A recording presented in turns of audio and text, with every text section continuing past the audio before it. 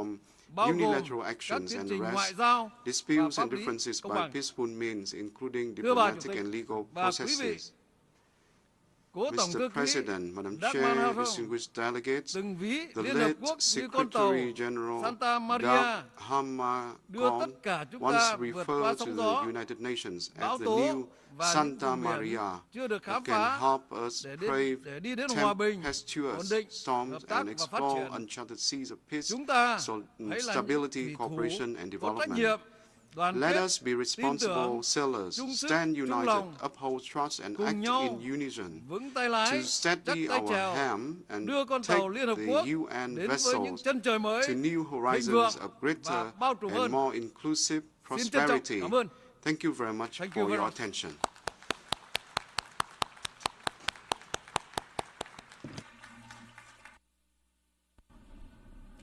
On behalf of the Assembly, I wish to thank the Prime Minister of the Socialist Republic of Vietnam for the statement just made, and I request protocol to escort His Excellency. The Assembly will hear an address by His Excellency Nsokane Samuel Matakane, Prime Minister and Head of Government and Minister for Defense, National Security and Environment of the Kingdom of Lesotho. I request protocol to escort His Excellency.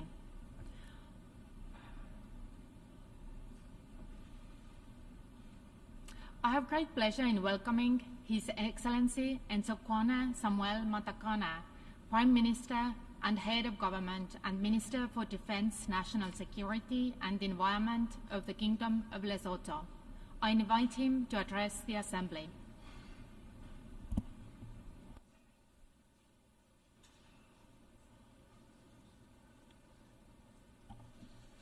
Your Excellency, the President of the General Assembly, Your Excellencies, Heads of State and Government, Your Excellency Mr. Antonio Guterres, Secretary General of the United Nations, distinguished delegates. For the past 78 years, the world leaders have gathered together in this Assembly Hall in September every year because of their deep-rooted conviction that the nations of the world can and should cooperate to resolve conflicts peacefully and to change people's lives for the better.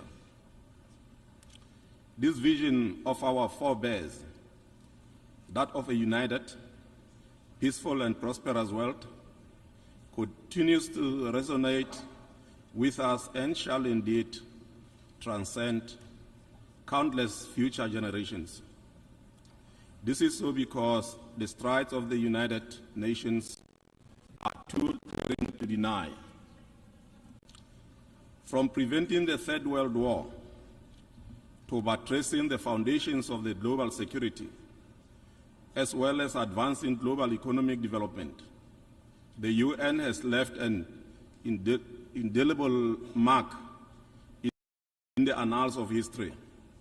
Despite this remarkable achievement, the UN path towards full realization of its aspiration has always been beset by numerous challenges.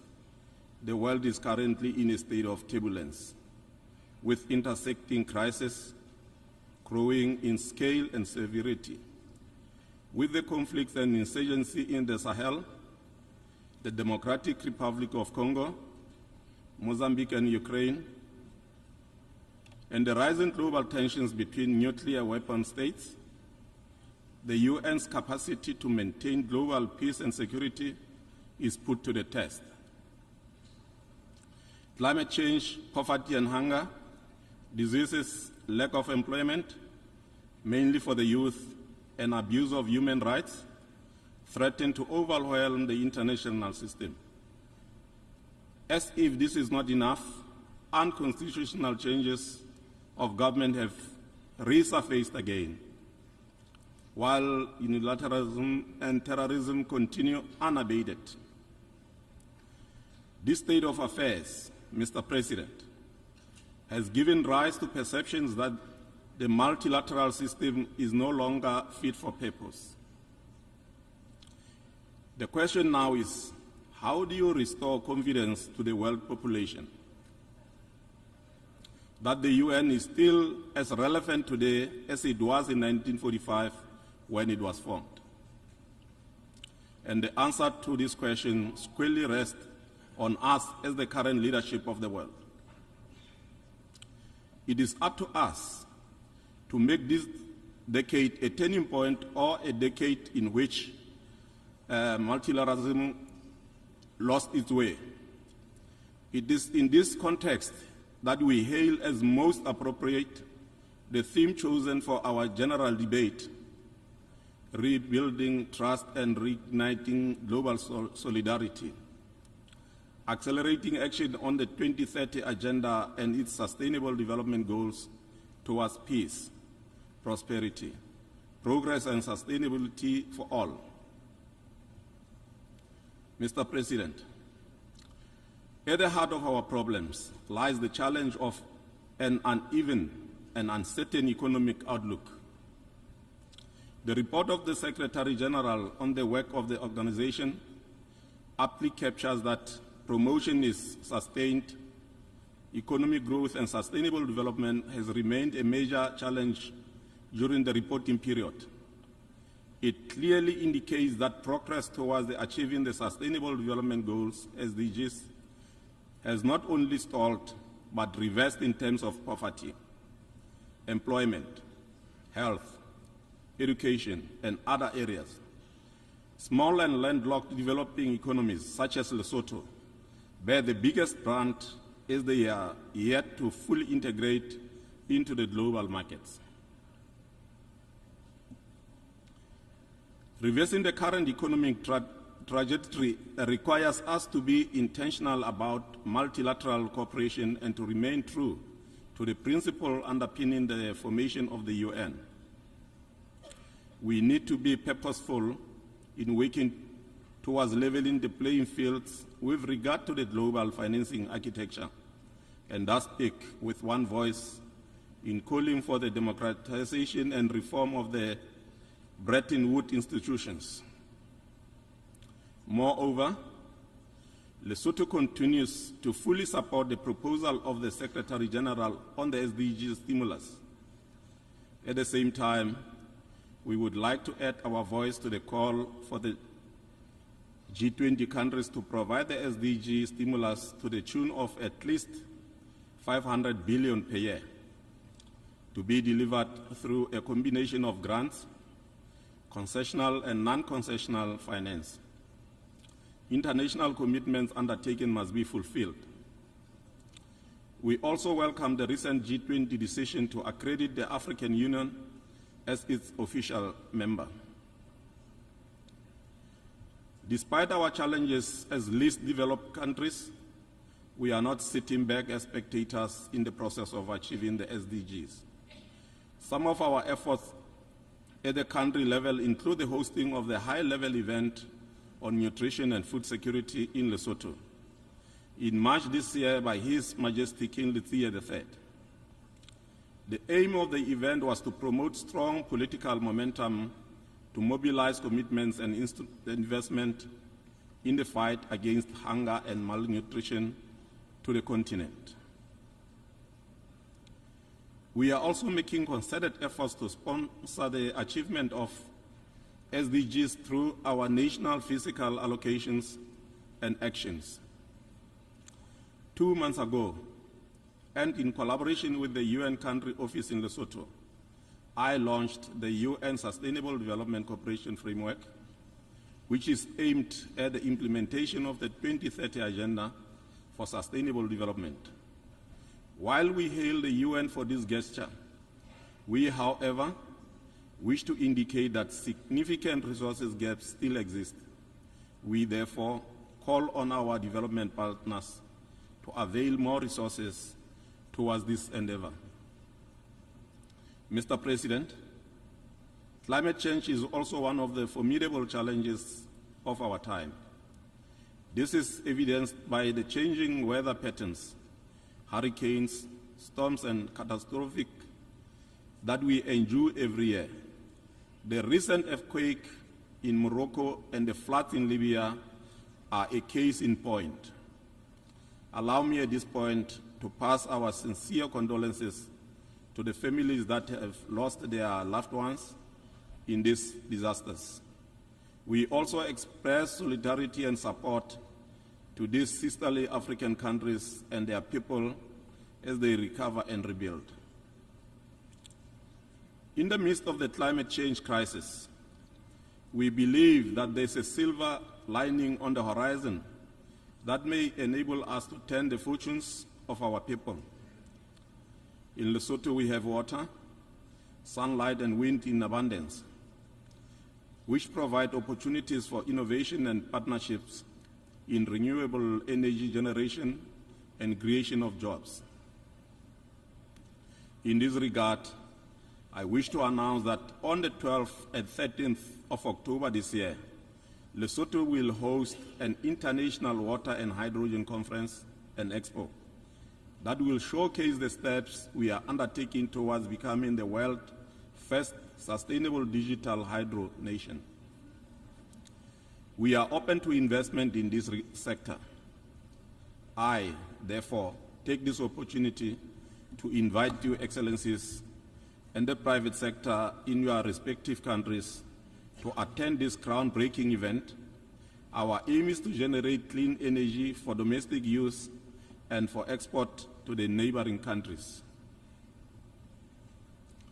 At the same time, we urge developed countries to meet their financial commitments of providing $100 billion a year to developing states for the implementation of the Paris Agreement. We need to work for the implementation that puts people with disability, the youth, women, and other vulnerable groups at the center. We believe that the inclusion of all stakeholders in a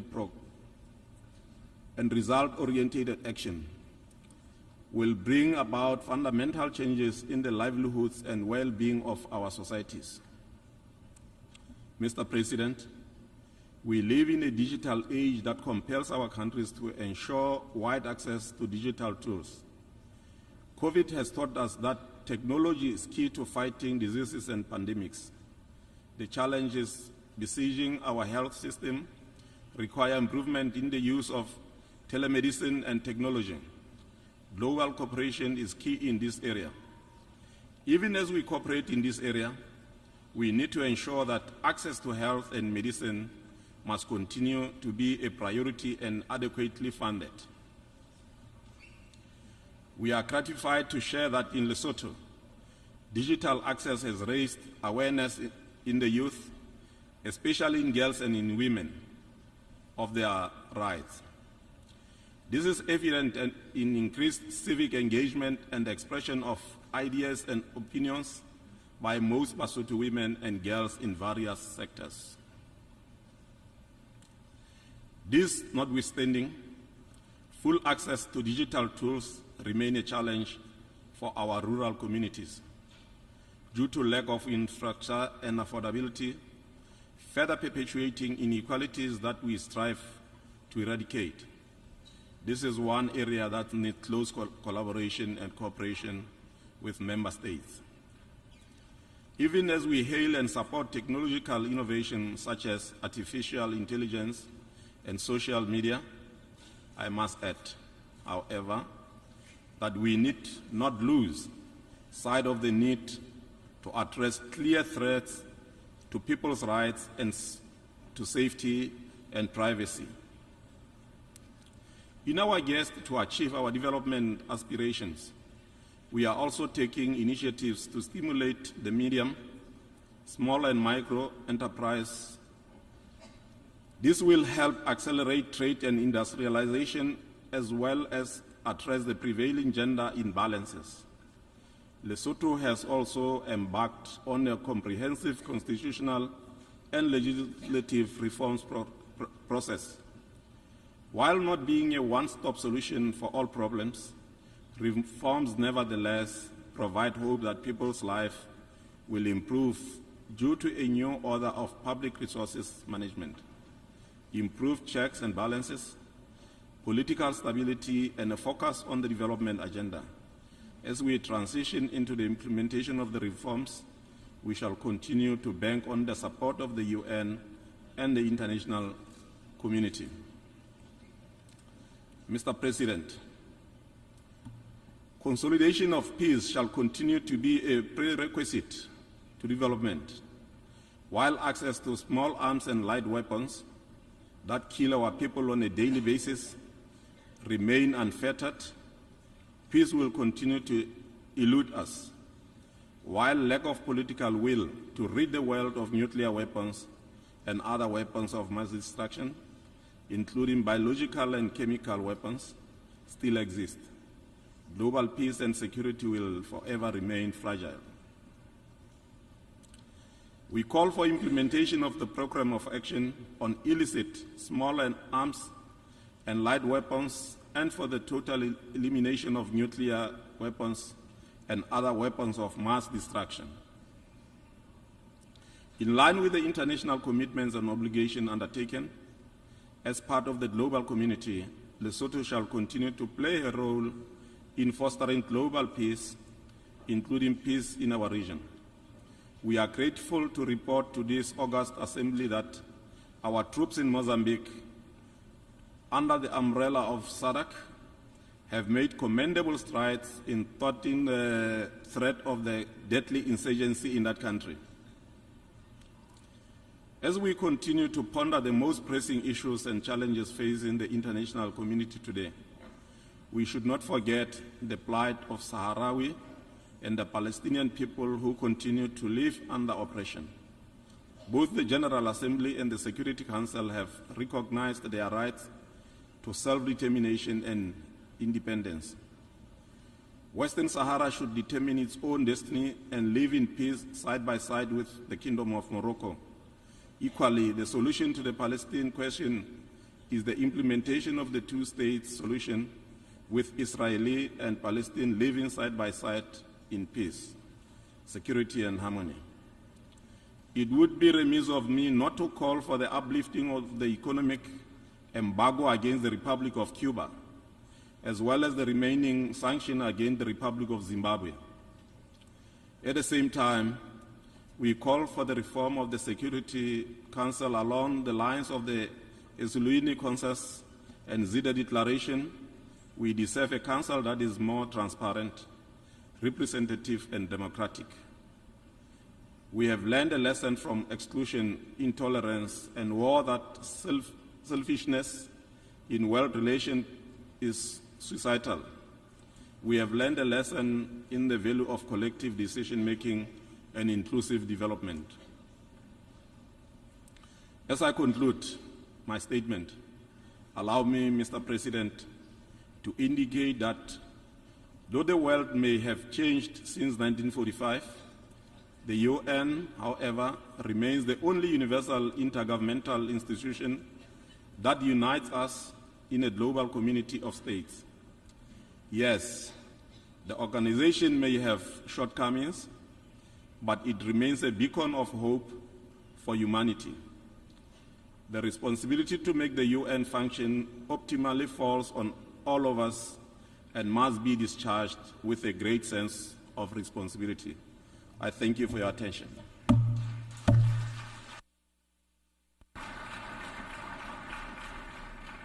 On behalf of the Assembly, I wish to thank the Prime Minister and Head of Government and Minister for Defence, National Security and Environment of the Kingdom of Lesotho for the statement just made, and I request the protocol to escort His Excellency. The Assembly will hear an address by His Excellency Samdech Moha Bowart Thipadey Mane Hun, Prime Minister of the Kingdom of Cambodia. I request protocol to escort His Excellency.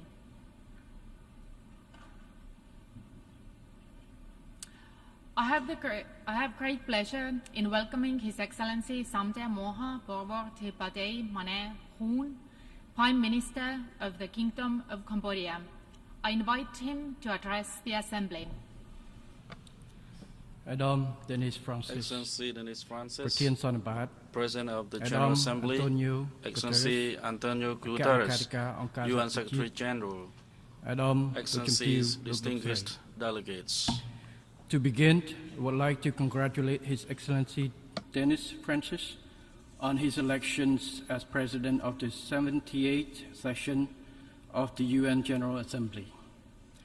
Our debate is timely and very relevant to the current global context. Rebuilding trust and reigniting global solidarity, accelerating actions on the 2030 Agenda and its Sustainable Development Goals toward peace, prosperity, progress, and sustainability for all. It is my great pleasure to address this esteemed gathering today as the new Prime Minister of the Kingdom of Cambodia. I am committed to working closely with all member states under this august body of the United Nations to realize our shared aspirations.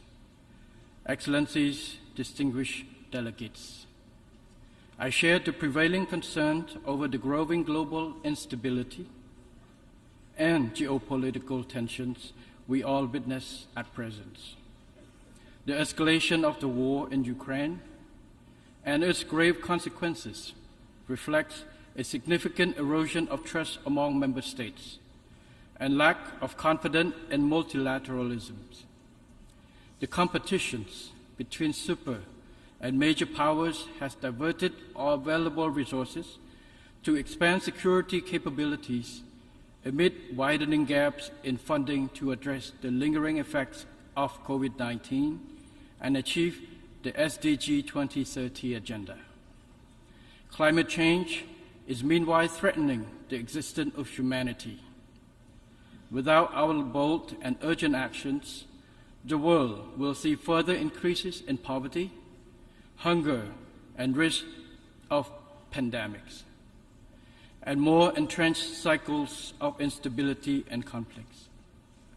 It is now high time to restore the strategic security trust among all nations and trust in rule-based global systems, in which all states fully respect international laws and norms and principles enshrined in the UN Charter. We should strengthen and leverage the convening power of the United Nations systems to help reignite global solidarity to build a safer and more prosperous world for all. First and foremost, we must more strongly emphasize addressing development issues and preventing existing conflict from widening.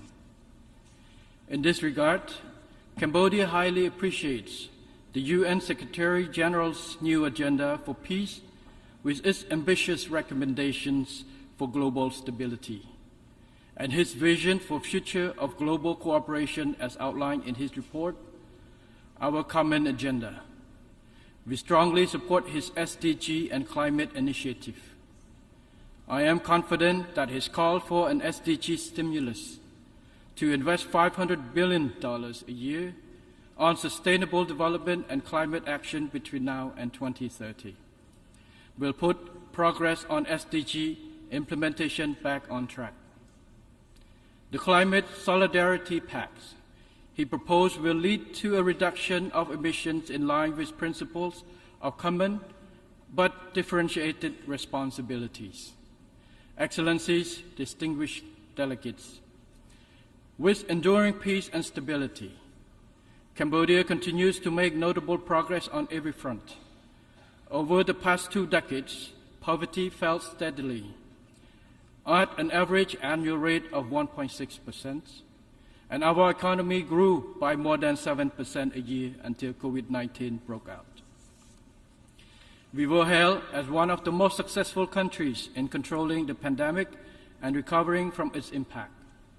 Economic growth returned to 5.2% in 2022 and is expected to continue growing at 5.6% in 2023. As highlighted in our second voluntary national review in July, 72.5% of Cambodia's SDG indicators and sub-indicators are well on track. The country is steadily transitioning from least developed to developing country status in 2027. This is thanks to sound government policies and our ability to maintain peace, political stability, high economic growth, equitable distribution of benefits from growth and forging good cooperation with all stakeholders. Our democratic building process has steadily advanced. In July of this year, Cambodia successfully held general elections with 18 political parties contesting. Over 8.2 million people casted their ballots, a turnout rate of 84.59%. This is the highest since UN-supervised election in 1993, and a clear indication of our people's greater political maturity and enthusiasm in exercising their democratic rights.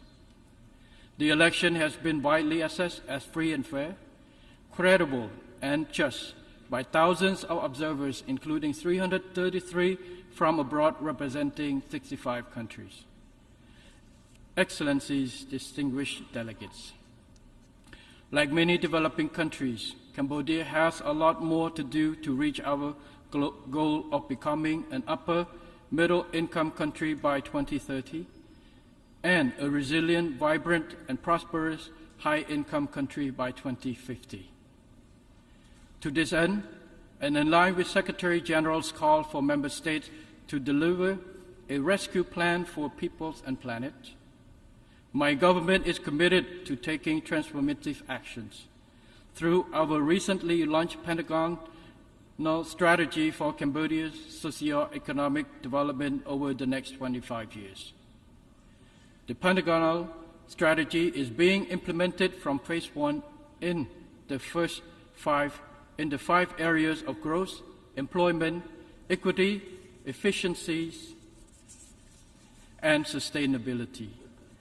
The 5 key priorities are people, roads, water, electricity, and technology, especially digital technology to address the fourth industrial revolution and digital transformation of Cambodia economy.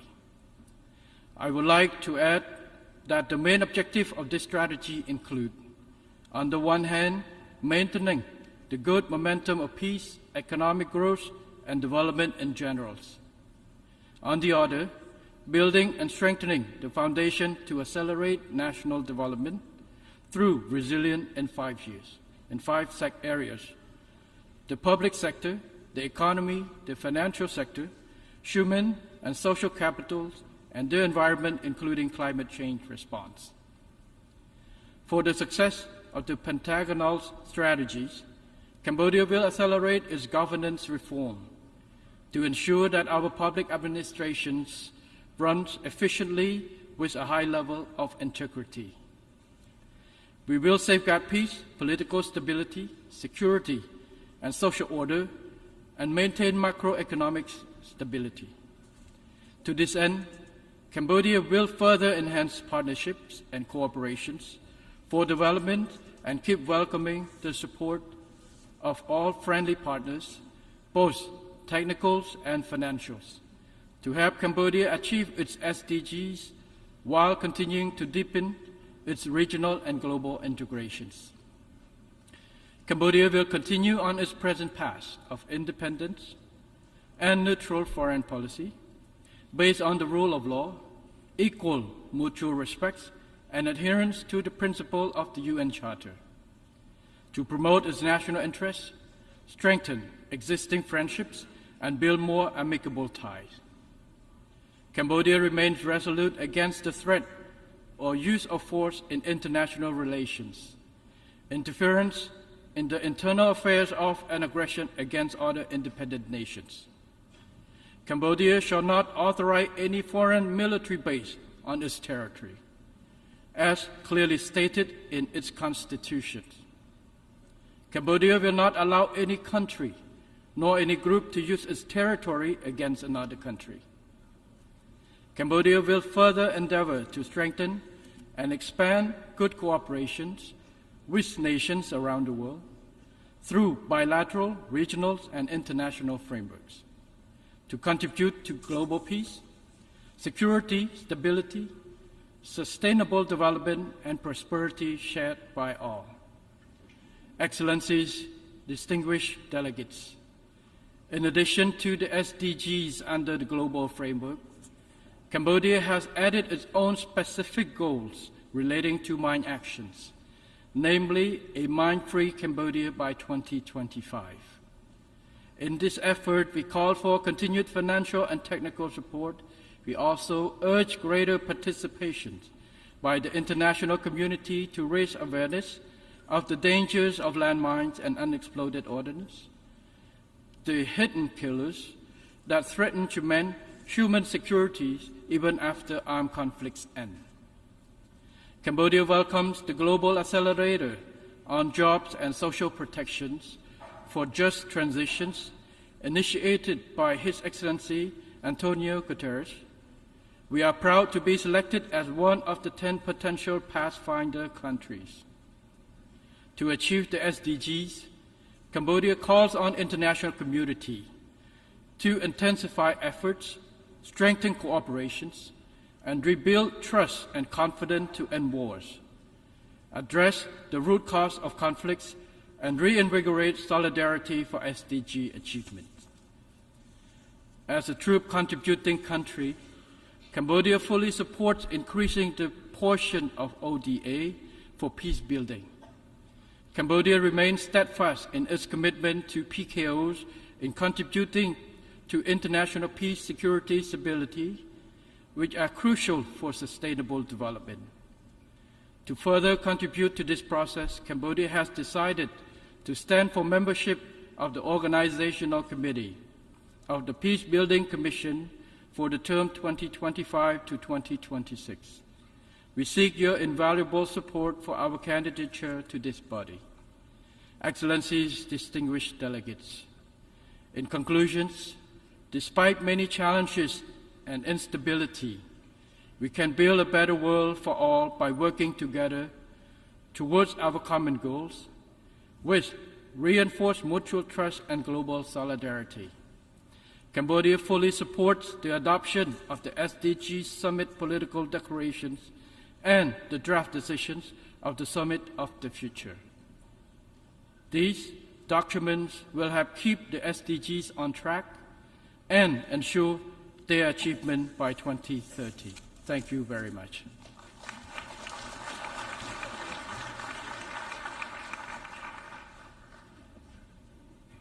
On behalf of the Assembly, I wish to thank the Prime Minister of the Kingdom of Cambodia for the statement just made, and I request protocol to escort His Excellency. The Assembly will hear an address by His Excellency Irakli Garibashvili, Prime Minister of Georgia. I request protocol to escort His Excellency.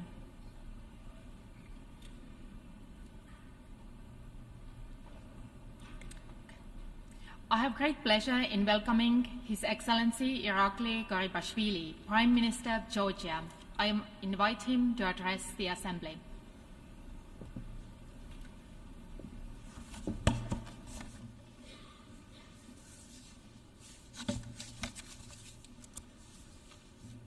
Mr. President, Secretary General, dear colleagues, dear friends, it is an honor to address the United Nations General Assembly once again. I represent Georgia, a strong nation that values freedom, cherishes its rich heritage, and embraces progress amid an ever-changing geopolitical landscape. As you are aware, my country experienced a full-scale military aggression in 2008 and continues to endure its destructive consequences. This is still evident in the occupation of 20% of Georgian territory by the Russian Federation and the displacement of hundreds of thousands of people from their homes.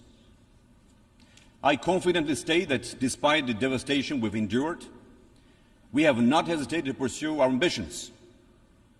We have transformed Georgia into a dynamic society, fully committed to the realization of the fundamental principles and values enshrined in the UN Charter. Georgia understands the cost of war and recognizes the value of peace. Since 2012, our government has built and maintained an uninterrupted decade of peace and stability. I would like to take this opportunity to express our deep appreciation to the international community for the unwavering support to Georgia's sovereignty and territorial integrity. To ensure our continued peaceful existence, I call on the international community to persuade the Russian Federation to engage with the Geneva international discussions and fully implement the EU-mediated 2008 ceasefire agreement. Thanks to our pragmatic foreign policy, we have sustained economic growth over the past decade. We continue to make critical investments to improve the quality of life for all Georgians. We have experienced double-digit economic growth for 2 consecutive years, with a GDP growth rate of over 10% in 2021 and 2022. This positive growth trend has continued in 2023 with an average economic growth of 7%. A substantial increase in GDP per capita is among my government's most significant achievements. Since 2012, GDP per capita has nearly doubled. We expect that this positive trend will continue. In addition, in July of this year, our official reserve assets reached a historic high, representing nearly a 90% growth in July 2023 compared to 2012. The unemployment and poverty rates are also at historical lows. The World Justice Project's 2022 Rule of Law Index places Georgia as the top-ranking country in the Eastern Europe and Central Asia regions regarding the rule of law. According to the Fraser Institute's report, Economic Freedom of the World 2022, Georgia is among the top 15 countries within the freest economies, while the Heritage Foundation Index of Economic Freedom 2023 places Georgia 21st in Europe, ahead of 11 EU member states. The Crime Index 2023 positions Georgia as one of the safest countries in the world, ranking 18th in the world and 8th in Europe. My government developed and approved Vision 2030, development strategy of Georgia, our country's first long-term policy framework. The document outlines a comprehensive set of reforms, covering areas like economic functions, social progress, good governance, justice, and human rights protection to implement by 2030. While we work towards comprehensive, multifaceted progress, we also place significant emphasis on education and social welfare. The importance of robust education systems cannot be overstated, since they serve as the cornerstone for empowered, prosperous, and productive societies. We embrace education by allocating resources to enhance digital literacy and bridge the digital divide. Our efforts extend to all levels of education. We have allocated up to $1 billion to rehabilitate and construct schools and kindergartens across the country. We have increased investments in healthcare and social welfare. Currently, 95% of our population benefits from universal healthcare, and we are continuously improving the quality of these services. We are determined to ensure the best possible care for all citizens. Dear friends, these successes are just a fraction of the progress my country has made, but they clearly demonstrate our efforts to create opportunities for all citizens, including those residing in the occupied territories of Georgia.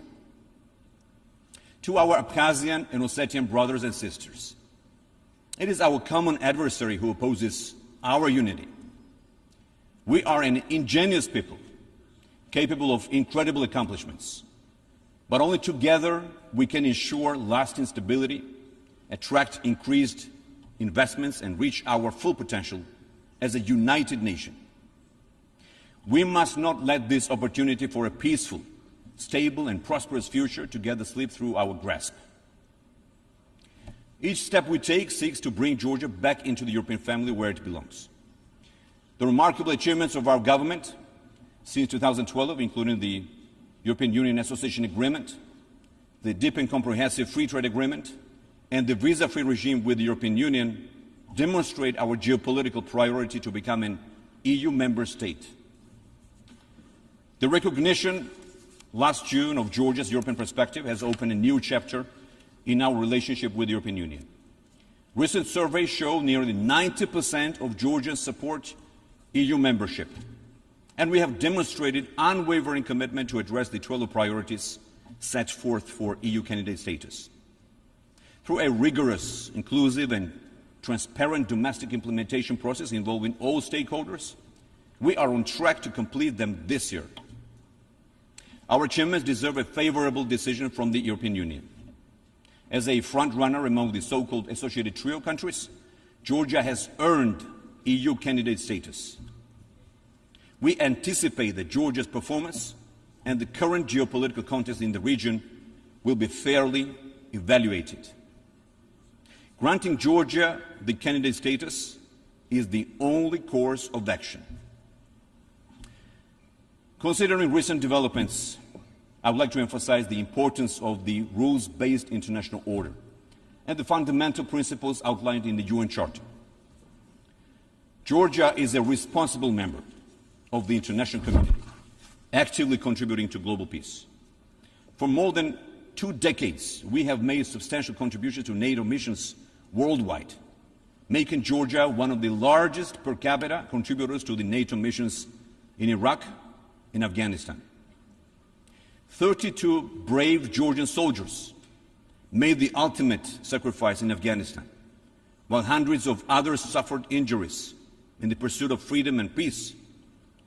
Georgia sacrificed greatly to protect our shared values and common interests. And Georgia reiterates its unwavering commitment. We significantly contributed to the EU-led missions and honor that commitment. Dear friends, as we strive for peace, prosperity, progress, and sustainability for all, it is disheartening to witness aggression against a UN member state. The war in Ukraine reawakens the trauma of the 2008 war in Georgia. We feel the pain and hardships that Ukraine currently faces and stand in full solidarity with the Ukrainian people. We have sponsored, joined, and supported more than 500 resolutions, statements, joint statements, and other initiatives by major international organizations and institutions to support Ukraine and Ukrainian people. Our Western partners, including the United States, European Union, and United Kingdom, have repeatedly praised our compliance with all international financial sanctions. My government has been providing substantial humanitarian assistance to Ukraine and to Ukrainian people since the beginning of this war, both in the country and to those currently residing in Georgia. Georgian schools have welcomed more than 2,200 Ukrainian students, ensuring that most of them receive education in the Ukrainian language while following the official Ukrainian curriculum. Let me be clear. The fundamental philosophy of our government is to avoid war and secure peace. Despite the challenges posed by our geographic location, we have managed to keep our people safe, while supporting Ukraine and the international community through prudent policies and close coordination with our partners. Through my government's Peaceful Neighborhood Initiative, we are prepared to engage with our neighbors and friends from Armenia and Azerbaijan to finally bring lasting peace to the South Caucasus. Dear friends, Georgia is emerging as a multi-dimensional regional hub. Our financial services sector has garnered global recognition, and we are attracting international investors, infusing additional capital into our economy. We have also prioritized investment to our infrastructure to enhance connectivity, successfully harnessing logistics and energy sectors. We are developing strategic transport corridors to establish crucial connections between Asia and Europe. Georgia's participation in various international initiatives and infrastructure projects enhance connectivity, facilitating trade across the Black Sea region. The Middle Corridor has been emerging as a secure and reliable route connecting east with west. We signed comprehensive roadmaps with Azerbaijan and Kazakhstan to eliminate bottlenecks and enhance the Middle Corridor from 2022 to 2027. These roadmaps provide for specific actions related to transport and logistics, infrastructure development, operational optimization, the implementation of a unified tariff policy, corridor digitalization, and improvements to the regulatory framework. In pursuit of enhancing east-west connectivity, Georgia established the Tbilisi Silk Road Forum in 2015, creating an international platform for dialogue among senior policymakers, businesses, and community leaders. The upcoming Silk Road Forum is scheduled to take place in Tbilisi this year on October 26th and 27th, bringing together approximately 2,000 delegates, including high-ranking officials and business representatives from more than 60 countries. Georgia has launched significant infrastructure projects, including the railway modernization project.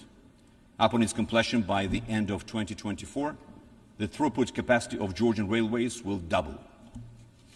The construction of a new Anaklia deep sea port, which is expected to start soon, is a top priority for my government.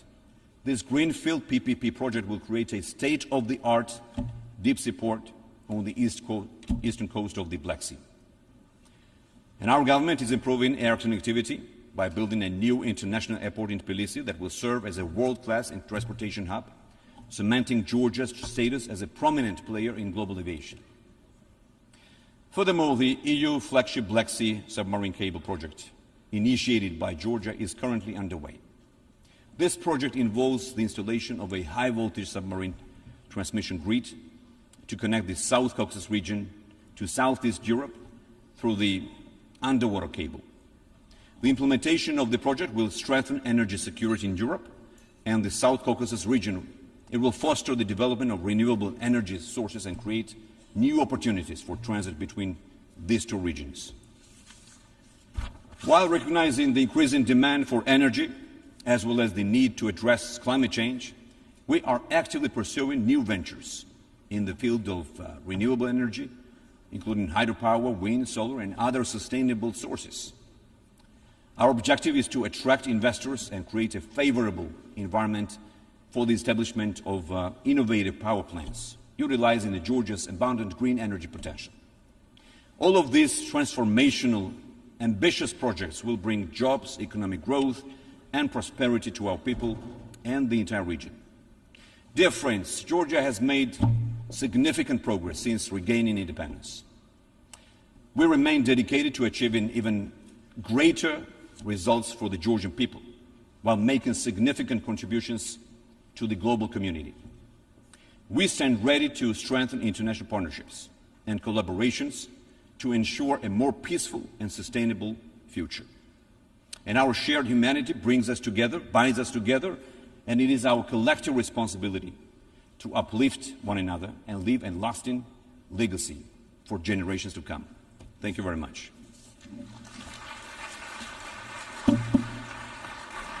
On behalf of the Assembly, I wish to thank the Prime Minister of Georgia for the statement just made, and I request protocol to escort His Excellency.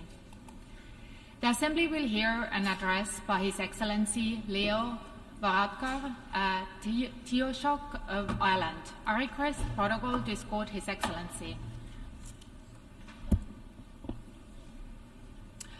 I have great pleasure in welcoming His Excellency Leo Varadkar, Taoiseach of Ireland. I invite him to address the Assembly. Thank you very much, President of the General Assembly, distinguished heads of state and government, excellencies, delegates, Akarja, friends. 100 years ago, on Monday, the 10th of September 1923, a year after Ireland became independent, we were admitted to the League of Nations. It was an early signal of what would become our unwavering commitment to multilateralism. 100 years on, we are facing a moment of exceptional crisis. The threat of famine and food insecurity persists around the world. Increased conflict, insecurity and violence affects the most vulnerable people on our planet. The devastating effect of climate change is contributing to increasing numbers of humanitarian crises, with record numbers of people in need of humanitarian assistance. We're experiencing deep gender inequality, with more than 130 million girls out of school, and less than 20% of the world's landowners are women. We've seen the stalling, and in some cases the reversal of progress towards the 17 Sustainable Development Goals that we collectively agreed to implement. The goals represent a high point for international cooperation and the promise of a world that we can securely pass on to the next generation. Ireland is deeply proud of the role that we've played.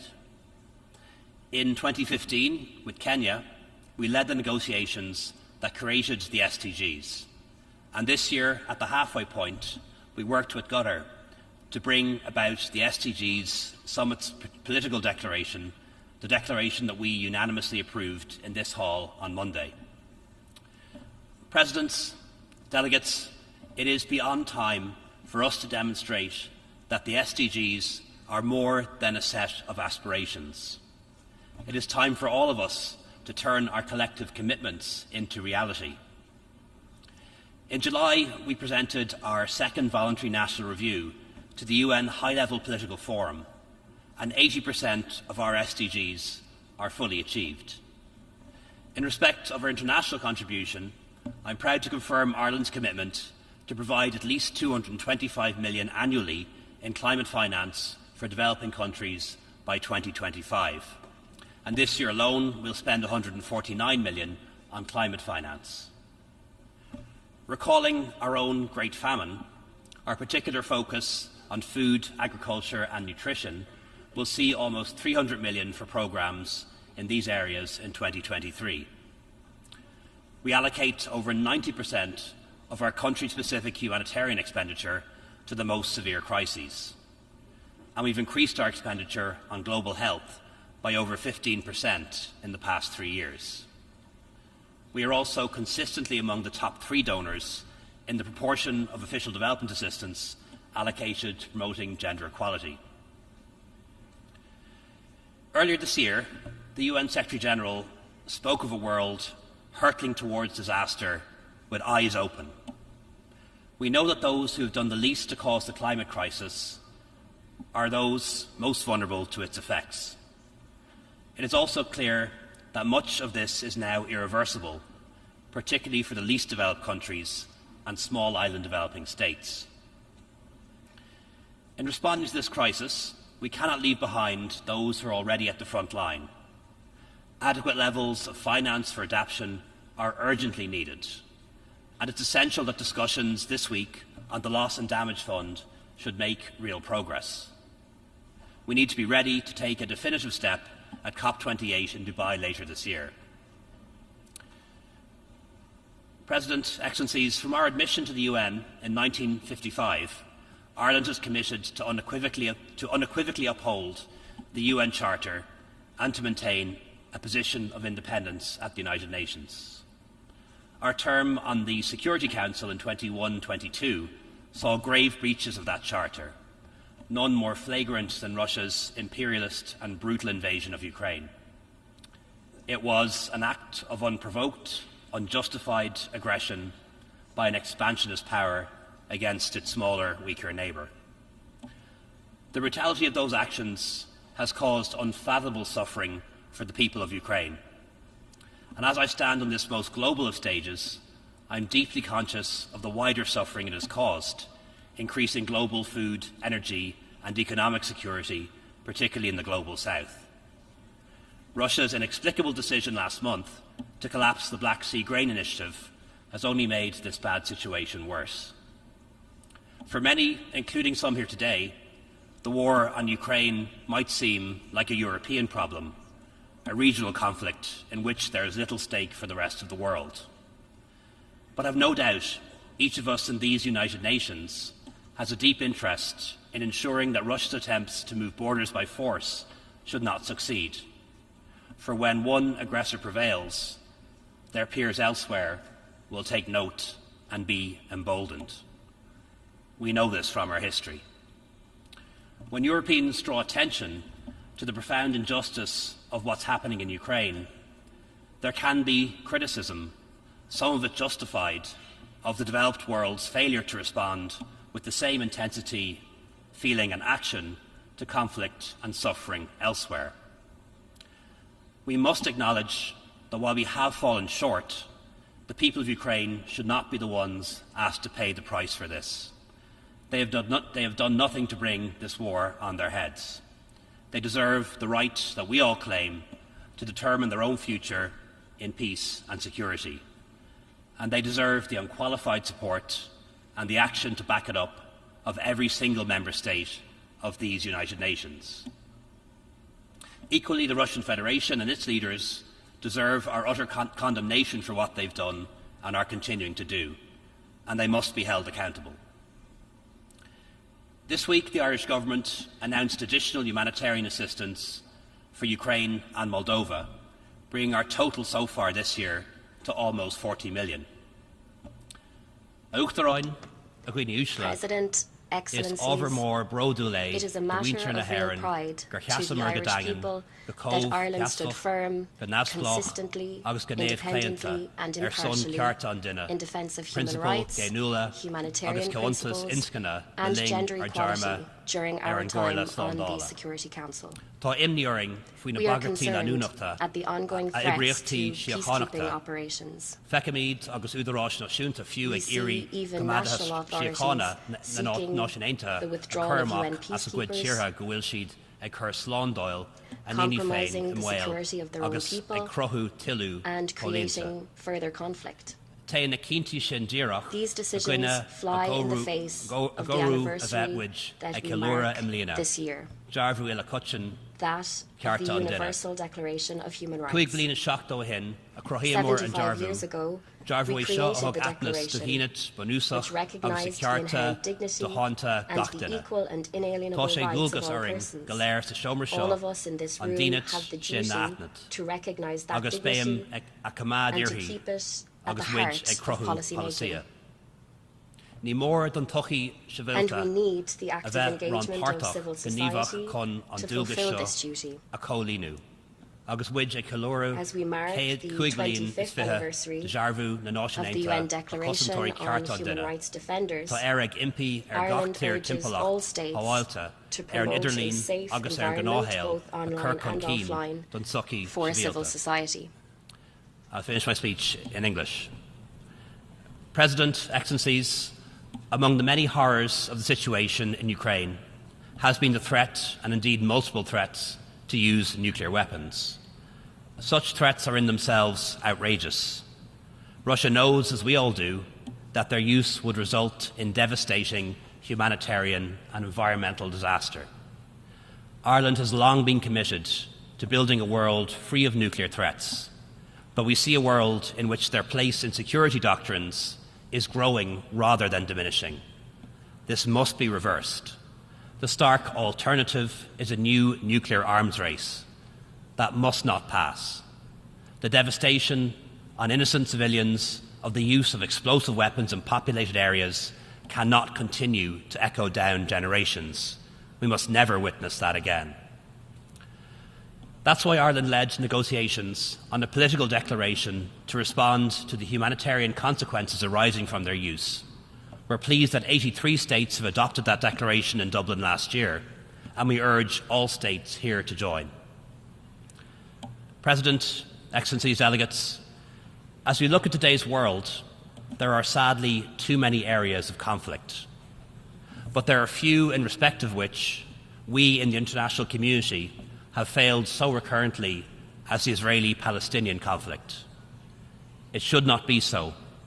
We have known for decades the parameters of the only just solution, a two-state solution with a viable Palestinian state based on the 1967 borders, living in peace and security alongside the State of Israel, whose own right to exist should be accepted and respected by all of its neighbours.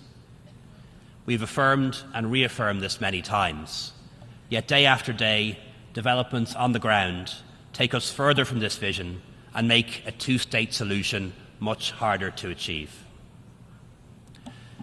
We see acts of terrorism perpetrated against Israeli and Palestinian civilians alike, increasingly dangerous and provocative rhetoric, and clear violations of international law. The political space and civic space for those who promote peace and reconciliation is rapidly diminishing, and the consequences are stark. My country, along with many others, wholeheartedly agreed with the resolution passed by this Assembly, seeking an advisory opinion from the International Court of Justice on the legal consequences arising from Israel's prolonged occupation. Alongside many of you here today, we've submitted a statement to the Court. To those who argue that having recourse to the Court undermines the search for a political solution, I can only ask, how does the clarification of international law do anything other than strengthen international peace and security. A just and sustainable peace can only be based on international law, on accountability, on human rights, on the principles and purposes of the UN Charter. President, Excellencies, during Ireland's recent term on the Security Council, we saw firsthand the positive effect that its work can have. But we also saw its efforts stymied, its mandate undermined, crucial decisions and actions blocked by the use of the veto. Our future requires a UN with a reformed Security Council without the acronym of the veto. It has no place in the 21st century. And we also need a UN Security Council that properly reflects the world's demography and politics as it is now, not as it was in the 1940s. We know what can be achieved through cooperation at the UN. We have seen it, we have lived it, and we've participated in it. This is our institution, and it's a system that has real value. And my country is proud to hold the longest unbroken record of service in peacekeeping missions by the UN. We're proud that women and men of the Irish Defence Forces, who work to protect civilians and sustain peace around the world in UN, EU and NATO-led missions, operate with the mandate of this organisation. Some have paid the ultimate price. And we remember today, in particular, Private Sean Rooney, who was killed in Lebanon while serving with UNIFIL last December. We think too of his family and his comrades and all of the women and men who've lost their lives in the pursuit of peace. No one can doubt the need for the UN and the multilateral system to be reformed. Ireland fully backs the Secretary-General's Our Common Agenda process. We've contributed ideas and have listened to those of others. Our common agenda can be successful if we collectively make it so, and I urge the Secretary-General to keep our ambition high and to challenge us as Member States as we prepare the Summit of the Future next September. As you may know, this year also marks the 25th anniversary of the Good Friday Agreement, the agreement that helped to secure peace and power sharing in Northern Ireland. It was the culmination of years of brave leadership, brave political leadership and civil leadership in Northern Ireland. That of the Irish and UK governments working in partnership, of steadfast backing from friends and partners abroad, and a sustained commitment to peace and a better life by the people of Northern Ireland. An entire generation on the island of Ireland has now grown to adulthood, free from the shadow of violence. We know that peace is hard won and can never be taken for granted. We do not presume to know the solutions to conflicts faced by many nations around the world, but we strongly believe that this body that we all belong to, this body that encapsulates hope and ambition, compromise and dedication, has given us the ability to build peace, just, lasting and inclusive peace. Thank you very much. On behalf of the Assembly, I wish to thank the Taoiseach of Ireland for the statement just made, and I request protocol to escort His Excellency. The Assembly will hear an address by His Excellency Deacon Mitchell, Prime Minister and Minister for Infrastructure and Physical Development, Public Utilities, Civil Aviation and Transportation, and Minister for National Security, Home Affairs, Public Administration, Information and Disaster Management of Grenada. I request protocol to escort His Excellency. I have great pleasure in welcoming His Excellency Deacon Mitchell, Prime Minister and Minister for Infrastructure and Physical Development, Public Utilities, Civil Aviation and Transportation, and Minister for National Security, Home Affairs, Public Administration, Information and Disaster Management of Grenada. I invite him to address the Assembly.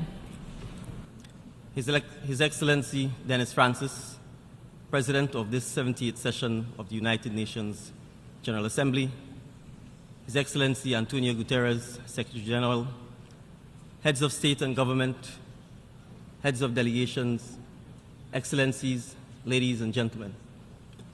Mr. President, please accept my warmest greetings and congratulations on your election to the presidency of this 70th session of the United Nations General Assembly. I take this opportunity to commit my delegation's fullest support and cooperation with you and your office as you work towards fulfillment of the 4 priority areas that you have identified. The same being peace, prosperity, progress, and sustainability, all of which I also view as important areas in this challenging and dynamic global agenda. I also commend and thank your predecessor, Mr. President, His Excellency Kabasa Karosi of Hungary, for his leadership and guidance of the last session of the General Assembly.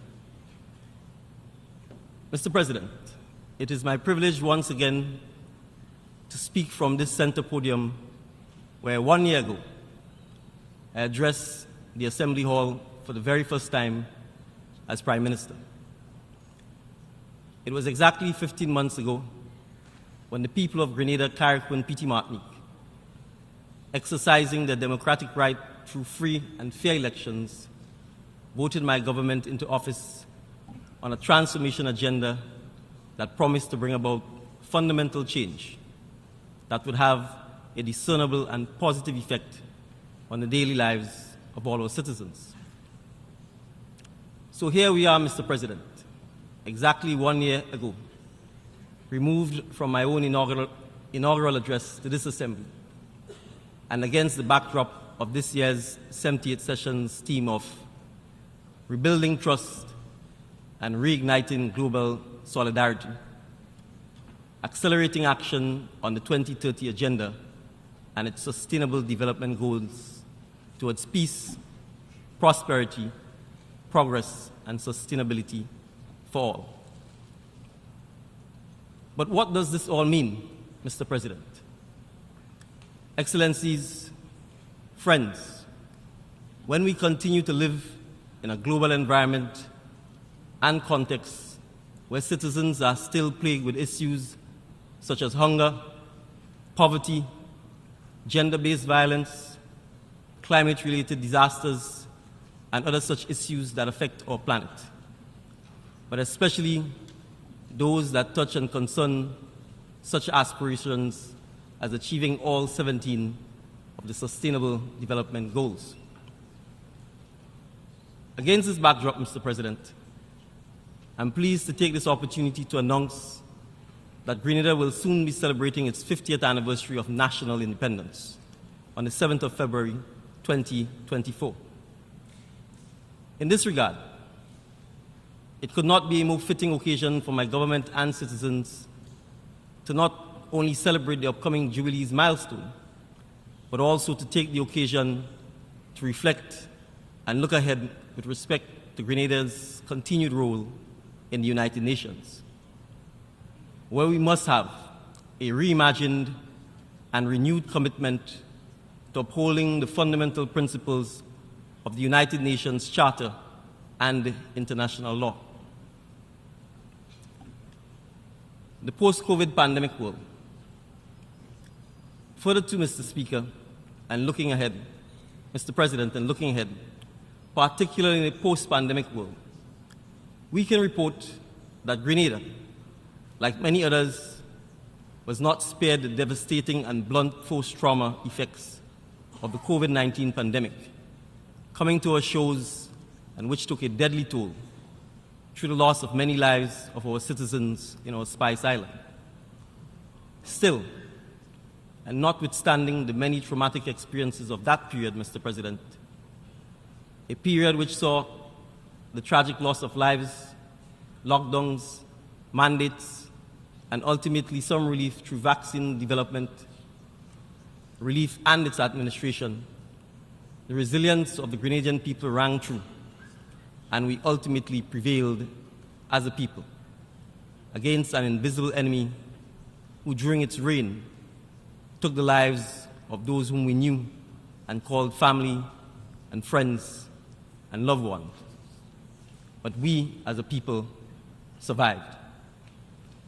In that regard, Mr. President, and as the world and international community continue on its way to recovery and rebuilding, and as Grenada reflects on this particular experience, it would be remiss of me if I did not emphasize and remind us all of how important it is to have international cooperation with each other, along with the sharing of resources, information, and having continued dialogue through such multilateral forum as we find ourselves gathered here today.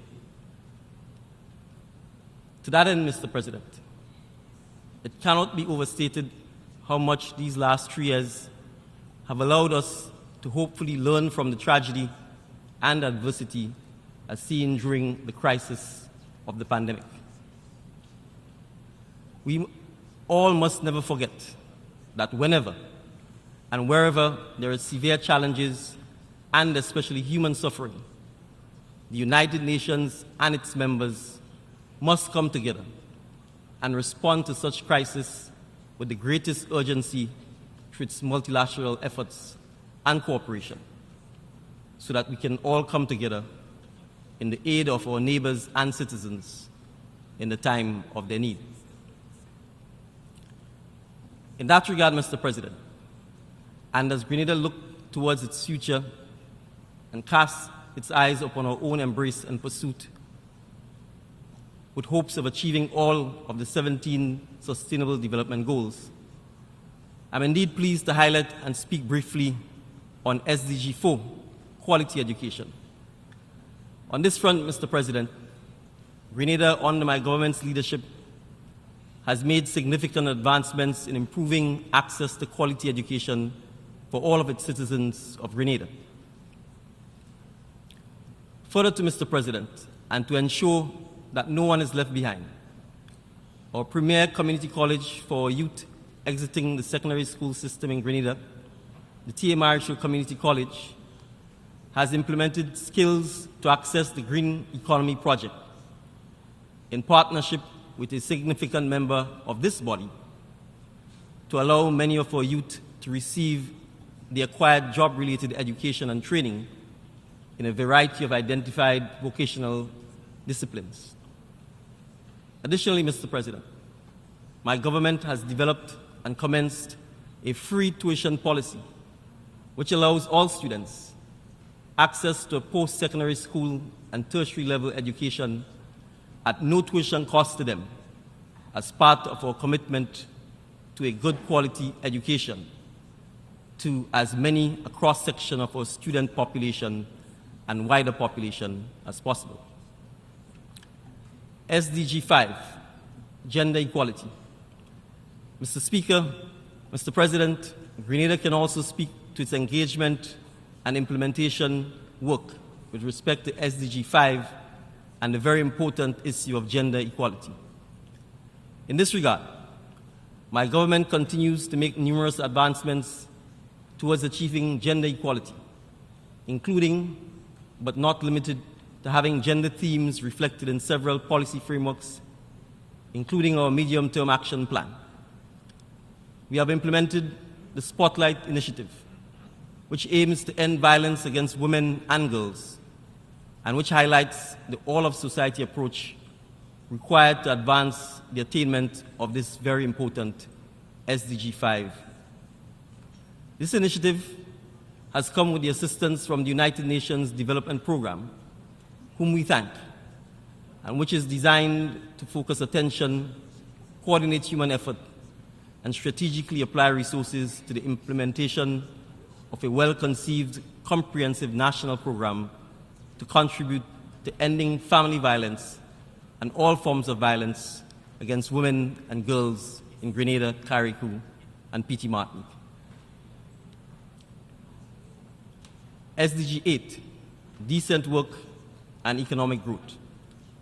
With respect to SDG 8, Mr. President, as it pertains to decent work and economic growth for our citizens, and given what we have seen and experienced during the pandemic, and now a post-pandemic world, where there were disruptions to supply chains, economic inflation, and recession in many parts, we do acknowledge and recognize that our unemployment rates remain a challenge, and there remains much work to be done. However, and notwithstanding, Mr. President, Grenada has sought to mitigate against these harsh realities and push back against these shocks, with several projects being implemented, including our land bank project, the Grenada Climate Resilient Water Sector project, and the UNDP Climate Resilience Agricultural Program. These initiatives and projects, Mr. President, have served as critical activity areas that have created many forms of employment for our citizens, especially our young people, giving them a renewed sense of hope that they too can have equal access to employment and economic opportunities. SDG 14, Life Below Water. Mr. President, as another example, the 14th SDG goal, Life Below Water. Grenada understands all too well how important our oceans are to countries like Grenada, who are big ocean states, where many of our citizens rely on the ocean, especially the fishing community. They heavily depend on the ocean for their daily sustenance and livelihoods. As such, my government has embarked on the Fiscal Resilience and Blue Growth Development Policy Credit Project, which aims at giving support to Grenada's transition to a blue economy. Additionally, Mr. President, Grenada has embarked on the creation of additional marine protected areas, legislative and policy frameworks, including the Integrated Coastal Zone Management Plan. These are all geared towards protecting the integrity and lending support to marine areas management on our island. SDG 15, Life on Land. Mr. President, with only 35% forest to total land ratio, Grenada has made advancements in the measures that we have taken to protect our forests. Our forest policy provides the overarching framework to ensure the resilience and sustainability of this finite and precious green resource through a number of strategic directions. Which leads me, Mr. President, to perhaps the equally important SDG number 17, Partnership for the Goals. In this regard, Mr. President, I'm pleased to state that multi-stakeholder partnership has proved invaluable and have paved the way for SDG advancement in Grenada, as stakeholders recognize the need for an all-of-government and all-of-society approach to advancing and attaining Grenada's progress towards sustainable development. Finally, Mr. President, allow me to further address the one subject that is perhaps arguable the single most encompassing and prevailing issue of our time. And it relates to SDG 13, climate action.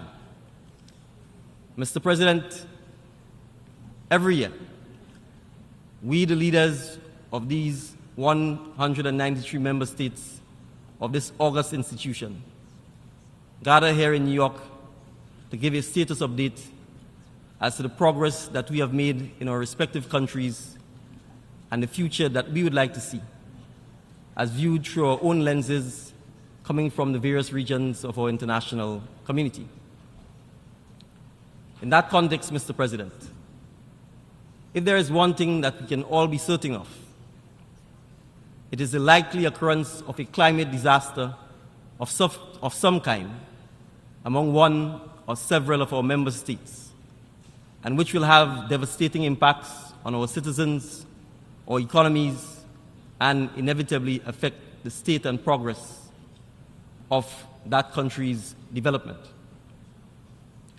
Mr. President, last year I called for the escalation of the urgent action that is required by our community of nations to give specific focus to redoubling our efforts on climate action. In this regard, at this year's Climate Ambition Summit, the summit was an opportunity for government leaders and other partners to present credible and concrete actions to keep the 1.5 degrees Celsius goal of the Paris Agreement alive and deliver climate justice to those on the front lines of the climate crisis. The Intergovernmental Panel on Climate Change confirmed that global emissions are at their highest levels in human history and only continues to rise. Such increases, Mr. President, will only continue to wreak havoc on communities, economies, businesses, and create a severe strain on public finances. Mr. President, the states that contribute least to the climate crisis are the ones bearing the heaviest burden. And without immediate and deep emissions cuts across the board, I'm afraid that we are on a trajectory for far worse outcomes if we don't take significant action today. Mr. President, as we look forward to the upcoming COP28, my own region and colleague CARICOM heads of government have emphasized the critical importance of urgent efforts to address financing to address the impact of climate change. These heads of governments also agreed on the need for strong political advocacy from the region on key action areas to keep the 1.5 temperature goal within reach, focusing on areas of finance for adaptation and loss and damage, improving access to finance for SIDS, de-risking, debt sustainability, and innovation as key points.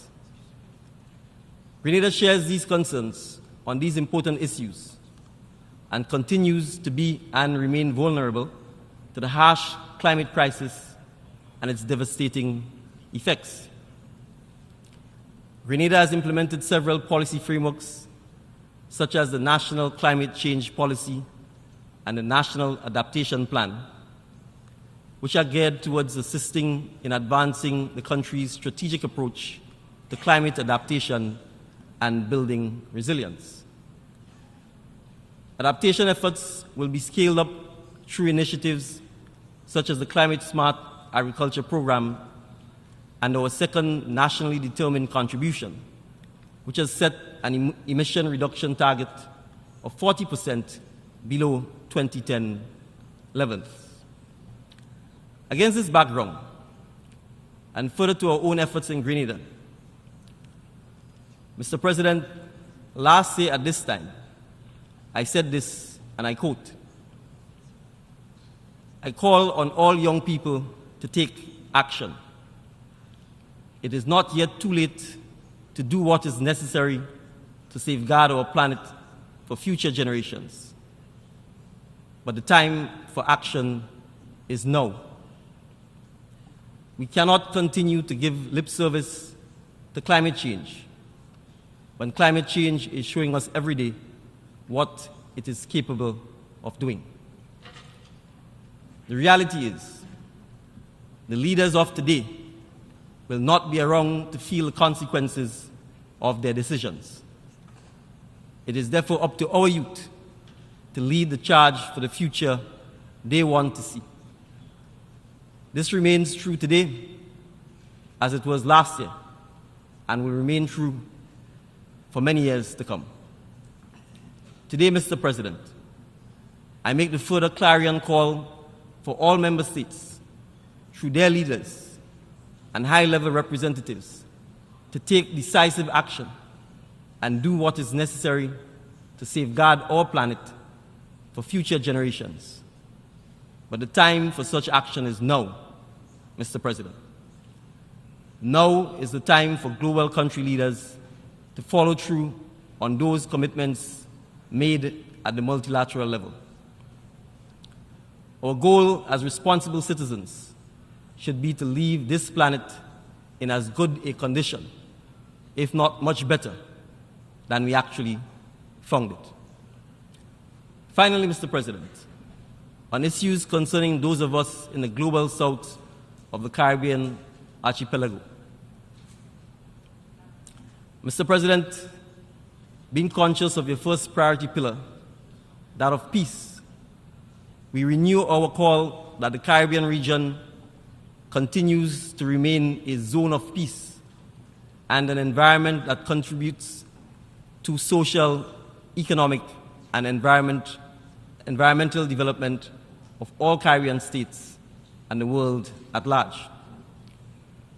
In this regard, and in light of the just concluded successful G77 and China summit in Havana, Cuba, Grenada reiterates its call for the removal of the US-imposed economic, commercial, and financial blockade against Cuba, and a further call for Cuba to be removed from the US State Department's list of countries that are co-sponsors of terrorism, and that it be allowed to rejoin and be renamed among the peaceful, loving nations of the international community.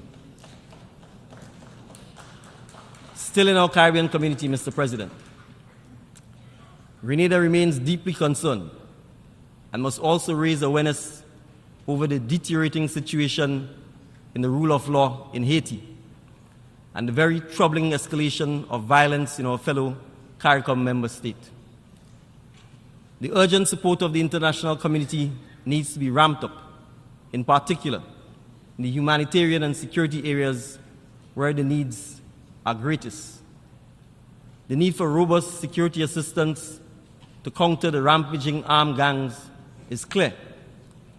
Yet the decision to enable this is meandering slowly through the Security Council.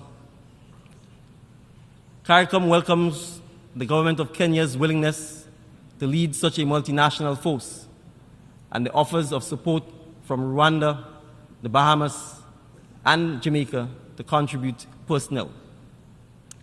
The Caribbean community hopes that the establishment of a multinational force will receive endorsement by the United Nations Security Council as a demonstration of the commitment of the international community to support the restoration of law and order and to improve the humanitarian conditions of the people of Haiti.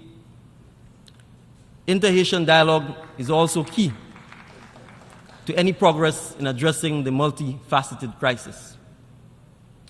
CARICOM, for its part, is providing its good offices through an eminent persons group consisting of 3 former prime ministers of the region to facilitate these efforts. A resolution of the political crisis in Haiti is also key to free and fair elections to place the country back on a constitutional path and to open the door to an improved future for its citizens. The people of Haiti deserves no less. In that regard, Mr. President, Grenada calls on all friends of Haiti and the good offices of the Secretary General to continue to support the people of Haiti.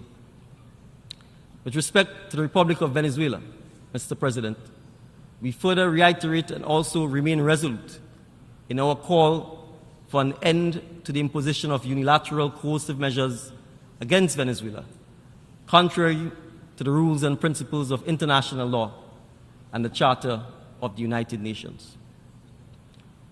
In conclusion, Mr. President, with a challenging, complex, yet dynamic global agenda, it is still incumbent upon us as global leaders to still look to a world with a renewed sense of hope and sincere optimism. It is with that renewed sense of hope that we must continue to press forward and aim to achieve not just the 17 SDGs of this multilateral forum, but we must seek to dramatically affect the greater good, the human lives that we have been entrusted to lead. It is a position that I do not take for granted, Mr. President. but envision, along with my government, that the pursuit of those goals pursuant to the 2030 Agenda can be met and will be met.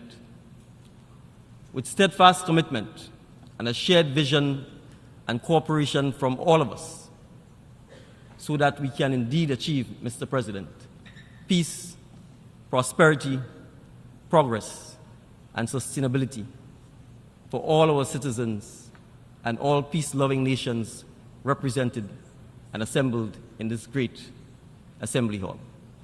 Thank you.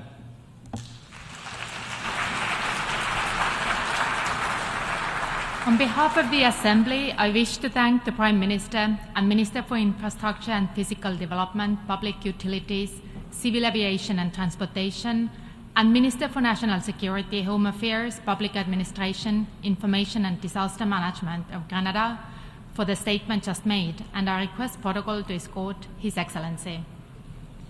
The Assembly will hear an address by His Excellency Kauseo Natano, Prime Minister of Tuvalu. I request protocol to escort His Excellency. I have the great pleasure in welcoming His Excellency Kauseo Natano, Prime Minister of Tuvalu. I invite him to address the Assembly.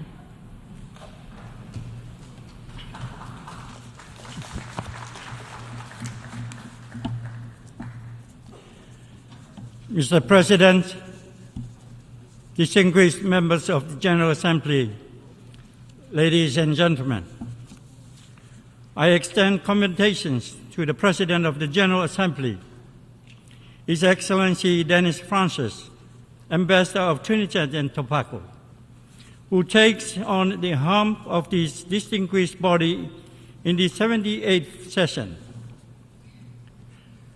Tuvalu has its full confidence and trust in your leadership to steer our canoe through the rough seas ahead of us.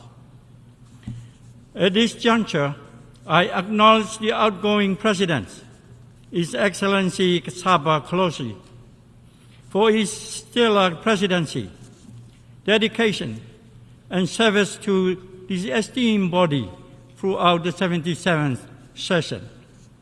Mr. President, in less than 2 weeks, my island nation of Tuvalu will be celebrating a momentous occasion, its 45th anniversary of independence.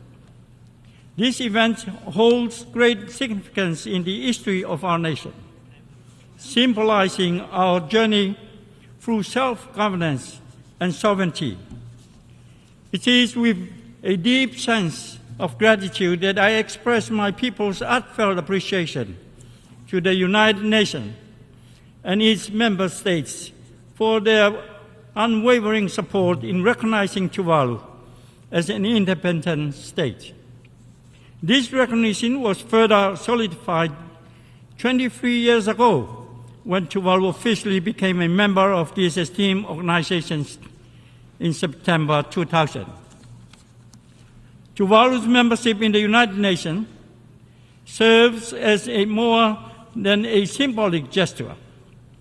It represents a beacon of hope for our country, assuring us of the international community's commitment to safeguarding our sovereignty, even in the face of multifaceted challenges and existential threats. The United Nations, with its noble values centered around peace, security, and prosperity, radiates hope and assurance to small and vulnerable nations like Tuvalu. Being a member of this esteemed organization gives us confidence in our ability to navigate these uncertain times and reinforces our belief that we are not alone in our pursuit of a prosperous and secure future. Mr. President, I would like to take a moment to express Tuvalu's heartfelt condolences to all those who have been affected by recent natural disasters. Our hearts go out to the victims of the earthquake in Morocco and the flash flooding in Libya this month, as well as the wildfire in Hawaii in August this year. We also extend our sympathy to those who have suffered as a result of conflicts in Africa and the war in Ukraine. Mr. President, turning now to the theme, Tuvalu wholeheartedly embraces these powerful narratives put forth by the 78th President of the General Assembly, as it aligns perfectly with our goal of creating a sustainable future for our nation and the world at large. It is imperative that we demonstrate unwavering commitment to the principles set forth in the UN Charter and prioritize the well-being of our planet and all its inhabitants. To fulfill this theme, we must first focus on rebuilding trust among nations and international institutions. The erosion of trust has embedded global cooperation and stymied progress towards the Sustainable Development Goals. We must work towards repairing relationships, promoting transparent and accountable governance, and fostering an environment of collaboration and mutual respect. By doing so, we can restore faith in international institutions and cultivate partnerships that will enable us to effectively address the challenges of our time. Similarly, reigniting global solidarity requires us to prioritize peace-building efforts. Peace is a fundamental prerequisite for sustainable development. As conflicts and instability hinder progress towards the SDGs, we must invest in conflict prevention, peacekeeping, and post-conflict reconstruction to ensure that communities can thrive and effectively work towards achieving the goals outlined in the 2030 Agenda. And to accelerate action on the 2030 Agenda and its Sustainable Development Goals, it requires collective efforts and collaboration on a global scale. We must recognize that we are all interconnected, and the prosperity and well-being of one nation ultimately impacts the entire planet.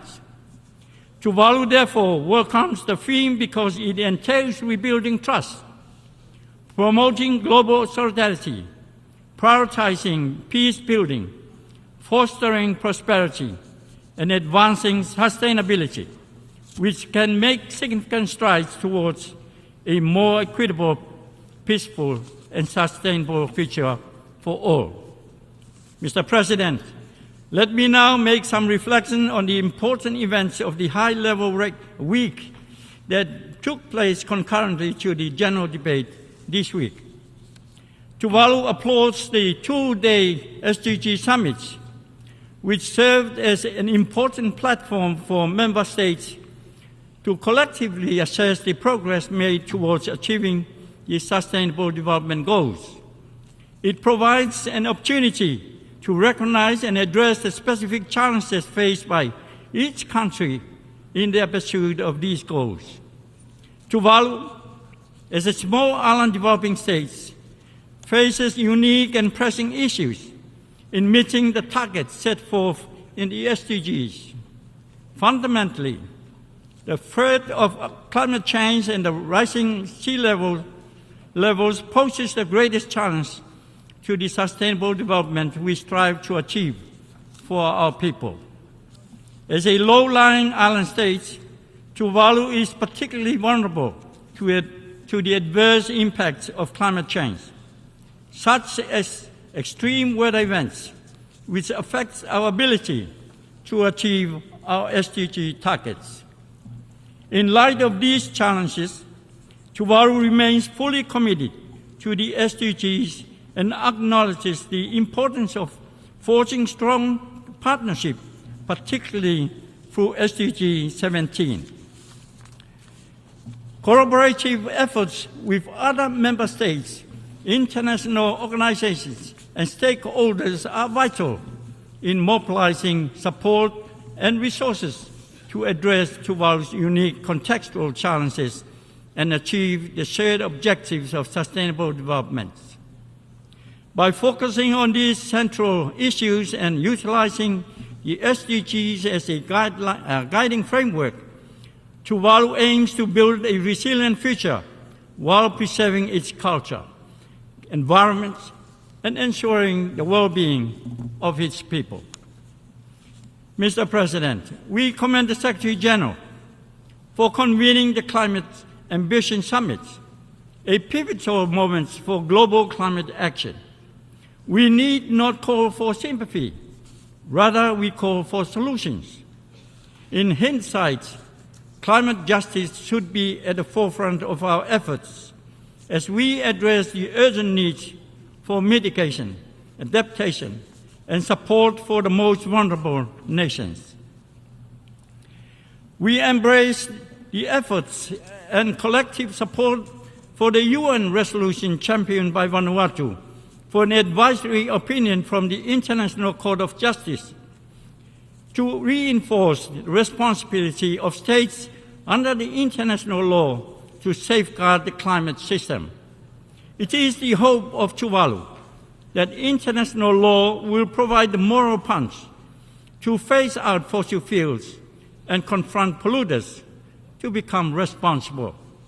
Furthermore, I would like to mention at this juncture that just last week, the Prime Minister of Antigua and Barbuda and I had the privilege of appearing before the esteemed judges of the International Tribunal on the Law of the Sea, ITLOS, in Hamburg, Germany.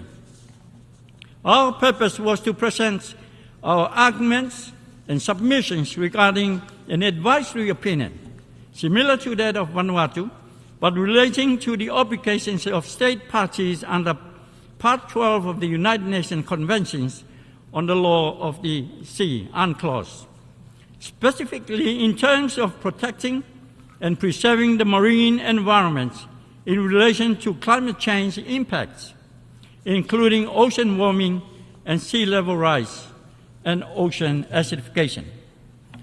Tuvalu urged all UN members to support Vanuatu and us, Antigua and Barbuda and Tuvalu, by submitting the endorsement for the advisory opinions, objectives. It is crucial for us to come together in pursuit of climate justice, as the urgency of the matter cannot be overstated.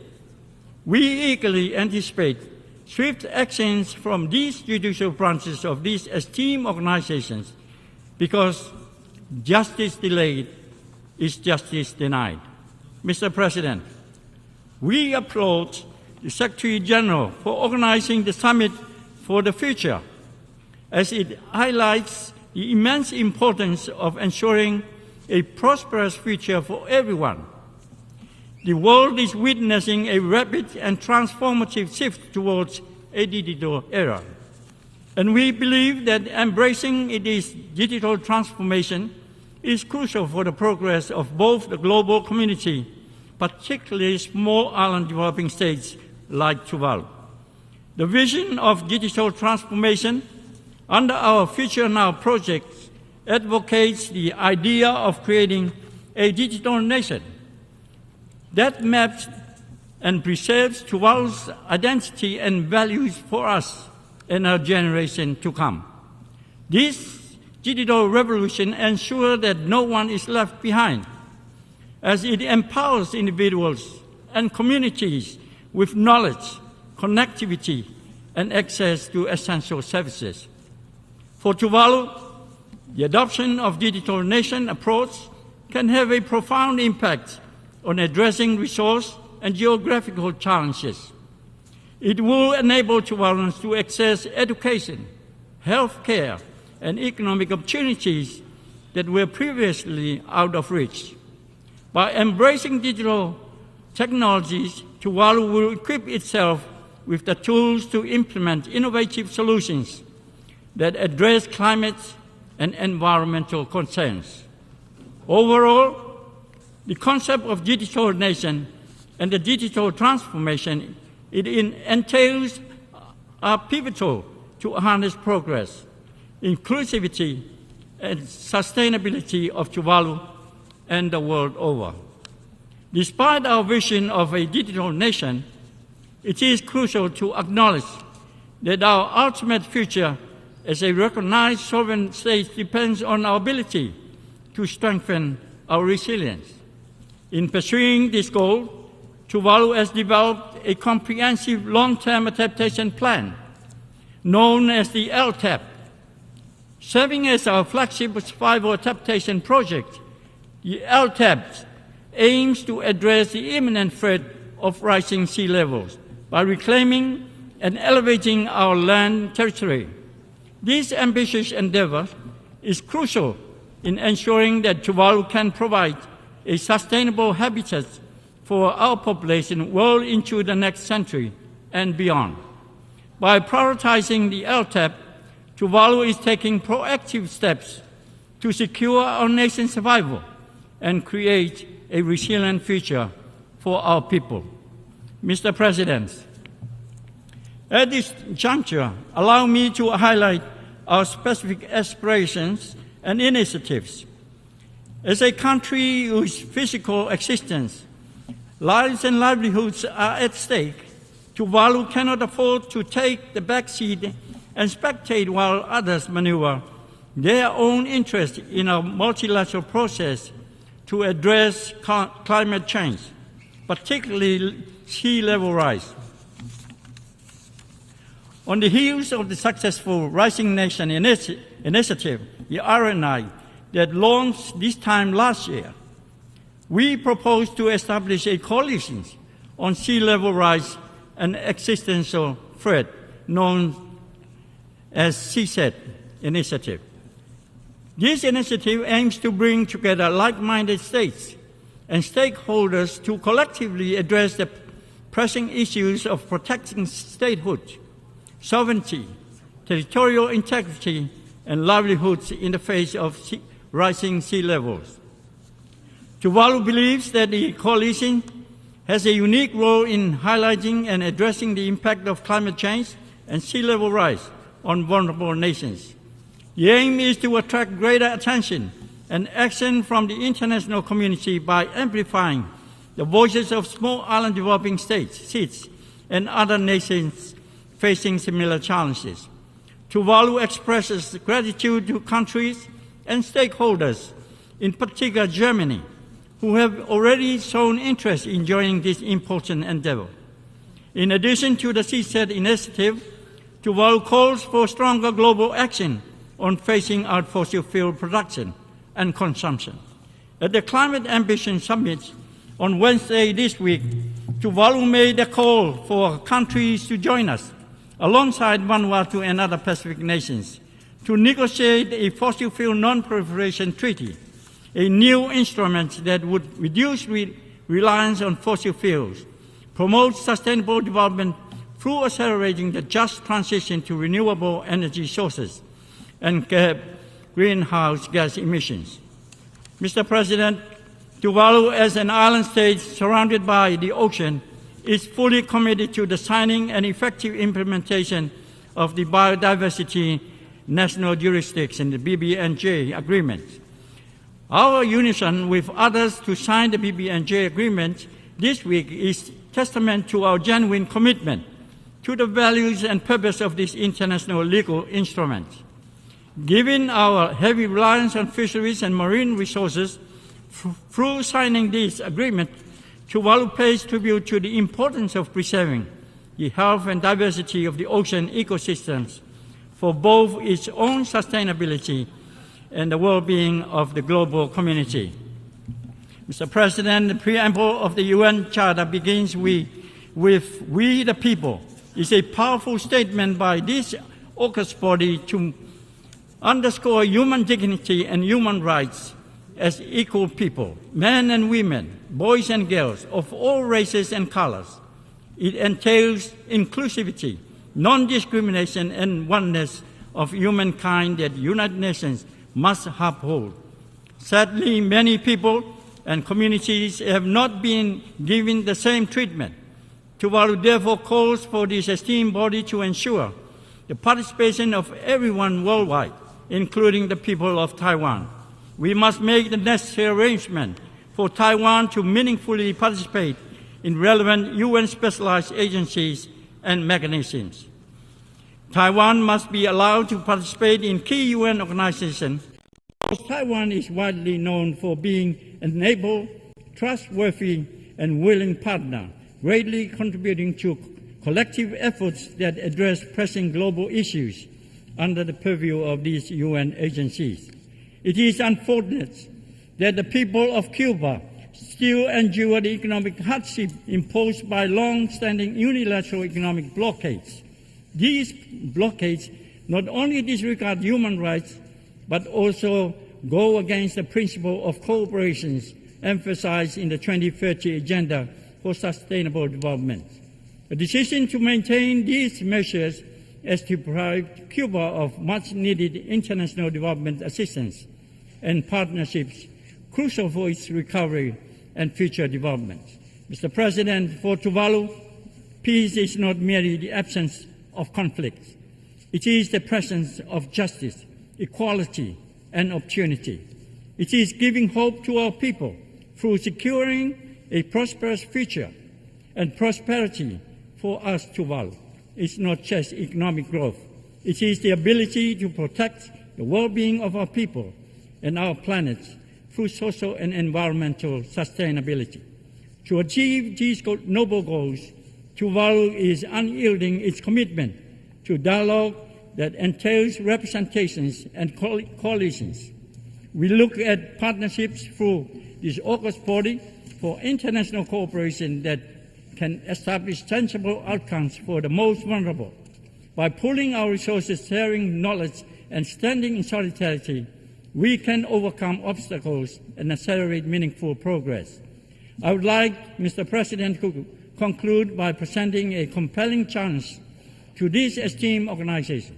It is not enough for us to simply acknowledge our unique role. We must also actively demonstrate our commitment to defending and promoting the core values and principles enshrined in the UN Charter.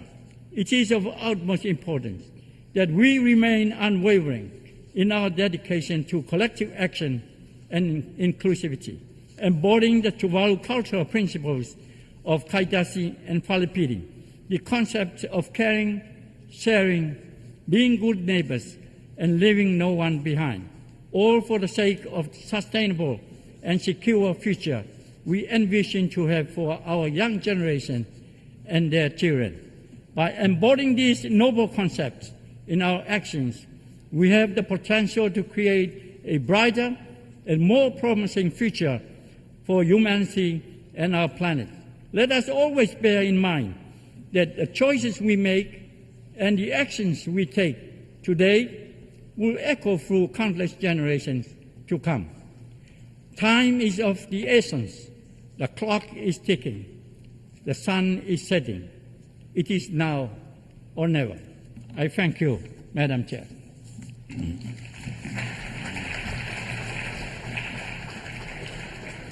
On behalf of the Assembly, I wish to thank the Prime Minister of Tuvalu for the statement just made, and I request protocol to escort His Excellency.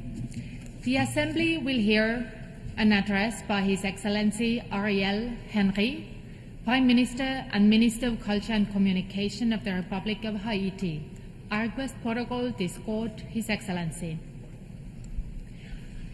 I have great pleasure in welcoming His Excellency Ariel Henry, Prime Minister and Minister of Culture and Communication of the Republic of Haiti. I invite him to address the Assembly.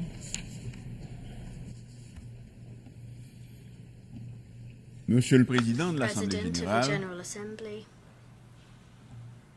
Monsieur le Secrétaire général, Excellences, Mesdames, Messieurs les chefs d'État et de gouvernement, Mesdames, Messieurs les chefs de délégation, distingués délégués, chers compatriotes,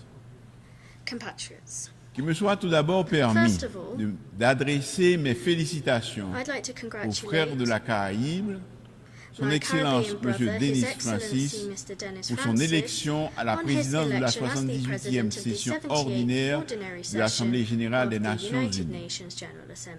Je saisis l'occasion pour redire au secrétaire général Antonio Gutiérrez toute la gratitude du peuple haïtien qui a apprécié à sa juste valeur sa récente visite au pays et son soutien indéfectible à la démarche d'Haïti auprès du Conseil de sécurité pour l'obtention d'un soutien robuste à la police nationale d'Haïti.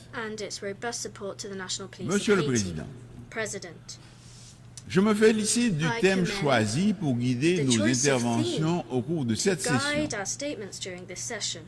Rétablir la confiance et raviver la solidarité mondiale, accélérer l'action menée pour réaliser le programme 2030 et ses objectifs de développement durable en faveur de la paix, de la prospérité, du progrès et de la durabilité pour tout le monde.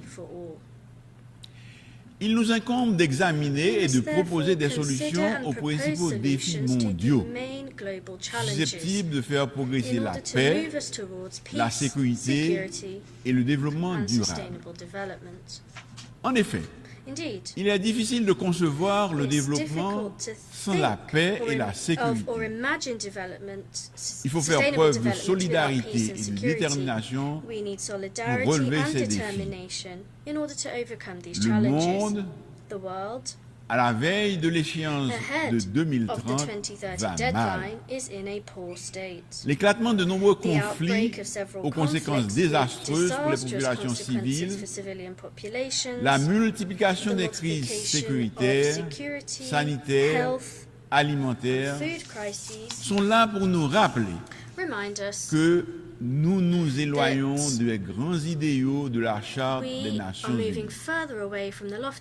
J'en veux pour preuve l'insécurité alimentaire engendrée par les conflits et les violences. Le rapport mondial 2023 sur les crises alimentaires indique que 258 millions de personnes étaient en situation d'insécurité alimentaire aiguë et avaient besoin d'une aide alimentaire d'urgence en 2022.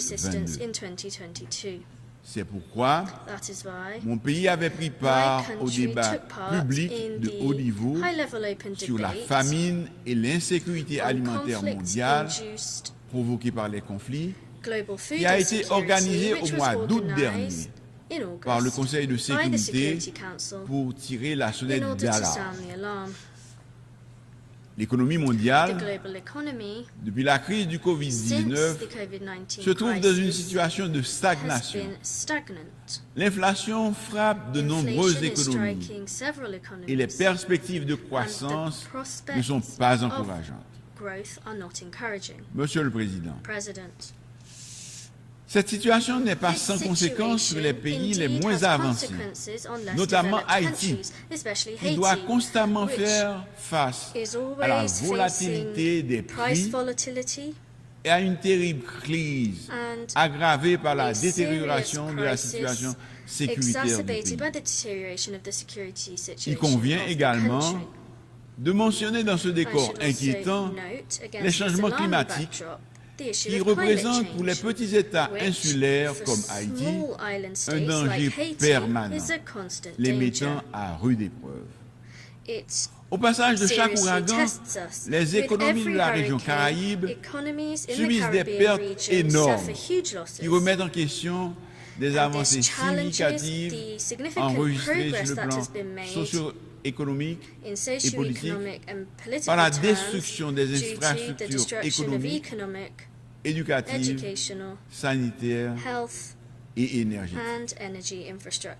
Cette exception m'offre l'occasion en ma qualité de chef de gouvernement d'Haïti, d'exposer la situation du pays, plongé dans une crise profonde depuis des années, à laquelle je m'évertue à trouver des réponses concrètes et durables.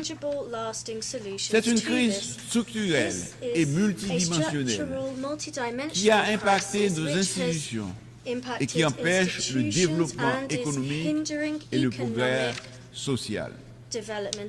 Elle a atteint aujourd'hui sa phase critique avec la dégradation de la situation sécuritaire, où la population subit quotidiennement les attaques violentes des gangs armés qui contrôlent plusieurs quartiers de la capitale et de certaines villes de province. Ils assassinent, incendient, they assassinate, they set fires, they pillage, steal and abuse une rare cruauté. With particular cruelty. Ils chassent les habitants de leurs maisons, bloquent les routes they block roads, et contraignent les écoles, les hôpitaux et les commerces à fermer leurs portes. La détérioration de la situation sécuritaire ces dernières semaines a engendré une nouvelle crise humanitaire avec des déplacés qui occupent de façon spontanée plusieurs sites pour échapper à la violence des gangs. Plus de 25 écoles de la capitale sont investies par des déplacés internes, estimés à plus de 16 500. Ils font face à de graves difficultés et vivent dans des conditions infrahumaines. La menace sanitaire est aussi présente avec des cas de choléra signalés dans certains sites, ce qui augmente le risque de transmission et pose un vrai problème de santé publique pour la population. Les abus, les violations systématiques des droits de l'homme causées par la violence des gangs compromettent la paix, la stabilité et la sécurité du pays et de la région. Les enlèvements contre rançon, les pillages, les incendies, les récents massacres, la violence sexuelle et sexiste, le trafic d'organes, la traite des personnes, les homicides, les exécutions extrajudiciaires, le recrutement d'enfants soldats, les blocages des routes principales constituent une liste non exhaustive des crimes perpétrés par les gangs armés. Il en résulte de graves conséquences telles que la mauvaise performance de l'économie qui a enregistré 5 années de contraction avec un taux de croissance négatif et une inflation élevée de près de 40%. De surcroît, la crise humanitaire s'accentue. Selon les estimations, 4,9 millions de compatriotes se trouvent dans l'insécurité alimentaire.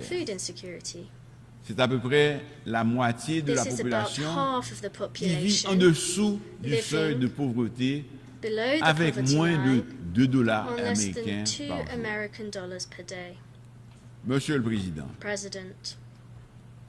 nous ne sommes pas là pour accabler ou justifier le passé. Nous sommes ici pour demander aux pays amis, à tous ceux qui, de loin ou de près, regardent notre pays et comprennent qu'il y a quelque chose d'urgent à faire au profit du peuple haïtien, de nous aider à créer un meilleur avenir pour les enfants d'Haïti en rétablissant la sécurité et la stabilité.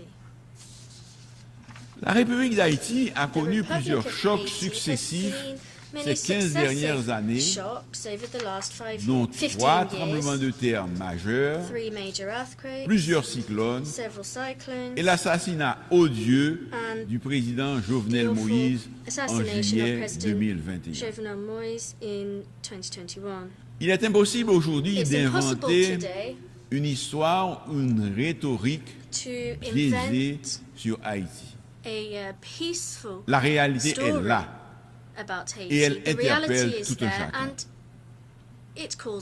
Un ensemble de mauvaises décisions, de comportements inappropriés et de radicalismes divers nous ont conduits à cet état de fait. Je sollicite aujourd'hui, une fois de plus, du haut de cette tribune, d'aider les Haïtiens à demeurer chez eux. Ils sont des milliers à chercher ailleurs un mieux-être et la tranquillité que leur terre natale ne leur offre plus, dans un monde où il existe de moins en moins d'Eldorado à cause des aléas climatiques et des crises économiques récurrentes.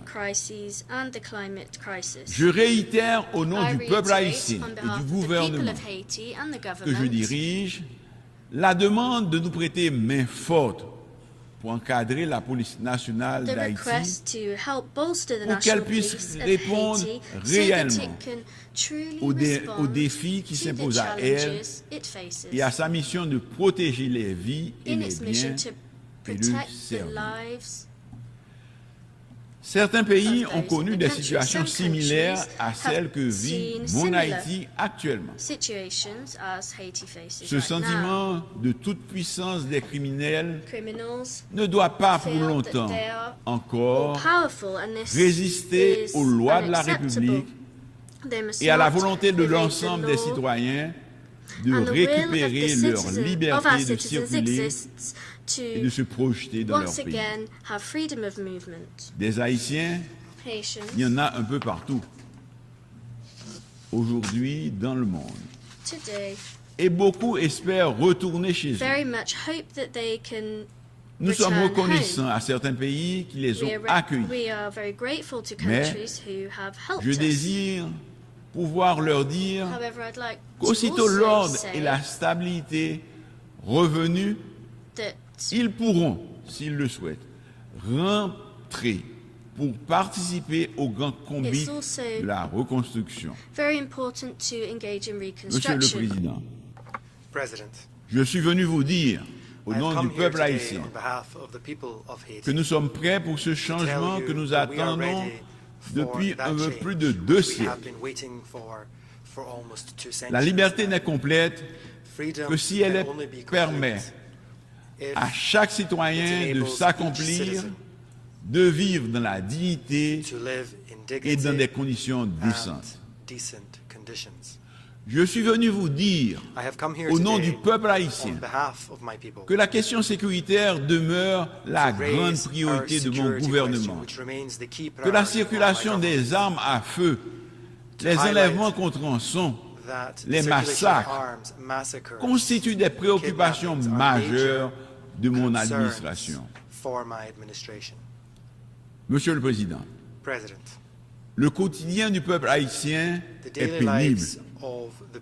C'est pourquoi le Conseil de sécurité, qui dispose du pouvoir et de la compétence nécessaires en vertu du chapitre 7 de la Charte, doit agir en urgence en autorisant le déploiement d'une mission multinationale de soutien à la sécurité à composante policière et militaire pour aider la police nationale d'Haïti à combattre les gangs et rétablir l'ordre.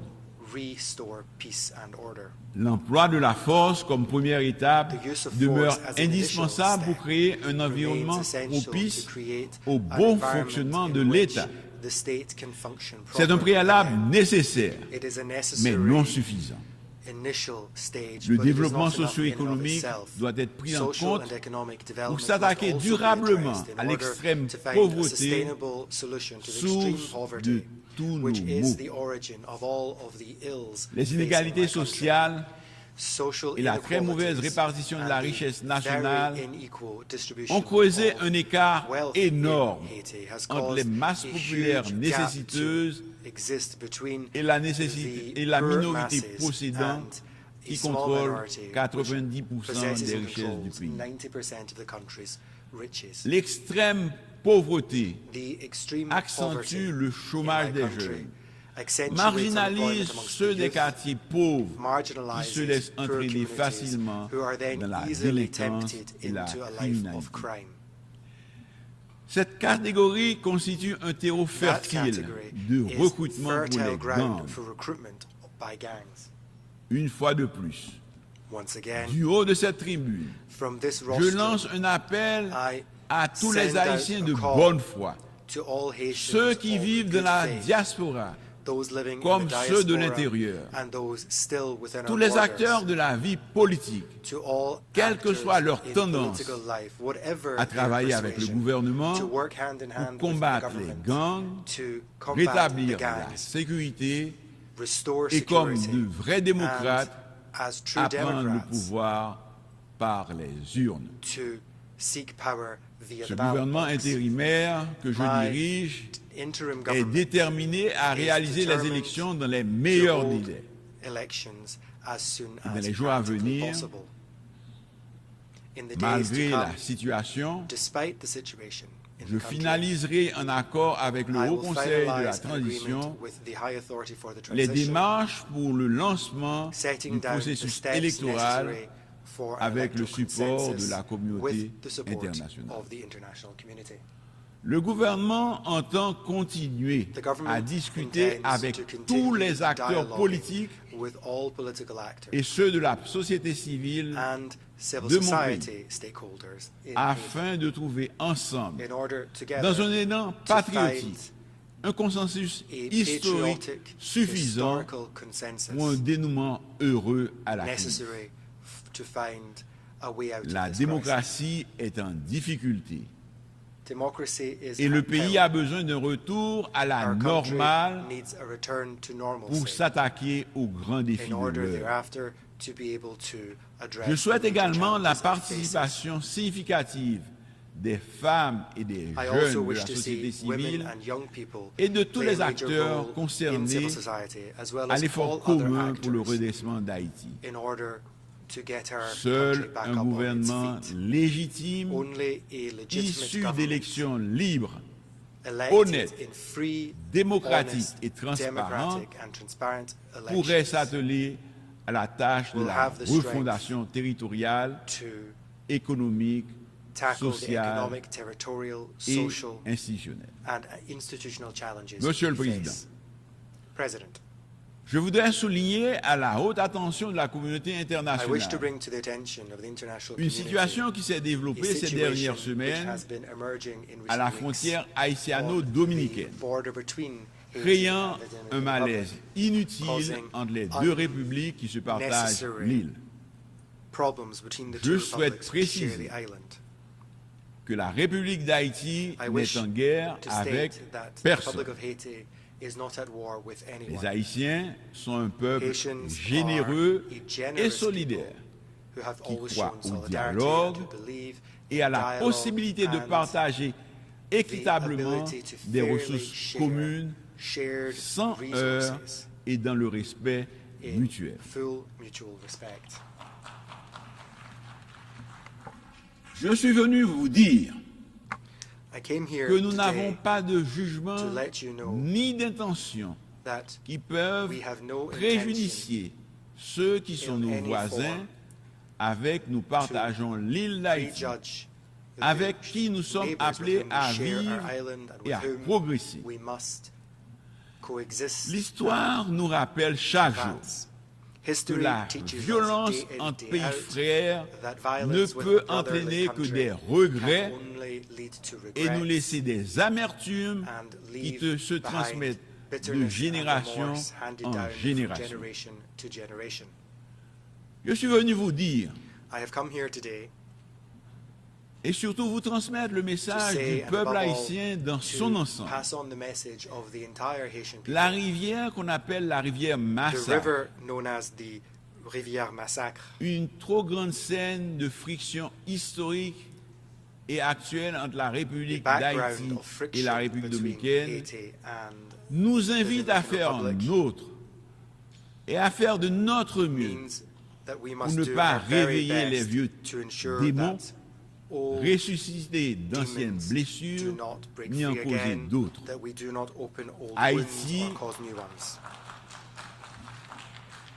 Haïti réaffirme son droit souverain du peuple haïtien d'utiliser les ressources hydriques binationales comme le fait la République dominicaine et revendique une répartition équitable des eaux de cette rivière. Le peuple haïtien choisit la voie du dialogue et de la négociation pour régler pacifiquement le différend dans le respect des instruments juridiques internationaux déjà signés de bonne foi entre les deux États en 1929 et en 2021. Monsieur le Président, avant de conclure, je saisis l'occasion pour saluer les pays frères et amis ainsi que les organisations internationales pour leur engagement et leur expression de solidarité envers Haïti, notamment le Kenya, qui accueille positivement l'idée d'assumer le leadership de la mission multinationale de soutien à la sécurité et qui a déjà effectué en août dernier une mission d'évaluation dans le pays. Nous remercions aussi le CARICOM et les éminentes personnes. Monsieur le Président, Excellences, Mesdames, Messieurs, dans l'histoire, Haïti représente une figure emblématique de liberté et de solidarité. Haïti a toujours répondu présent pour venir en aide à des peuples frères dans leur lutte légitime pour la liberté et l'autodétermination, et ceci au sein même de l'ONU. La République d'Haïti s'est identifiée aux valeurs universelles pour laquelle elle s'est battue au XVIIIe et au XIXe siècle. En dépit d'indicibles souffrances et de sa détresse, l'espoir continue d'habiter le peuple haïtien qui poursuit sa quête d'un avenir meilleur dans la dignité. Le peuple haïtien, de la même manière qu'il a étonné le monde en 1804, changeant radicalement son statut d'esclave en homme libre, peut encore et veut redessiner son destin.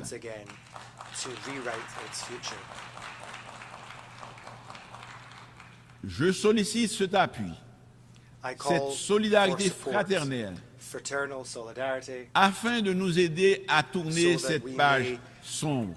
Je demande à la communauté internationale d'agir et d'agir vite. Vive le réchauffement des relations avec notre alma mater, l'Afrique. Vive la coopération internationale. Vive Haïti. Je vous remercie.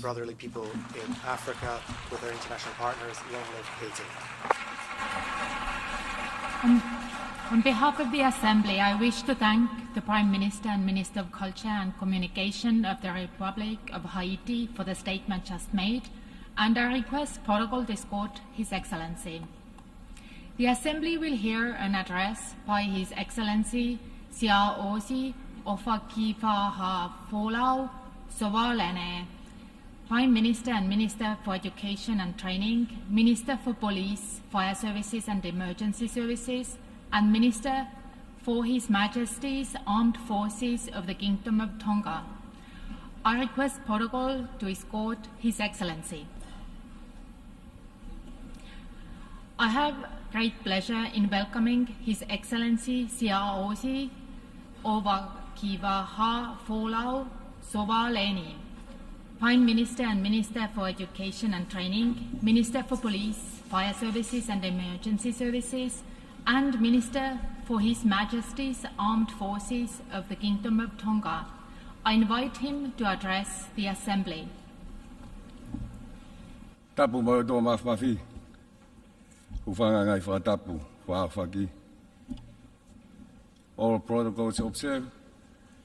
Mr. President, Maloelele, I bring warm greetings from the Kingdom of Tonga and congratulate you on your assumption of the presidency of the 70th session of the United Nations General Assembly. I thank your predecessor, His Excellency Kasapa Korosi, for his able stewardship in driving solutions built on solidarity, science, and seeking sustainability. Our delegation fully supports your vision for the 70th session: peace, prosperity, progress, and sustainability. The General Assembly's essential work is in the expert hands with your leadership, and we hope it will continue and improve. The theme for this session of rebuilding trust and reigniting global solidarity, accelerating action on the 2030 Agenda and its Sustainable Development Goals toward peace, prosperity, progress, and sustainability for all, is more urgent than ever. I thank the Secretary General, Mr. Antonio Guterres, for his stewardship of the UN during this most challenging time. I offer my heartfelt condolences to the government and the people of Lahaina, Hawaii, Morocco, and Libya. The people of my country feel for the families of the victims, for the tragic loss of lives in the recent disaster that occurred in their countries. Mr. President, we convene at a time where people, countries, regions, our world confront a quick succession of multiple challenges. Climate change threats have reached an existential level. The heightened frequency and severity of cyclones, rising sea levels caused by melting polar ice, plastic, and pollution in our ocean, as well as heat waves and fires, are causing suffering in my country, our people, and our Pacific region. There are many related consequences. We are confronted with ever-increasing rates of non-communicable diseases, persistent inequalities, declining basic living conditions, and mounting violence against women and girls. Furthermore, there has been a substantial surge in trafficking and utilization of unlawful narcotics and cross-border criminal activities, disinformation, and cybercrime. Many of these are borderless challenges concerning us all and calling for cooperation. The increasing geopolitical mistrust and conflicts are worrisome, particularly given the pressing need for multilateral action. This disruption affects the lives of millions, provokes excessive inflation, high food prices, and raises food costs. A sense of uncertainty arises among individuals worldwide on how to fulfill their fundamental requirements. Our window to discuss past talk is closing rapidly. Our responsibility is to act. This means of retaining people's trust and inspiring hope is through taking action and achieving results. Mr. President, this session demands our collective and pressing action. However, this can only be achieved in the presence of trust and enduring peace. Trust is the foundation for any productive and sustainable human interaction, including international cooperation. Trust and respect are the drivers for thriving and sustainable change. Without trust, or worse, its erosion, our joint endeavor to foster peace, security, and sustainable development is rendered futile. It becomes unattainable. It is therefore our duty to rebuild that trust upon which the United Nations was founded. It will take more than dialogue. It calls for concrete action that demonstrate our commitment to shared values. Mr. President, multilateralism has proven to be and must continue to be our most cost-effective instrument for fostering global solidarity and tackling global challenges. Mr. President, we must reflect on whether we are truly serving the intended goals of the Charter. Why have we fallen so far behind? What have we not done right? My forthcoming remarks will delve into the SDGs. The challenge at hand is to prevent the SDGs from being relegated to another unattainable goal. Despite the difficulty, it is imperative that we investigate the root causes of our significant lack in attaining our development targets. Mr. President, the SDG Progress Report tells us that more than half of the world is left behind. We deny people, we deny kids, we deny hope. Over 50% of the SDG targets are considered weak and insufficient. Gender, poverty, hunger, and climate targets make up a portion of 30% that are either stalled or reversed. This is not acceptable. One key aspect, of course, relates to financing for development. Tonga supports the review of the international financial architecture to ensure it is fit for purpose. It is imperative that we promptly provide predictable, stable, and substantial support for nations struggling with financial difficulties. Tonga and other small island developing states require greater access to concessional finance to support our development endeavors and strengthen our resilience against external shocks. Tonga fully supports the call for debt relief for countries that find themselves in dire circumstances, particularly those that have been severely affected by natural disasters or other external shocks. We are firmly convinced that addressing the underlying reasons for debt vulnerability in small island states is critically important. This is particularly relevant because states are acutely vulnerable to the multifaceted and urgent challenges posed by climate change. We have raised this issue over decades. The danger is more pressing than ever, putting at risk not only lives and livelihoods, but also our economies and our fundamental identity. We are running out of time. We call upon the international community, comprising both public and private sector, to collaborate with us in identifying sustainable solutions to these problems. Our collaboration is crucial, as it is only through it we can achieve the commitment of a more sustainable and robust future for all. Day by day, climate change becomes more of an existential menace to Tonga and the Pacific. Tonga has been making genuine efforts to combat the effects of climate change on our means of subsistence for a very long time. Our goal is to decrease reliance of the electricity sector on fossil fuel by 70% by the year 2025, planting 1 million plants by this year, and joining the 30 by 30 initiative. Mr. President, the IPCC 6th Annual Report underscores that 1.3 degree goal is achievable if emissions peak by 2025 and a half by 2030.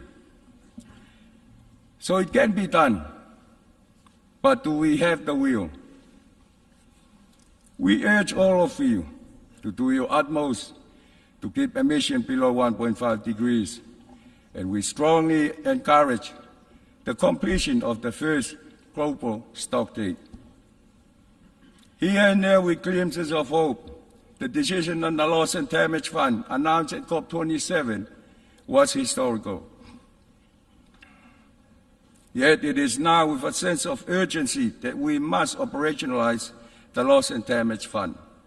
We urge that the vulnerable six countries must be provided with increased and streamlined admission to the loss and damage mechanism. While upholding complete accountability, we must establish more efficient and swift means of accessing standard operating procedures. Due to the magnitude and urgency of this matter in our region, we wholeheartedly back the formation of a Pacific Fund to offer direct assistance to Pacific small island states in the endeavor to tackle climate change impact. Indeed, my country is determined to take a lead on the issue, having been appointed the champion on climate financing for the Pacific. I can only say it again, the Pacific leaders for decades now call upon the international community for urgent climate action. Have our voices been acknowledged and our pleas earnestly addressed? The climate finance commitment made by developed countries falls significantly short of the promised $100 billion per year starting in 2020. This brings me to climate justice. Tonga felt encouraged by the historic adoption by consensus of the General Assembly resolution led by Vanuatu and a core group of countries to call on the International Court of Justice for an advisory opinion on the obligation of states regarding climate change. This marked an important milestone in our decades-long struggle for climate justice. Earlier this year, I attended the midterm review of the Sendai framework. Again, as has already been reiterated by colleagues from the Pacific, our countries need more progress and remain at the forefront of battling climate-related hazards. Again, timely access to finance prevents small island states from making progress. So today, as we have done frequently, I call for action to review the largely uncoordinated funding mechanism to prioritize short-term post-disaster financing need and to address long-term risk reduction. I also call for the investing much more into increasing resilience, especially in the education and health sectors. Possessing the tools to demonstrate resilience is a significant part of the preparation. Long-term risk mitigation and reduction are also intrinsically linked to early warning systems. We acknowledge the UN Secretary General's Early Warning for All initiative, announced at COP27 last year. We affirm Tonga's commitment to its implementation. We affirm the resolution that strengthening multi-hazard early warning system is more relevant for implementing the Sendai Framework 2015-2030. Tonga has taken on a lead in this area for our region by implementing a nationwide early warning system throughout Tonga with communication and siren systems. Mr. President, has been said often, we are a small land state and vast ocean nations. In fact, our very being, our identity, cannot be separated from our precious ocean. The Secretary General's report reiterates that ocean remains under significant threat from human activities. Marine biodiversity is disturbed due to overexploitation and ocean acidification. Over 1/5 of fish stocks are being harvested at unsustainable levels, and coastal waters are polluted with chemicals, plastic, and human waste.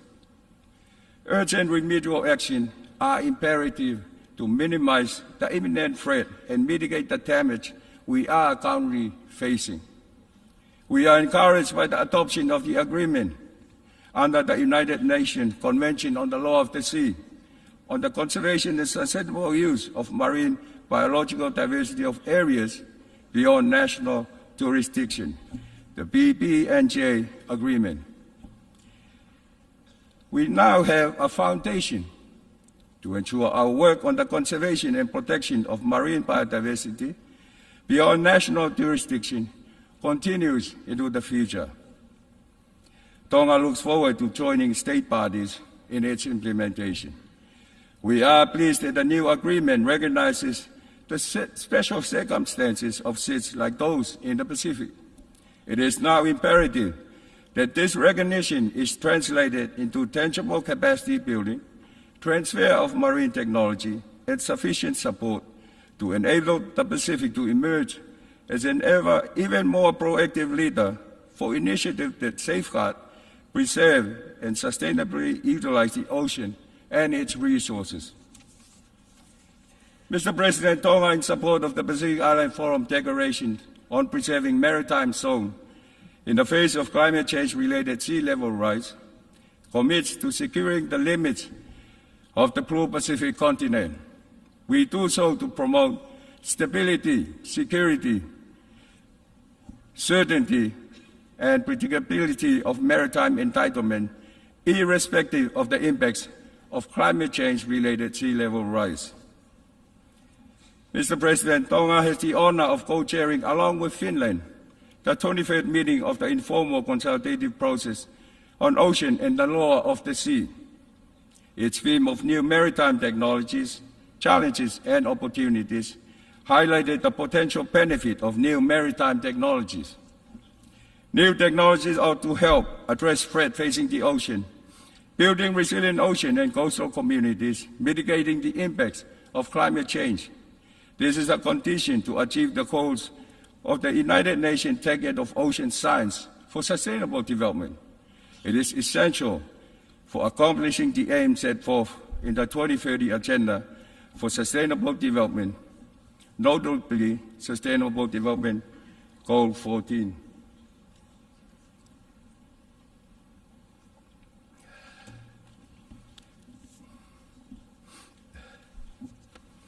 Mr. President, Tonga continues to be fully committed to the effective implementation of UNCLOS and the 1994 Agreement on implementing Part 11 of the Convention.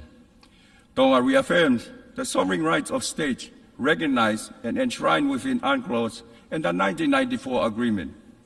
Tonga attaches the greatest importance to the sustainable use of ocean resources by the living and non-living.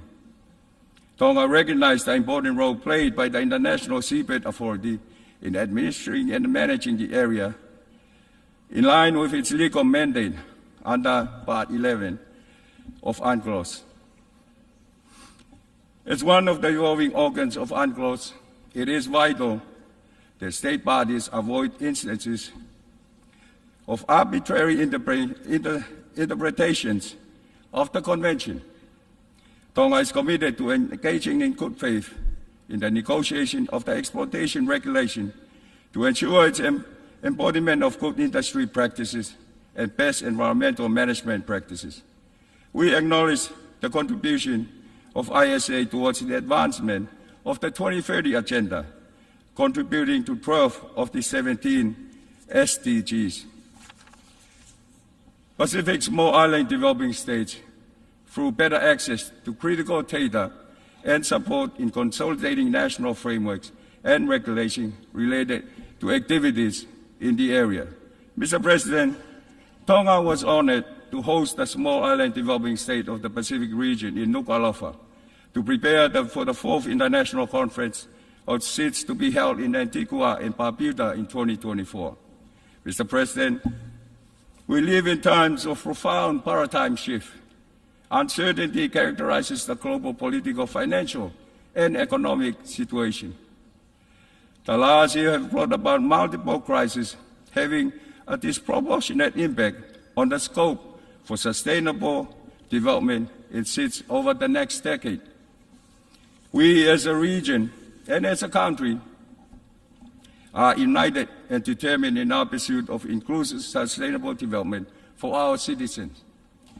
It is a cause we seek to pursue together with you, and we invite your partnership. We are grateful for this Assembly's resolution to develop an index capable of capturing our special circumstances and vulnerabilities on our road to resilient and sustainable development. We must ensure that the Multidimensional Vulnerability Index, or MVI, is not another academic exercise. Foremost, the MVI tool must be regarded as an action tool, focusing primarily on ensuring a more comprehensive understanding of vulnerability. We need a tool that can provide meaningful and effective assistance where and when needed. We therefore call on the adoption of the MVI by this Assembly and its operationalizing incorporating a criterion for access by Pacific small island states to low-cost and long-term financing. At a high-level event this week on Unblocking Blue Pacific Prosperity, co-chaired by the leaders Palau, Tonga, and the Peso F Fund, the conference called for the development partners and stakeholders to transform the Pacific region with 3 key goals. First one, effective ocean management. Second, healthy, happy communities. And lastly, fit-for-purpose, sustainable financing.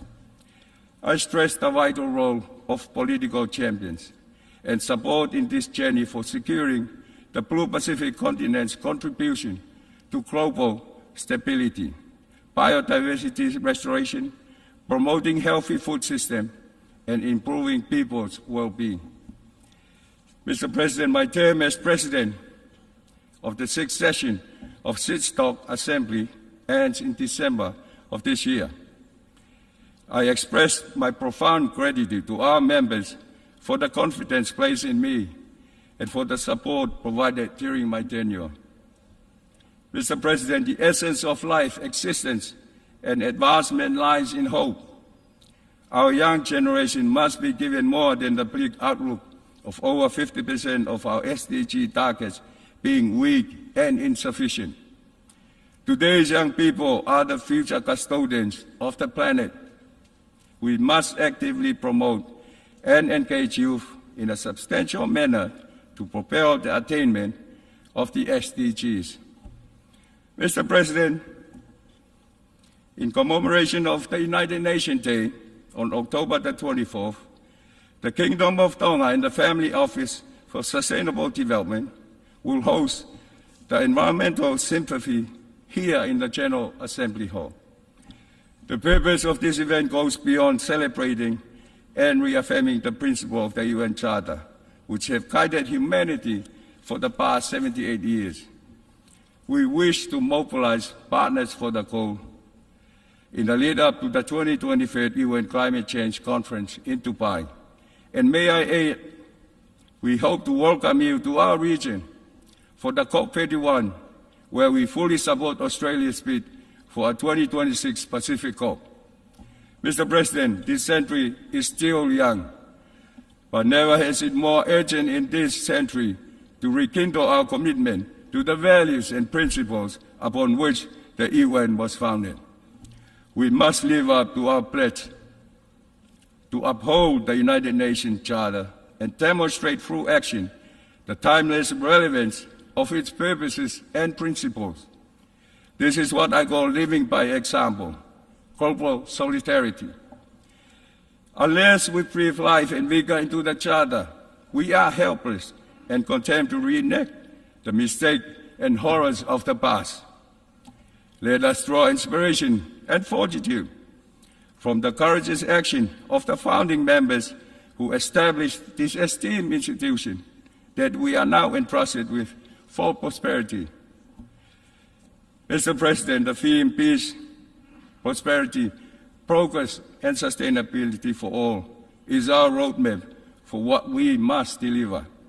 This is about a world where every person can live with dignity, free from fear and discrimination.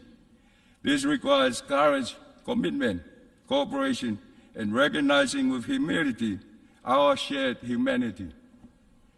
Allow me to conclude by reminding this August Assembly of how it was founded. The heart of the United Nations Charter rests in the determination to save succeeding generations from the scourge of war. We therefore have to do our utmost to build trust in multilateralism through action. We must maintain and disseminate our commitment to the principle of the Charter. History will judge us by this. Our greatest achievements are from unity. For united we stand, divided we fall. God bless you. God bless the United Nations. I thank you.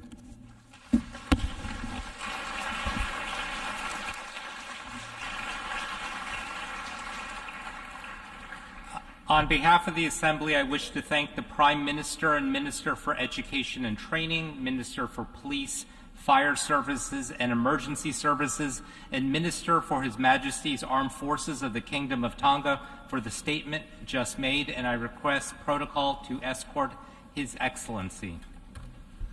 I now give the floor to His Excellency Oliver Dowden, Deputy Prime Minister and Chancellor of the Duchy of Lancaster and Secretary of State in the Cabinet Office of the United Kingdom.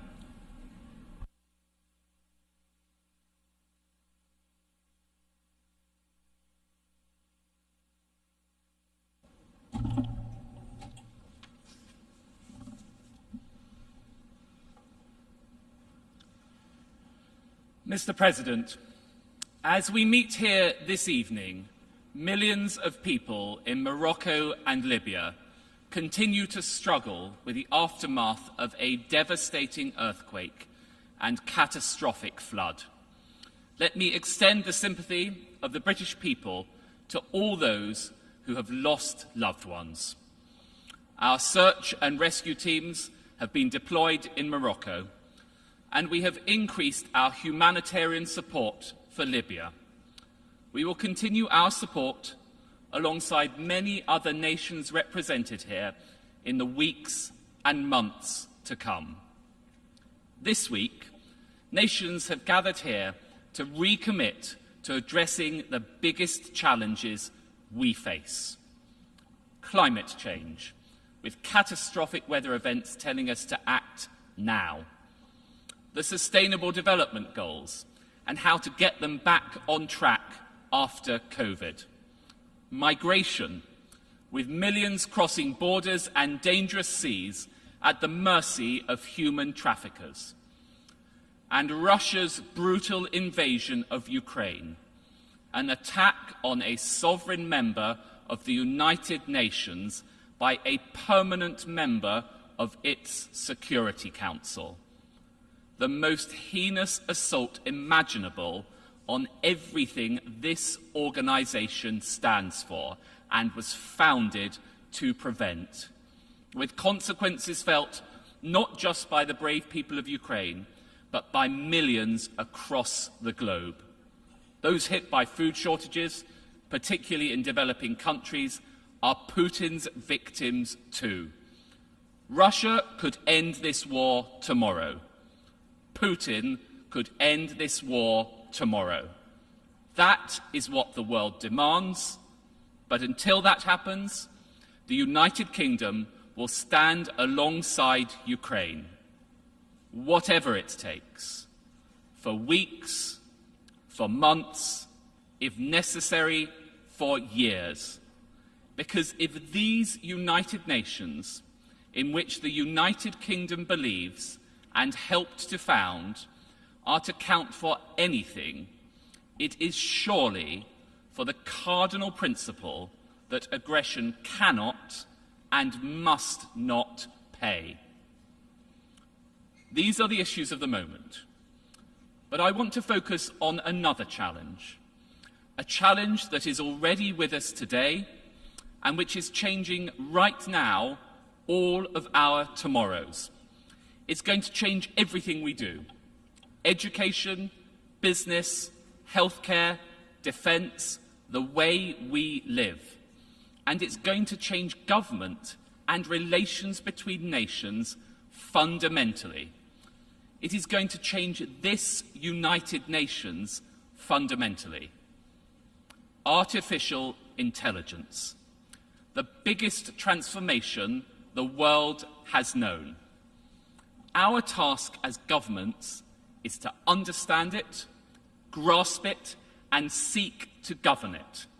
And we must do so at speed. Think how much has changed in a few short months, and then think how different this world will look in 5 years or 10 years' time. We are fast becoming familiar with the AI of today, but we need to prepare for the AI of tomorrow. At this frontier, we need to accept that we simply don't know the bounds of possibilities. We are as Edison before the light came on, or as Tim Berners-Lee before the first email was sent. They could not surely have respectively envisaged the illumination of the New York skyline at night or the wonders of the modern internet. But they suspected the transformative power of their inventions. Frontier AI, with the capacity to process the entirety of human knowledge in seconds, has the potential not just to transform our lives, but to reimagine our understanding of science. If, like me, you believe that humans are on the path to decoding the mysteries of the smallest particles or the farthest reaches of our universe, if you think that the Millennium Prize problems are ultimately solvable, or that we will eventually fully understand viruses, then you will surely agree that by adding to the sum total of our intelligence at potentially dizzying scales, frontier AI will unlock at least some of those answers on an expedited timetable in our lifetimes. Because in AI time, years are days, even hours. The frontier is not as far away as we might assume. Now, that brings with it great opportunities. The AI models being developed today could deliver the energy efficiency needed to beat climate change, stimulate crop yields required to feed the world, detect signs of chronic diseases or pandemics, better manage supply chains so that everyone has access to the materials and goods they need, and enhance productivity in both businesses and governments. In fact, every single challenge discussed at this year's General Assembly and more could be improved or indeed even solved by AI. Perhaps the most exciting thing is that AI can be a democratizing tool open to everyone. Just as we have seen digital adoption sweep across the developing world, AI has the potential to empower millions of people in every part of our planet, giving everyone, wherever they are, the ability to be part of this revolution. AI can and should be a tool for all. Yet any technology that can be used by all can also be used for ill. We have already seen the dangers that AI can pose. Teens hacking individuals' bank details, terrorists targeting government systems, cybercriminals duping voters with deep fakes and bots, even states suppressing their peoples. But our focus on the risks has to include the agentic frontier AI, which at once surpasses our collective intelligence and defies our understanding. Indeed, many argue that this technology is like no other, in the sense that its creators themselves don't even know how it works. They can't explain why it does what it does, and they cannot predict what it will or will not do. The principal risks of frontier AI will therefore come from misuse, misadventure, or misalignment with human objectives. Our efforts need to preempt these possibilities and come together to agree a shared understanding of those risks. This is what the AI Summit that the United Kingdom is hosting in November will seek to achieve. despite the entreaties we saw from some experts earlier in the year, I do not believe we can hold back the tide.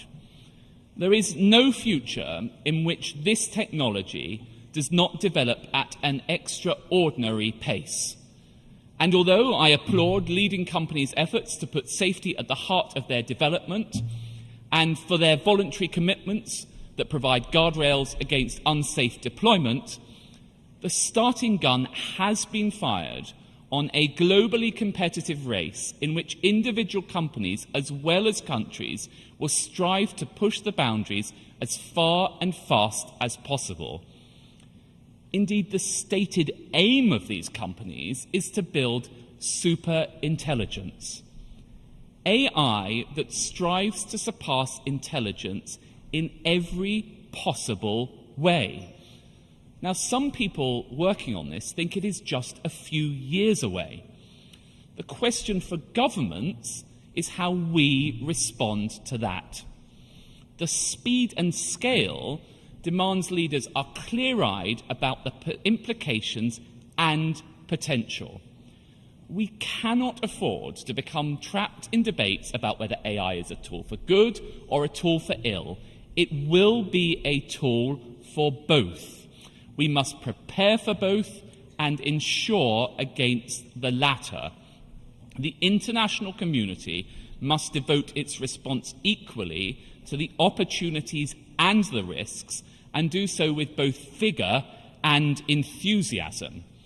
In the past, leaders have responded to scientific and technological developments with retrospective regulation. But in this instance, the necessary guardrails, regulation and governance must be developed in a parallel process with the technological progress. Yet at the moment, global regulation is falling behind current advances. Lawmakers must draw in everyone, developers, experts, academics, to understand in advance the sort of opportunities and risks that might be presented. We must be frontier governments alongside frontier innovators. And the United Kingdom is determined to be in the vanguard, working with like-minded allies in the United Nations and through Hiroshima G7 process, the Global Partnership on AI, and the OECD. Ours is a country which is uniquely placed. We have the frontier technology companies, we have the world-leading universities, and we have some of the highest investment in generative AI. And of course, we have the heritage of the Industrial Revolution and the computing revolution. This hinterland gives us the grounding to make AI a success and make it safe. They are two sides of the same coin, and our Prime Minister has put AI safety at the forefront of his ambitions. Now, we recognise that while, of course, every nation will wish to protect its own interests and strategic advantage, the most important actions we take will be international. In fact, because tech companies and non-state actors often have country-sized influence and prominence in AI, this challenge requires a new form of multilateralism, because it is only by working together that we will make AI safe for everyone.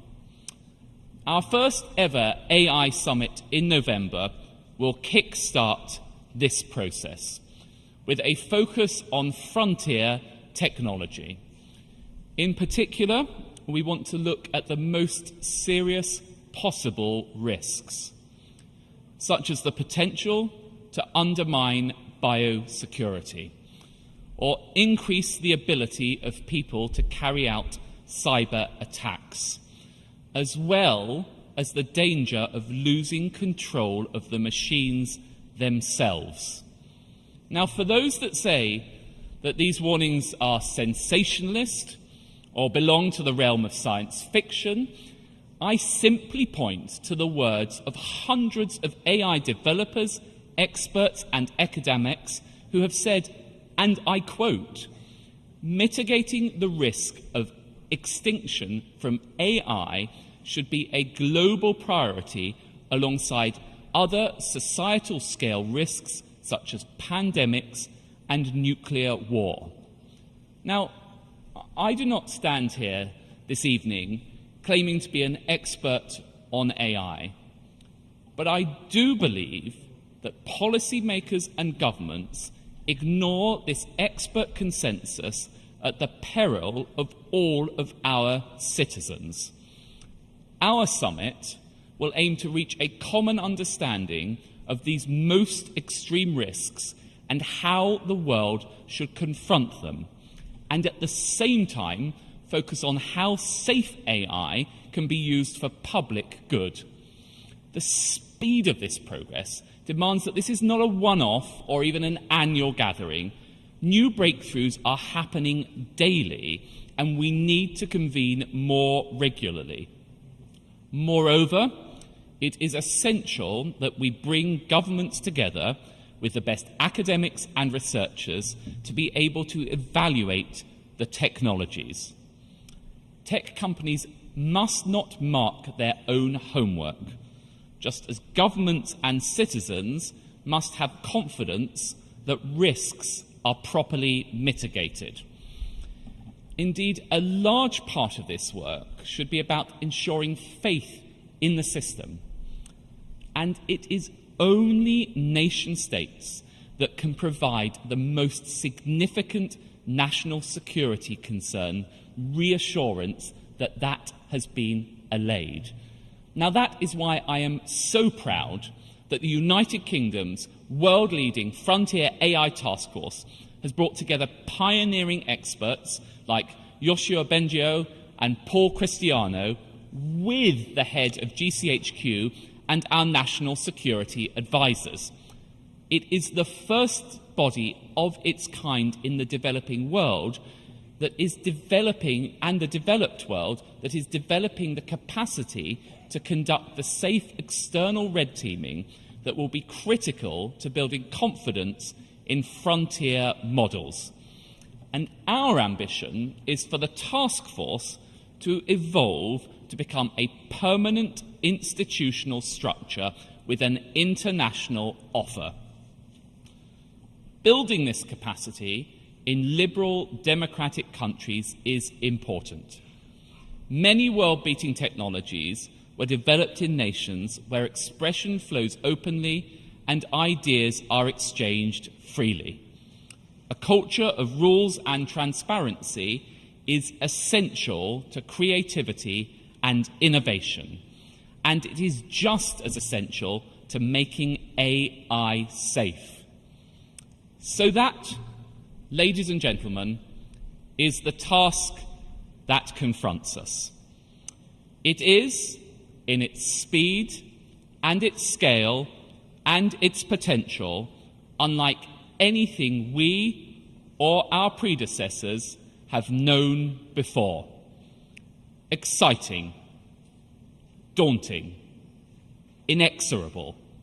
So we must work alongside its peers to understand it, to govern it, to harness its potential and to contain its risks.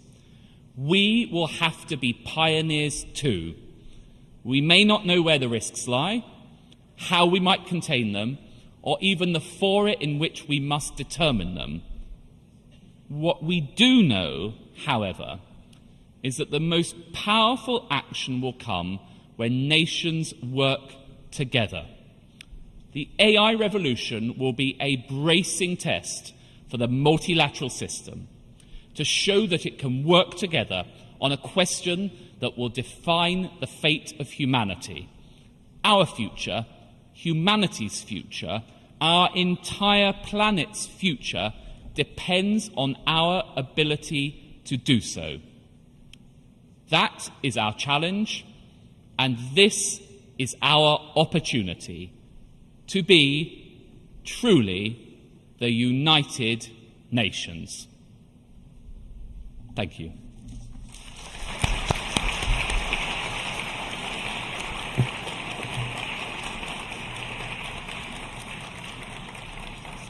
I thank the Deputy Prime Minister and Chancellor of the Duchy of Lancaster and Secretary of State in the Cabinet Office of the United Kingdom.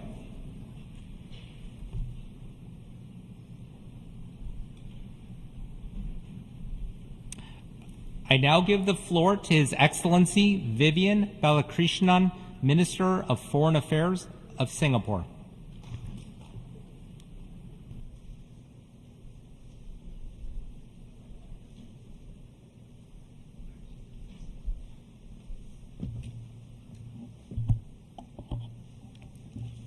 Mr. President, I congratulate His Excellency Dennis Francis on assuming the presidency of the 78th session of the General Assembly. We are delighted that a fellow member of the Forum of Small States has been elected to the highest office in the General Assembly. I also thank His Excellency Sabah Qureshi for his adept stewardship of the 77th session during a very challenging year. Our world is a troubled place. COVID-19 pandemic was a global test of equity, of governance, and of preparedness. But quite frankly, our world came up short. We're still dealing with its sequelae in healthcare, in education, and the long-term impact on our world economy and on global solidarity. The recent natural disasters, in fact, underline our common vulnerability as nations on the same planet. Nature is a force that does not respect borders. Our hearts go out to the victims of the earthquakes in Morocco and Turkey and the floods in Libya. There are looming food and water crises, and if we miss our climate change targets, we will heap even more misery upon ourselves and on future generations. Beyond the devastation caused by pandemics and natural disasters, we have created purely man-made tragedies as well. The Russia-Ukraine conflict continues to rage on. It is a full frontal assault on the UN Charter and a flagrant violation of international law. Global food security has been aggravated by the war in Ukraine as well as by climate change, which will add to inflationary pressures everywhere. In ASEAN, in my part of the world, the violent coup in Myanmar has deprived the people of Myanmar of the peace and development that they so richly need and deserve. Our hearts go out for our brothers and sisters in Myanmar.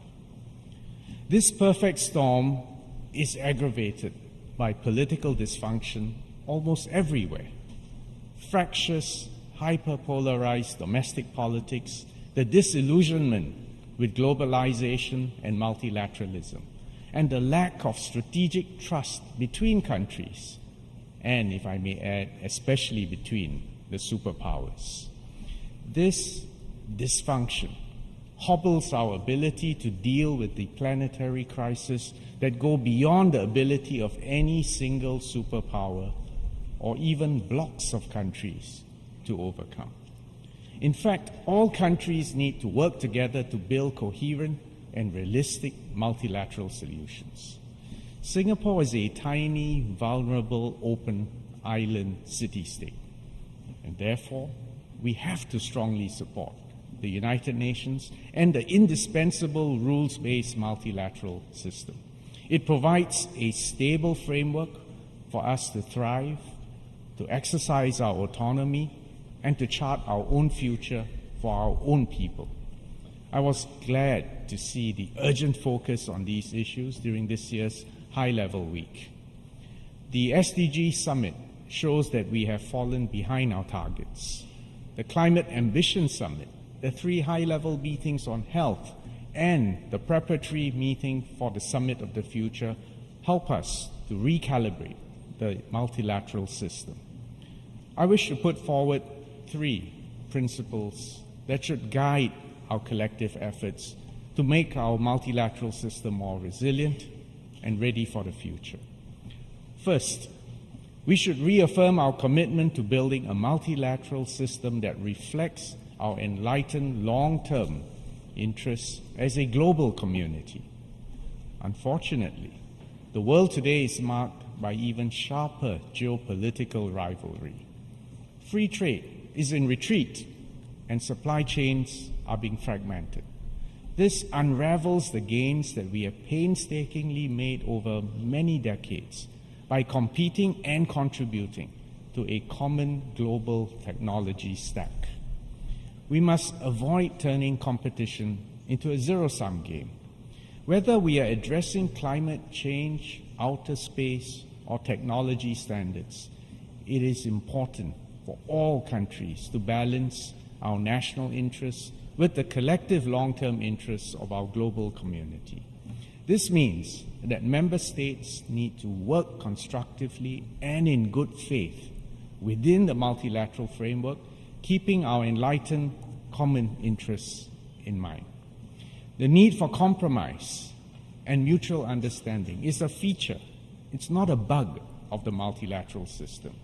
And in the face of the planetary challenges that we face, there is no winner who can take it all. Second, UN member states should accept and respect the diversity of experiences, systems, concepts, and ideas within the multilateral system. And this is born out of our rich tapestry of cultures, religions, and social norms. We must recognize that there is no one-size-fits-all template for how a country should organize itself. No one has a monopoly on culture or wisdom. And we should resist the arrogant temptation to remake others in our own image. The rich diversity of peoples and nations everywhere, in fact, can lead to fertile cross-fertilization of ideas and development of even more policy options, and to deal with the many challenges that we face. The UN is an indispensable platform for countries to share our experiences in areas from sustainable development to human rights, and where we can learn from one another. The Summit of the Future gives us an opportunity to strengthen the multilateral system by taking into account diverse points of view and building a common framework for our future. The third point I want to make is that in the midst of the digital revolution, and especially the advent of artificial intelligence, we must prepare for both the risk and also distribute the benefits of these technologies more fairly. In the past year, generative AI, ChatGPT, has captured popular imagination. But actually, we are already on the verge of the next stage. AI agents with the ability to negotiate and transact with each other and with humans. And often you won't be able to tell the difference. This has profound implications on all our societies, on our politics, and our economies everywhere. And autonomous weapon systems without human fingers on the trigger are already with us. Witness the wars around us. And as Secretary General Antonio Guterres said at the opening of the General Assembly this week, quote, "Generative AI holds much promise, but it may also lead us across a Rubicon and into more danger than we can control," unquote. And this is especially so in the theater of war and peace. AI will fundamentally disrupt our assumptions on military doctrine and strategic deterrence. For example, the speed at which AI-enabled weapon systems can be almost instantaneously deployed and triggered will dramatically reduce decision times for our leaders. And there will be many occasions when humans may not even be in the firing loop, but we will be on the firing line. This would inevitably heighten the risk of unintended conflicts or the escalation of conflicts. During the Cold War, the sense of mutually assured destruction imposed mutual restraint, although we now know, in fact, there were several close shaves. This specter of nuclear escalation has not disappeared. And yet, the advent of artificial intelligence in conflict situations has actually increased the risk exponentially. So we must start an inclusive global dialogue, and we must start it at the United Nations. We need to urgently consider the oversight of such systems and the necessary precautions to avoid miscalculations. And in fact, this is just one facet of many as we focus our minds on how to harness the potential and to manage the risk of AI. Singapore welcomes the Secretary General's decision to convene a high-level advisory body on AI to explore these critical issues. Singapore actually is optimistic that the UN and the multilateral system will be up to the task of establishing norms on these fast-emerging critical technologies. The UN Open-Ended Working Group on ICT security, which happens to be chaired by Singapore, has made steady progress, and this offers some useful lessons for other areas, including AI. Singapore commits to continue to support all efforts to promote international cooperation and to strengthen global rules, norms, and principles in the digital domain. We also look forward to the adoption of the Global Digital Compact at the Summit of the Future in 2024. The reality is that many nations are not ready for the wave of digital transformation sweeping our world. We should not forget that even today, more than 2 billion people still have no internet access, and we need to work far harder to bridge that digital divide. As a tiny city-state, Singapore is committed to supporting other small states by raising awareness, sharing experiences, and building human capacity everywhere. In 2022, Singapore launched the Digital Force, a platform for members of the Forum of Small States to learn from and to mutually support each other in the area of digital technologies. There is no doubt that these technologies are a powerful accelerator for sustainable development in developing countries, and all the more so in small states like us. But many developing countries and small states will need help to deploy and to harness the benefits of these technologies. Mr. President, as the most inclusive and universal body in the world, the United Nations has to be at the center of our collective efforts to address these global challenges. We can do so, as shown, in fact, by the recent adoption of the legally binding instrument on the conservation and sustainable use of marine biological diversity of areas beyond national jurisdiction. I'm referring to the BBNJ agreement. Singapore is honored that Ambassador Rina Lee served as the president of the BBNJ Intergovernmental Conference. She worked tirelessly and closely with all delegations to bring that ship safely to harbor. And this week, I was proud to sign the BBNJ agreement on behalf of Singapore, and Singapore intends to ratify this as soon as possible. We call on all UN member states to sign and to ratify the BBNJ agreement so that it can enter into force early. And I'm glad that as of today, I believe 81 member states have signed the BBNJ agreement.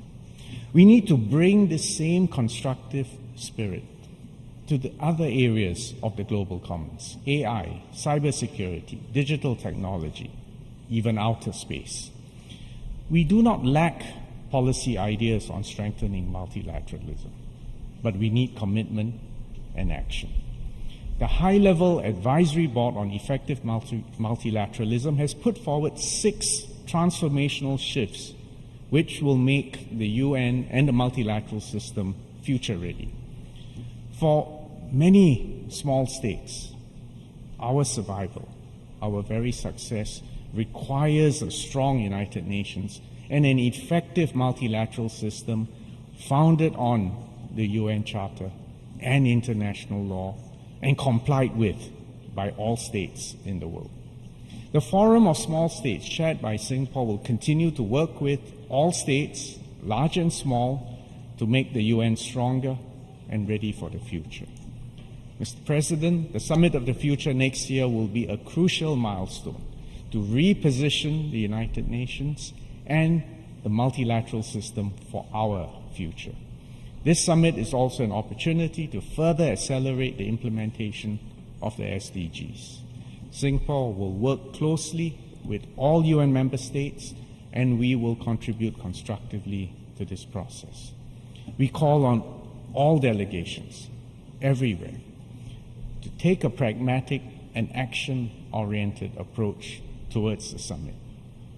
It is not too late for us to work together to build a better, safer, and fairer world for all countries and especially for our future generations. Thank you very much.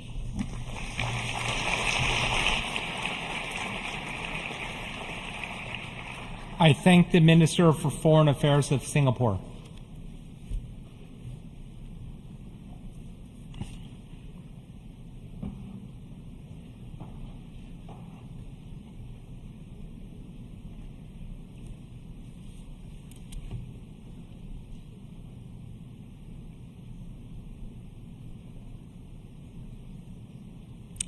I now give the floor to Her Excellency Penny Wong, Minister for Foreign Affairs of Australia.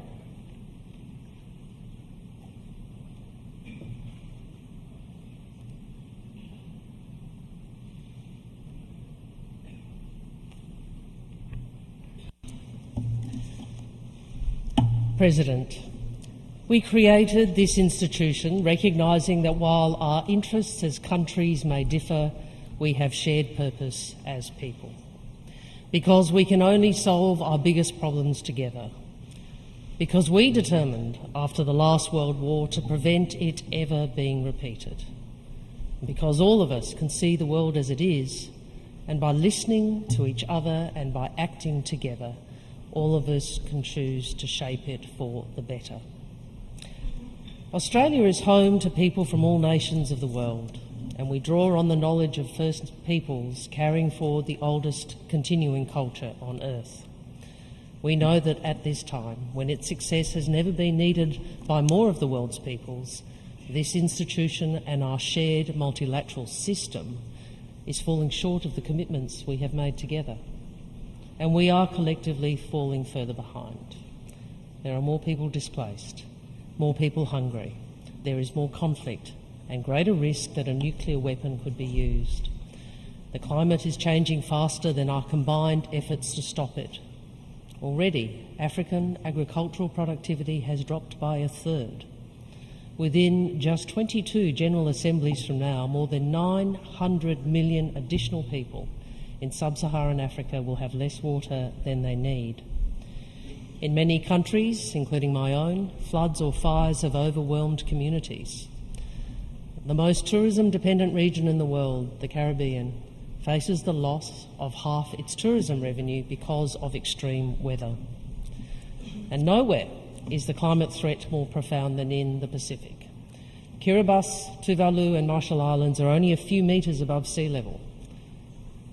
Friends, the first article of the UN Charter speaks to maintaining peace and security, but there can be no security if the sea itself closes in. This is why the voices and experiences of the Pacific matter. Australia, as a member of the Pacific Islands Forum, believes in Pacific sovereignty and solidarity. And the connections between the First Peoples of our lands and waters and the peoples of the Blue Pacific stretch back through time. We share the Pacific Ocean, custodians of 1/5 of the Earth's surface. So we understand our duty to amplify the collective Pacific voice and to act. We are determined to make Australia a renewable energy superpower. Within this decade, 82% of Australia's electricity generation will be renewable, a huge transformation from the 32% when our government came to office just last year. Australia is supporting the region's transition to renewable energy, helping countries build climate resilience and access our increased climate finance contributions. Like in Palau, where up to a fifth of the country's energy needs will be provided by new solar and battery storage through our infrastructure financing facility for the Pacific. And Australia is sharing our innovations in climate adaptation in the Pacific and beyond. We are supporting improved food security in some of the most vulnerable communities in the world, including with irrigation technology that has improved crop yields and reduced water usage by 30% for farmers in countries including Malawi, Mozambique, South Africa, Tanzania and Zimbabwe. Climate is far from the only crisis the world faces. The COVID-19 pandemic propelled 124 million people back into poverty, and humanitarian needs are burgeoning, and Australia is part of the global response. In the last 12 months, we provided humanitarian assistance for more than 20 crises where the UN requested international support. These crises are making it harder to achieve our 17 shared sustainable development goals, but they are not the only reason we are falling short. And many developing countries are rightly frustrated.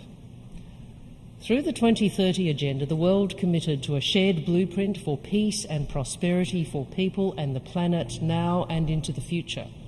At the halfway point, we have seen stagnation or regression in nearly a third of the targets, and we are not on track to meet any of them.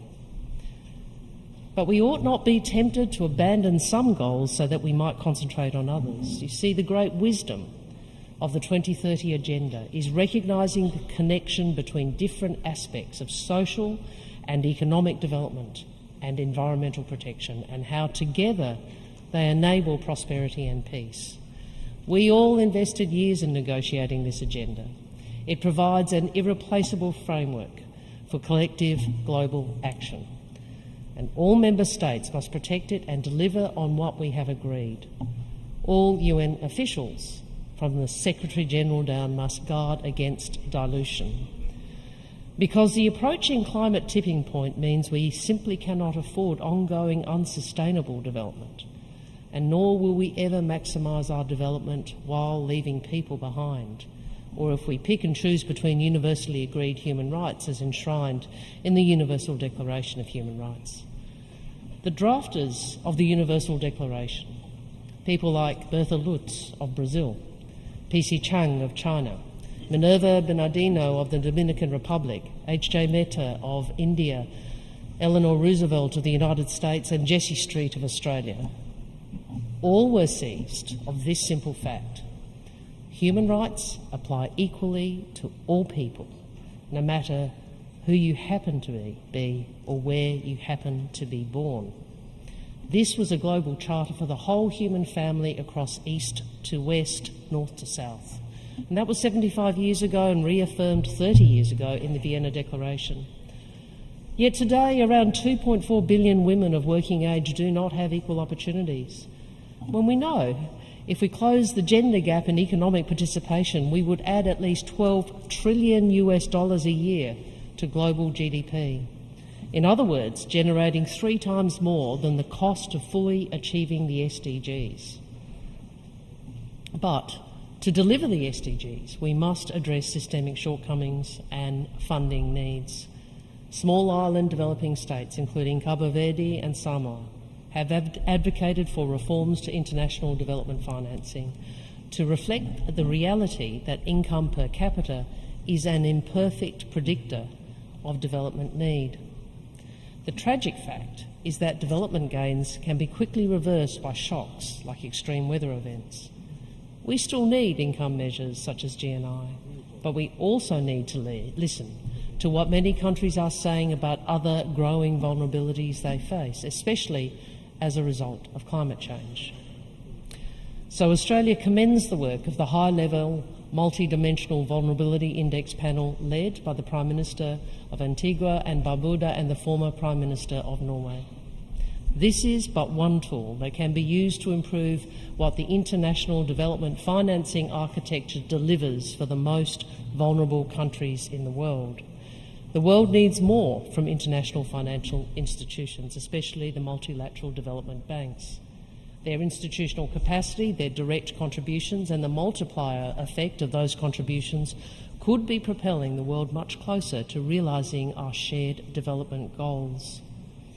As the G20 Independent Experts Group has highlighted, to transform development, the MDBs will have to transform themselves, and the window for action is closing fast.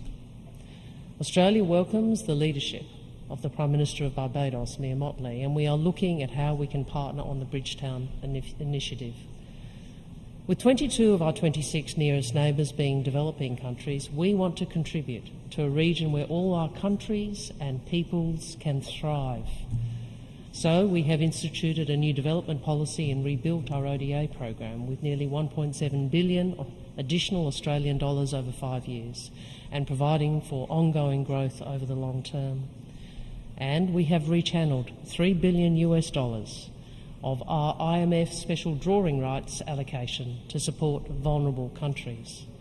So today, I call on all developed countries to increase their rechanneling of special drawing rights to boost concessional long-term investment critical to resilience building and disaster response. Australia also recognises that the multilateral development banks and bilateral donors need to do more to harness the capital, innovation and energy of the private sector. So last month we launched Australia Development Investments, a $250 million Australian dollar impact investment fund to do just that. And we have invested Australia's Southeast Asia economic strategy to 2040, responding to calls from our regional partners for Australia to play a bigger role in their pursuit of economic opportunity, development and growth, which will support our shared security and prosperity. All our efforts aim to help countries build their own resilience and sovereignty, to ensure countries are not held back by unsustainable debt. Australia's investments are a statement of our belief that social and economic progress are preconditions for peace, just as peace is a precondition for progress. Friends, peace is not a gift, and it is never a given. It calls us to play our part in diplomatic reassurance, economic development and military deterrence, all acting to play our part in keeping and building peace. Australia has always pursued a world where differences and disputes are settled through institutions, agreed rules and norms, and not by power and size. We have been active in the UN's peacebuilding agenda since its inception, focused on addressing the underlying factors that contribute to conflict. And we are proud of our peacebuilding reform work with Angola in leading negotiations for parallel Security Council and General Assembly resolutions that shaped the sustaining peace agenda. We look forward to 2025, when Australia will have a seat on the UN Peacebuilding Commission, coinciding with the review point for those resolutions. Since the creation of the UN Peacebuilding Fund, we have been a consistent partner and we are a top 10 donor. Our commitment to international peace and security is reflected in our history of involvement in peacekeeping, some 62 operations over more than 75 years. We remain the 11th largest financial contributor to the overall UN peacekeeping budget, in addition to operational support and regional troop training. We support a strong role for regional leadership on peacekeeping. We welcome Fiji's proposal to establish a new Pacific peacekeeping network to strengthen our region's capacity and cooperation, just as we welcome the call from African states for UN-assessed contributions for African Union-led peace support operations. Our commitment to international peace and security is why Australia seeks a seat on the Security Council for 2029-30. And it is why we pursue Security Council reform. We must ensure greater permanent and non-permanent representation for Africa, for Latin America and Asia, including permanent seats for India and Japan. And we must demand more of permanent members, including constraints on the use of the veto. With its special responsibility as a permanent member of the Security Council, Russia mocks the United Nations every day. It continues its illegal and immoral invasion of Ukraine. Just as Russia mocks the international community with its cynical games on food security that leave millions hungry, promising grain to vulnerable nations, yet at the same time destroying Ukrainian grain silos along the Black Sea coast. The rest of the permanent members and all member states must be unyielding in our response to Russia's grave violation of Article 2 of our shared UN Charter. If we waver in our response to Russia's invasion of Ukraine, we would be validating the most fundamental of breaches of international law, who might be the next victim of state-based aggression.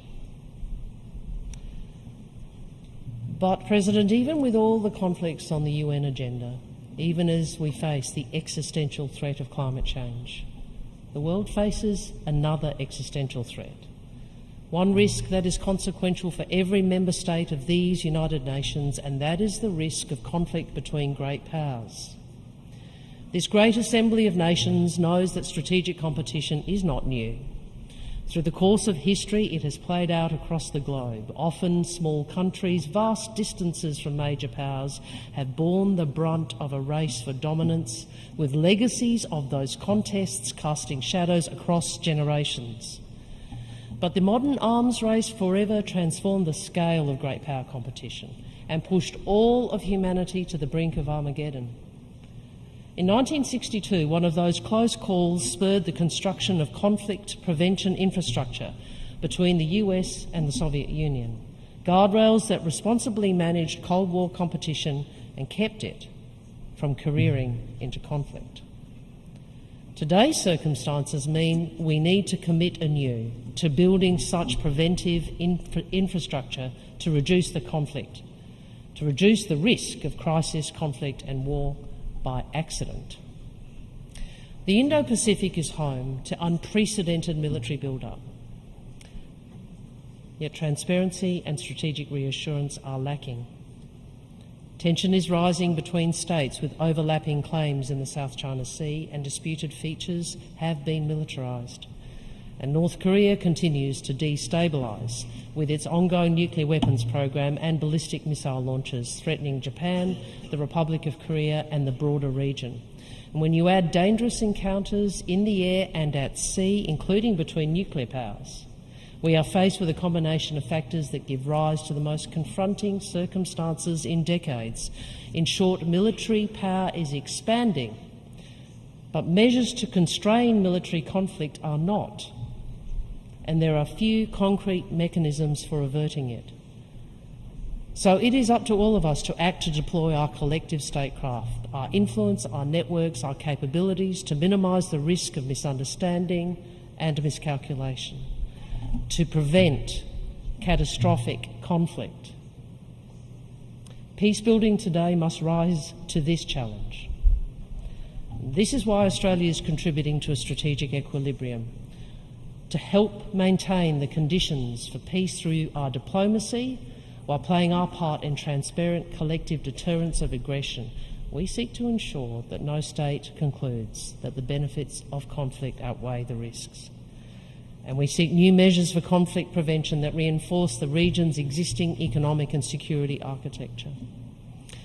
President, the desire for peace is seen across our region.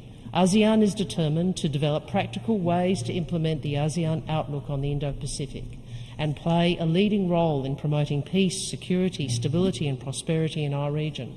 And we support their aim. ASEAN is right to affirm that disputes must be resolved peacefully in accordance with international law, including the UN Convention on the Law of the Sea, the ASEAN Charter and the Treaty of Amity and Cooperation in Southeast Asia. Consistent with this architecture and the need to address the growing risk of conflict, Australia welcomes President Widodo's statement as chairman of the East Asia Summit, noting that the recent leaders' meeting reaffirmed the need for all EAS participating countries to promote open channels of communication to reduce risks of misunderstanding and miscalculation and prevent conflict in our region. New measures to prevent great power conflict are an Australian priority, and we hope they are a priority shared by member states throughout this General Assembly. Strategic trust is clearly in short supply, and we would be wise to encourage modest steps focused on mutual strategic reassurance, military risk reduction measures, and on opening lines of communication at all levels. Communication should never be withheld as a punishment or offered as a reward. And given how conflict could be sparked, there would be benefit in pursuing clearer arrangements among maritime countries, all maritime countries equally, to prevent unsafe actions at sea. And given that it is nuclear weapons that most risk catastrophe, we must work harder to achieve a world free of nuclear weapons. Our government is renewing Australia's enduring commitment to a world without nuclear weapons. We will continue to work with others to strengthen the NPT, the cornerstone of the global nuclear non-proliferation and disarmament regime, despite those who seek to damage it for their own gains. And this week, Australia joined Japan and the Philippines to urge progress on a fissile material cut-off treaty. This would address a critical gap in our disarmament architecture by stopping the production of material needed to create nuclear weapons. Australia is also working with the IAEA to ensure the peaceful use of technology and combat proliferation and nuclear security risks. President, Australia wants a world where no country dominates and no country is dominated. We want a world where we achieve our shared sustainable development goals for people, planet, prosperity, peace and partnership. We also see how all of this could be destroyed by crisis, conflict and war. So friends, which path we choose is up to all of us. It's up to all of us to have the humility to listen. It is up to all of us to act, and act urgently on what we hear. We must recognise that many developing countries are inadequately served by too much of the international system, a system which must be reformed as a matter of urgency. And we must take these steps because we need everyone to know they have a stake in the success of these United Nations, our United Nations. All countries must have a stake in the UN Charter and exercise their agency to uphold it. Because in today's world there is no zero-sum game. In today's world there can never be just one winner. In this age of existential threats, there is either a shared future or no future. We can only choose between shared failure or shared success. Friends, let us all choose success. I thank you.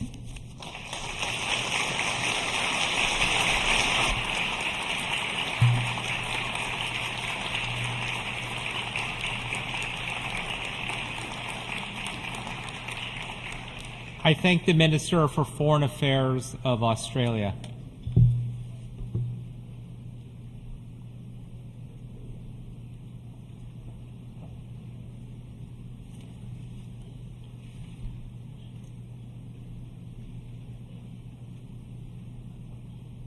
I now give the floor to His Excellency Abdul Latif bin Rashid Al Zayani, Minister for Foreign Affairs of Bahrain.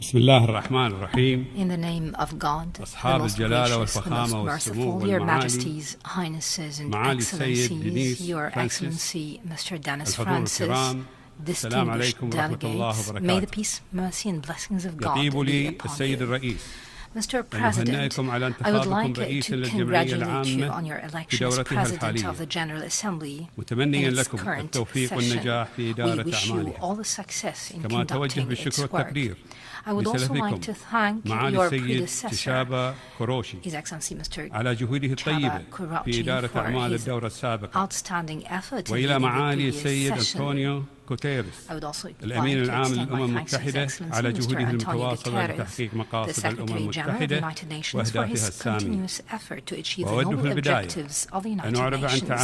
At the outset, I would like to express the condolences of His Majesty the King, the government and people of the Kingdom of Bahrain, to the Kingdom of Morocco and the State of Libya, over the victims of the earthquake that struck several regions in Morocco and the floods that swept through the Libyan city of Derna. We ask Almighty God to grant the deceased His mercy and wishing a speedy recovery for the injured. Mr. President, the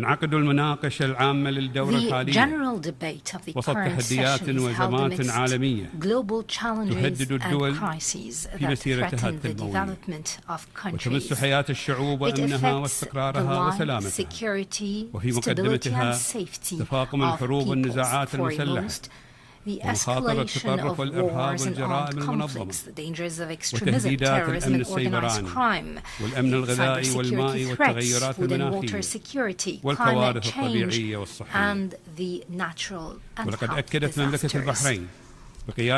Under the leadership of His Majesty King Hamad bin Isa Al Khalifa and the guidance of the government headed by His Royal Highness Prince Salman bin Hamad Al Khalifa, Crown Prince and Prime Minister, the Kingdom of Bahrain has demonstrated in all its diplomatic positions and practical effort its adherence to its deep-rooted human values. These values are in line with the objectives and purposes of the UN Charter, as well as the principles of international law. It's also in synergy with our commitment to build synergies and cooperation with countries to ensure peace, security and stability and provide a safe, prosperous and sustainable environment which is in the interest of the peoples of the world. The Kingdom of Bahrain has taken confident steps at key historical milestones to strengthen alliances. These alliances have helped consolidate an international system based on the freedom of trade, ideas and individuals in a way that support individual freedoms and responsibilities. My country has continued to strengthen its diplomatic relations with brotherly, friendly and allied countries with common interest. Under the leadership of His Majesty the King, it has been keen to deepen bilateral relations at all levels. It has also played an important role in effort to promote international cooperation. The signing of the Comprehensive Security, Integration and Prosperity Agreement by His Royal Highness, the Crown Prince and Prime Minister a few days ago in Washington with our friend country, the United States of America, is a testament to the Kingdom of Bahrain's firm strategic approach that supports peace and stability in the region. It is based on the close link between security and prosperity to achieve the desired progress in all aspects of development. This comes in a world where challenges are on the rise day by day. Mr. President, the Kingdom of Bahrain has recognized the fact that international cooperation based on mutual trust, good faith and mutual understanding is the best way to overcome common challenges in all their aspects. Thus, our top priorities were, first, prioritizing dialogue and peaceful and civilized approach to end wars and settle all regional and international differences and disputes. Foremost, advancing a just, comprehensive and lasting peace process in the Middle East, supporting the rights of the brotherly Palestinian people to establish their independent state with East Jerusalem as its capital, strengthening peaceful coexistence among peoples of the region. And we stress that we support the extension of the UN humanitarian truce in Yemen, achieve sustainable peace solutions, peaceful solutions to the crises in Syria, Lebanon, Sudan, and Afghanistan in a way that preserves the unity, sovereignty and territorial integrity of these countries. We must support their development process and alleviate the suffering of their people. We also support all international mediation efforts to achieve peace. all over the world. In this context, we reiterate our call to end the war in Ukraine through peaceful negotiations. We must avoid escalation in a way that is in the interests of the two neighboring countries. We must also ensure the protection of civilians, respect international humanitarian law. This is necessary to maintain peace and security in Europe. We must contain the devastating humanitarian repercussions of this war and address its global impact on global food security, energy supplies, the environment, and nuclear safety. Second, developing international relations based on the principles of good neighborliness, respect for international law, respect for the sovereignty, stability, and territorial integrity of states, as well as the religious and cultural values, and on the principle of non-interference in their internal affairs. In this vein, we underline the principled position of the Kingdom of Bahrain, supporting the unity, cohesion, solidarity, and unified path of the Gulf Cooperation Council. We commend positive regional developments, namely the return of Syria to the League of Arab States and the resumption of Saudi-Iranian diplomatic relations. Third, promoting the values of tolerance, cultures, peace and dialogue between religions, cultures and civilizations. These are essential pillars to achieve peace, security and development for the respective human rights.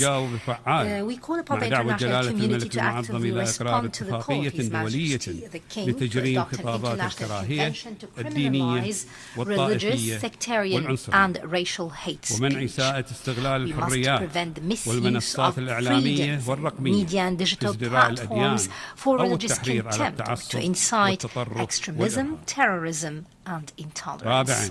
Four, we must galvanize international effort to address common security challenges.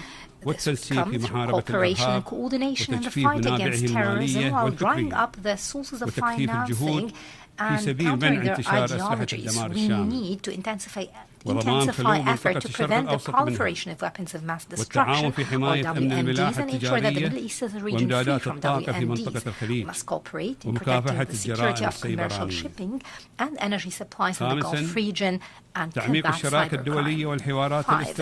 We must deepen international partnerships and strategic dialogues towards building a more just global order, be it politically secure or on the realms of security and economics, to achieve the aspirations of the people, to consolidate international peace and security. We call on the international community to shoulder its responsibility by intensifying effort and channeling investments and financial resources towards achieving growth and prosperity. It must eliminate hunger and poverty, counter water and energy crises, support the least developed countries. It must open markets for their export without restrictions and alleviate their debt burden. This would ensure prosperity for all peoples without leaving anyone behind. In this regard, the Kingdom of Bahrain welcomes and endorses the Economic Corridor project that will link India with Europe through the Middle East region.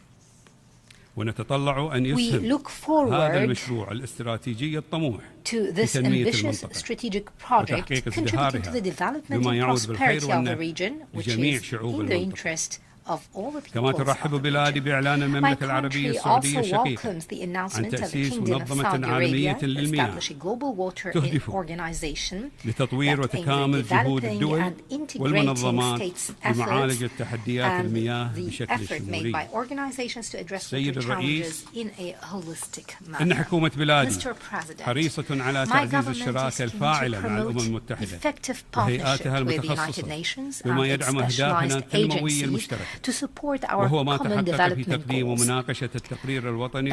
Thus, we submitted and discussed the fourth national report in line with the Universal Periodic Review Mechanism for Human Rights. We also submitted the second report on progress made in implementing the 2030 Agenda for Sustainable Development at the High-Level Political Forum of the Economic and Social Council. Bahrain presented a model of political development. It has consolidated the rule of law and institutions within the framework of the separation of power and cooperation under its constitution. The Kingdom is proud of its Council of Representatives exercising its legislative and oversight powers. It expresses the will of citizens following the success of the parliamentary elections in 6 successive sessions. The most recent was held last year. It had a turnout rate of more than 73%. We have established justice within the framework of an impartial and independent judiciary, supported by independent human rights institutions. The latter include the National Institution for Human Rights, the Ombudsman, the Prisoners and Detainees Rights Commission, and the Special Investigation Unit of the Public Prosecution. We also promoted freedom of press and media and encouraged the role of trade unions and the civil society through 660 civil and political associations. The Kingdom of Bahrain is proud to have established a modern, pioneering legislative system that promoted respect for human rights and championed political and civil liberties. Most notably, we've implemented the penal code and alternative measures and open prisons project. We have replaced prison sentences with non-custodial penalties. These are in line with the most modern criminal justice systems to reform convicts so that they can be reintegrated in society. In addition, these programs have benefited more than 5,500 individuals. We've also adopted the restorative justice law for children and their protection for maltreatment, through which a judicial committee calls for specialized prosecution office for children were established. Within the framework of coordination between the legislative and executive authorities, my country is working to implement the government plan for the 6th legislative term. Its top priority is promoting security, stability and justice and supporting the economic recovery plan. It also provides quality and competitive government services. It attempts at integrating them all with the objectives of the Sustainable Development Plan. The government has presented an amazing example of fighting the COVID-19 epidemic through turning challenges into sustainable achievements. We provided comprehensive programs and tests to all those who inhabited the kingdom. As was stated by the WHO, Manama was the first healthy city in the Middle East. We have implemented 5 financial and economic packages through 40 initiatives that provided support to individuals, to the private sector and the most affected sectors at a value of $12 billion. This is equivalent to 1/3 of the kingdom's GDP. My government is continuing the implementation of the economic recovery plan and its programs to accelerate job opportunities for citizens. We have built 5 new housing cities. We modernized trade and financial legislations and procedures. We ensured economic openness and economic diversity. We've also implemented health, education, tourism and technical development strategies and projects. Over the past year, we ensured net economic growth that was close to 5%. The contribution of the non-oil sector to GDP reached 83%. The growth of foreign direct investment reached $35.5 billion, according to a report by the United Nations Conference on Trade and Development, the UNCTAD. The kingdom has also seen a rise of its prestigious international standing in international indicators by moving to 2nd place in the Arab world and 35th place internationally in the list of countries with very high human development index. والأولى عربيا والحادية والعشرين عالميا في تقرير السعادة العالمي لعام 2022 الصادر عن شبكة حلول التنمية المستدامة للأمم المتحدة والرابع والثلاثين عالميا كما يشير الأداء اللوجستي للبنك الدولي والأولى على مستوى منطقة الشرق الأوسط وشمال أفريقيا فيما يشير الحرية الاقتصادية الصادر عن معهد according to the Economic Freedom Index issued by the Fraser Institute. It is also sharing its entrepreneurial experience with 48 countries in collaboration with UNIDO. وأكدت المملكة تميزها في مجال التحول الرقمي. The kingdom has made great strides in the field of digital transformation by assuming the presidency of the Digital Cooperation Organization. It has also become a member of the Council of International Telecommunication Union. It was classified among the leading countries in digital government, ranking fast globally in the distribution of the Internet according to the World Bank. It has also witnessed a high development rate in e-government according to the United Nations. It provided more than 600 government services through online platforms. It provides 100% coverage of fifth-generation networks. The kingdom has adopted a national strategy to support the transformation of the fourth industrial revolution as well as the digital economy. It's also investing in future sciences by establishing the National Space Science Authority and launching the first completely Bahraini-built satellite. In this regard, we are pleased to congratulate the United Arab Emirates, the sister country, on the remarkable progress in the space domain. We would like to congratulate the successful return of UAE astronaut Sultan Al-Niyadi to Earth. He has achieved a significant scientific milestone as the first Arab to complete a spacewalk outside the International Space Station. The Kingdom of Bahrain has maintained its first place ranking among Arab countries on Basel Anti-Money Laundering and Terrorist Financing Index. It continued its active role in establishing and hosting the Middle East and North Africa Financial Action Task Force, the MENAFAT. ومكانتها المرموقة ضمن الفئة الأولى للعام السادس على التوالي في مكافحة الاتجار بالأشخاص وفقا لتقرير الخارجية الأمريكية وغيرها من الإشادات الدولية بسجلها الحقوقي وجاهزيتها الأمنية في تحقيق الأمن السيبراني ومكافحة الاتجار غير المشروع في المخدرات والتصدي للجرائم الاقتصادية والإلكترونية المختلفة.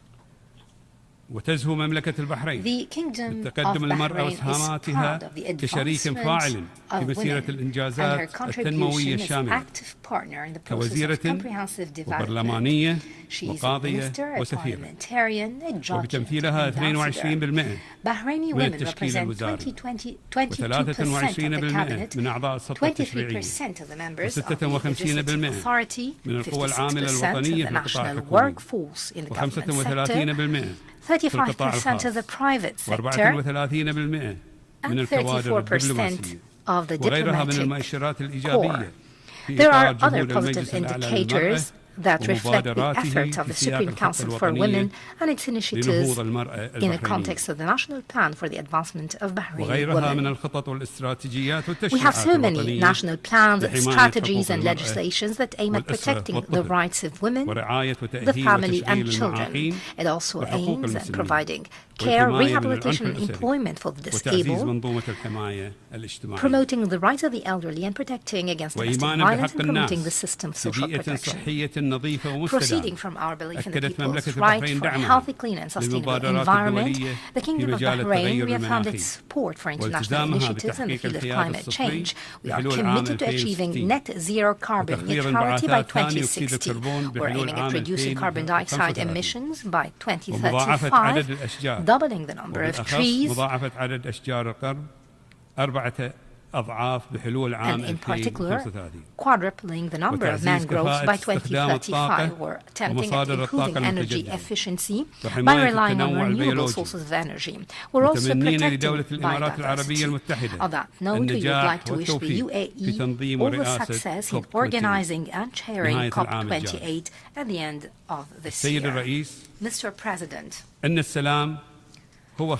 peace is our strategic choice for a safer, more stable and وعقيدتنا more الراسخة prosperous للتعاون world. البناء We firmly والتعايش believe السلمي بين that الأمم peace is والشعوب the way for constructive إدراكاً cooperation بحتمية and العيش peaceful معاً coexistence among وتغليب nations and الحوار peoples. We والتعايش recognize على the need الخلاف to والنزاع live together وإيمانا بحقوق البشر and to enhance جميعاً dialogue and في الحرية coexistence والعدالة والرخاء based on our belief والكرامة in the rights of الإنسانية all human beings to دون freedom, تمييز justice, بسبب prosperity and الجنس human dignity أو without any الأصل discrimination أو based اللغة on race, أو الدين origin, أو العقيدة. language, religion or وفي هذا الصدد belief. تعتز In مملكة this regard, البحرين the Kingdom of بضوء Bahrain, المبادرات السامية لجلالة in الملك light المعظم of the noble initiatives بنجاحها في نقل of تجربتها His Majesty the الرائدة King, إلى العالم is proud التسامح of its والتعايش success in sharing السلمي its pioneering واحترام حقوق experience with the الإنسان world وتحفيز قيم in tolerance, التضامن peaceful والعمل coexistence, الإنساني respect for human rights, والتنموي and الدولي encouraging على the عدة values of مستويات solidarity and international humanitarian and أولها development work on different تدشين إعلان levels. مملكة البحرين لحرية First, the الدين inauguration والمعتقد of the Kingdom of Bahrain وتأسيس Declaration on مركز Freedom الملك of حمد Religion and العالمي Belief. للتعايش We have السلمي established the King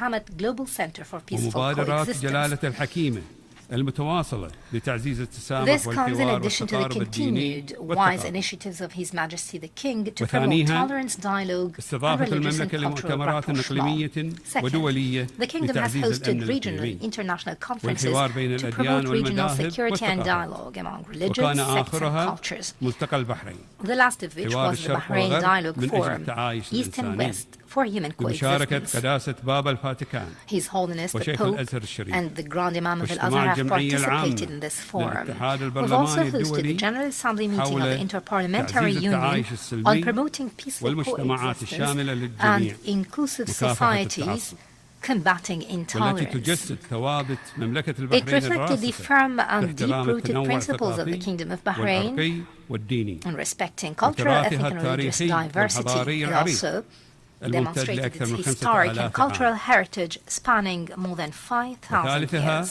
مواصلة Third, المملكة the Kingdom إسهاماتها continues فاعلية to بدعم actively أهداف الأمم contribute المتحدة in supporting بتقديم the objectives of the جوائز United دولية Nations by للحوار offering والتعايش international السلمي awards وخدمة for dialogue الإنسانية and peaceful coexistence, والتحول الرقمي في مجال التعليم as well as وتمكين awards for the المرأة service of والشباب من humanity, تحقيق أهداف التنمية digital المستدامة transformation in the field of education, واعتماد the empowerment of women مبادراتها and youth in للأيام achieving الدولية goals of sustainable للضمير development. والفن الإسلامي With the adoption of وإيصال initiatives for مساعداتها International Days of Conscience and الإنسانية Islamic والإغاثية art, للعديد من this الدول comes in addition to its المتضررة delivery of من humanitarian تداعيات relief الحروب assistance to many countries والنزاعات affected by the والكوارث repercussions الطبيعية of war, من خلال conflicts جهود and natural المؤسسة disasters الملكية through the efforts of the Royal الإنسانية Humanitarian والهلال Foundation الأحمر and the البحريني. Bahraini Red Crescent. السيد الرئيس إن مملكة البحرين Mr. في ظل President, النهج the الإصلاحي Kingdom of والإنساني Bahrain, under the والدبلوماسي reformist, لصاحب humanitarian الجلالة and الملك diplomatic المعظم approach of His Majesty ودعم the King, ومتابعة صاحب السمو and with the الملكي ولي support and العهد رئيس follow-up of مجلس His الوزراء Royal Highness, the Crown Prince وعطاء and Prime Minister, وهمة شعبها and الوفي the وإخلاصه commitment and المعهود dedication of its loyal ماضية في people تعظيم مكتسباتها is التنموية continuing to والحضارية maximize its وتكريس developmental قيمها and السامية civilizational gains. وإنجازاتها It الحضارية is reinforcing its ودورها noble الفاعل values في and تعزيز achievements. التضامن الدولي It is promoting its نحو active عالم role to مستقر strengthen international آمن solidarity خال من towards a التوترات stable and والكراهية secure world free from ويرتقي tension and بالمحبة hatred, والتسامح a world that والتآخي advances with والتعاون affection, من أجل tolerance, خير brotherhood and الإنسانية cooperation وبناء for the benefit مستقبل of مشرق humanity. للأجيال We hope to المقبلة build a bright وشكرا future سيد for the generations to come. Thank you, Mr. President.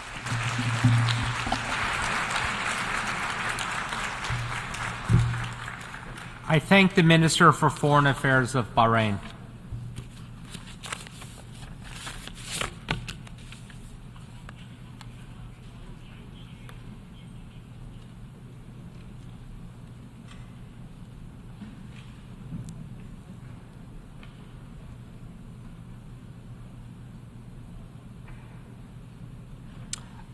I now give the floor to His Excellency Tobias Billström, Minister for Foreign Affairs of Sweden.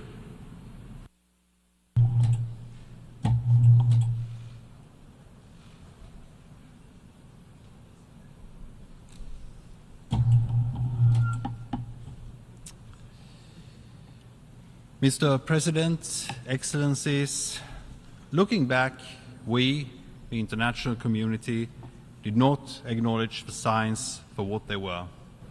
The war in Georgia in 2008 and the aggression in Ukraine since 2014 and in Syria since 2015 clearly shows that Russia has no scruples about using military force to reach its political ambitions, recreate its former colonial empire, and undermine the European security order as well as the UN Charter. Mr. President, we opened this year's General Assembly at a time when a permanent member of the Security Council, a body tasked with the maintenance of international peace and security, has proven its complete disregard for human life in Ukraine and globally. Russia is weaponizing food and aggravating the global food crisis, most recently by reimposing its blockade against grain deliveries across the Black Sea, deliberately destroying Ukrainian grain and port infrastructure. In doing so, Russia is limiting the supply of food to many, including the world's most vulnerable. Meanwhile, the EU's solidarity lanes, the efforts to build alternative export routes for food from Ukraine, have become a lifeline. Ukraine exports more than 3 million tons of grain every month through the solidarity lanes. Sweden and the EU have also increased our humanitarian food aid globally and boosted support for local food production. In blatant violation of international law, Russia is attempting to deny Ukraine its right to exist as a sovereign nation. If we allow this to happen, Russia will only continue its imperial ambitions. This will not stop with Ukraine. Ukraine's soldiers are fighting not only for Ukraine's survival, but also for our security and for the respect of territorial integrity. It is the sovereign right of every state to make its own security policy choices. Exercising this right, Sweden has applied for NATO membership, a historic decision that ends Sweden's military non-alignment, which dates back to 1812. Our NATO membership will increase the security of our country and, together with Finland's membership, improve the stability in the entire Euro-Atlantic area. Sweden will fulfill its commitments under the North Atlantic Treaty and to all other allies. Mr. President, this Assembly has repeatedly condemned Russia's blatant violations of international law, including the UN Charter. The Ukrainian people have suffered from attacks against schools, hospitals, and civilian infrastructure. Russia has abducted thousands of Ukrainian children. The list of Russia's crimes against international law in Ukraine is long. Russia must and will be held to account. Accountability, including for the crime of aggression, is a condition for justice to the victims and a deterrent against future violations. Sweden supports the establishment of a tribunal for the crime of aggression committed against Ukraine. The UN Charter also forms the basis of Ukraine's peace formula, which is receiving support from a growing group of countries in all regions. And we welcome initiatives that will contribute to just and lasting peace based on international law. This is in the interest of all of us. Mr. President, the world is indeed in a very different place compared to when the 2030 Agenda was adopted 8 years ago. Pace of poverty reduction has slowed down, humanitarian needs are rising, and climate change is accelerating. The SDG Summit earlier this week was a much-needed opportunity to regain momentum towards achieving the 2030 Agenda and the Sustainable Development Goals. Sweden is a committed partner of and contributor to the UN Development System and a substantial donor of humanitarian assistance. It is imperative that the UN Development System continue to strive for increased effectiveness and efficiency, especially at country level. Swedish official development assistance is generous. We are one of only a handful of countries in the world that reach the UN target of 0.7% of gross national income in development assistance. Development assistance must work catalytically alongside trade, private investment, improved access to capital and domestic resource mobilization. Strong national institutions remain a precondition for development. Multilateral development banks play a critical role in achieving the SDGs, working with innovative financing and mobilizing financing at scale, both private capital and domestic resources. We support the adaptation of their business model to better address global challenges while keeping poverty reduction and climate change at the core of their mandate. Sweden's international development assistance responds to the multiple challenges the world is confronting today and contributes to positive developments. Sweden's development assistance is relevant, long-term, efficient and transparent. The Swedish government focus on poverty alleviation and health interventions for the most vulnerable, providing democracy assistance to defenders of human rights and democracy on all continents. We invest in women's and girls' rights and opportunities across the globe. Mr. President, climate change is accelerating. This July was the hottest month on record, with extreme weather causing widespread damage. When the world meets for COP28 in Dubai in November this year, we must unite around higher ambitions. Sweden welcomes the Secretary General's strong personal commitment to push the global climate agenda forward. We are pleased that the incoming United Arab Emirates presidency is framing climate action as a driver for prosperity and growth. We must mobilize more climate finance, both public and private, and enhance support to local resilience and climate adaptation. Sweden will continue to do its part, and we call on all other countries to increase their contributions. Climate finance is a key element of Swedish development assistance.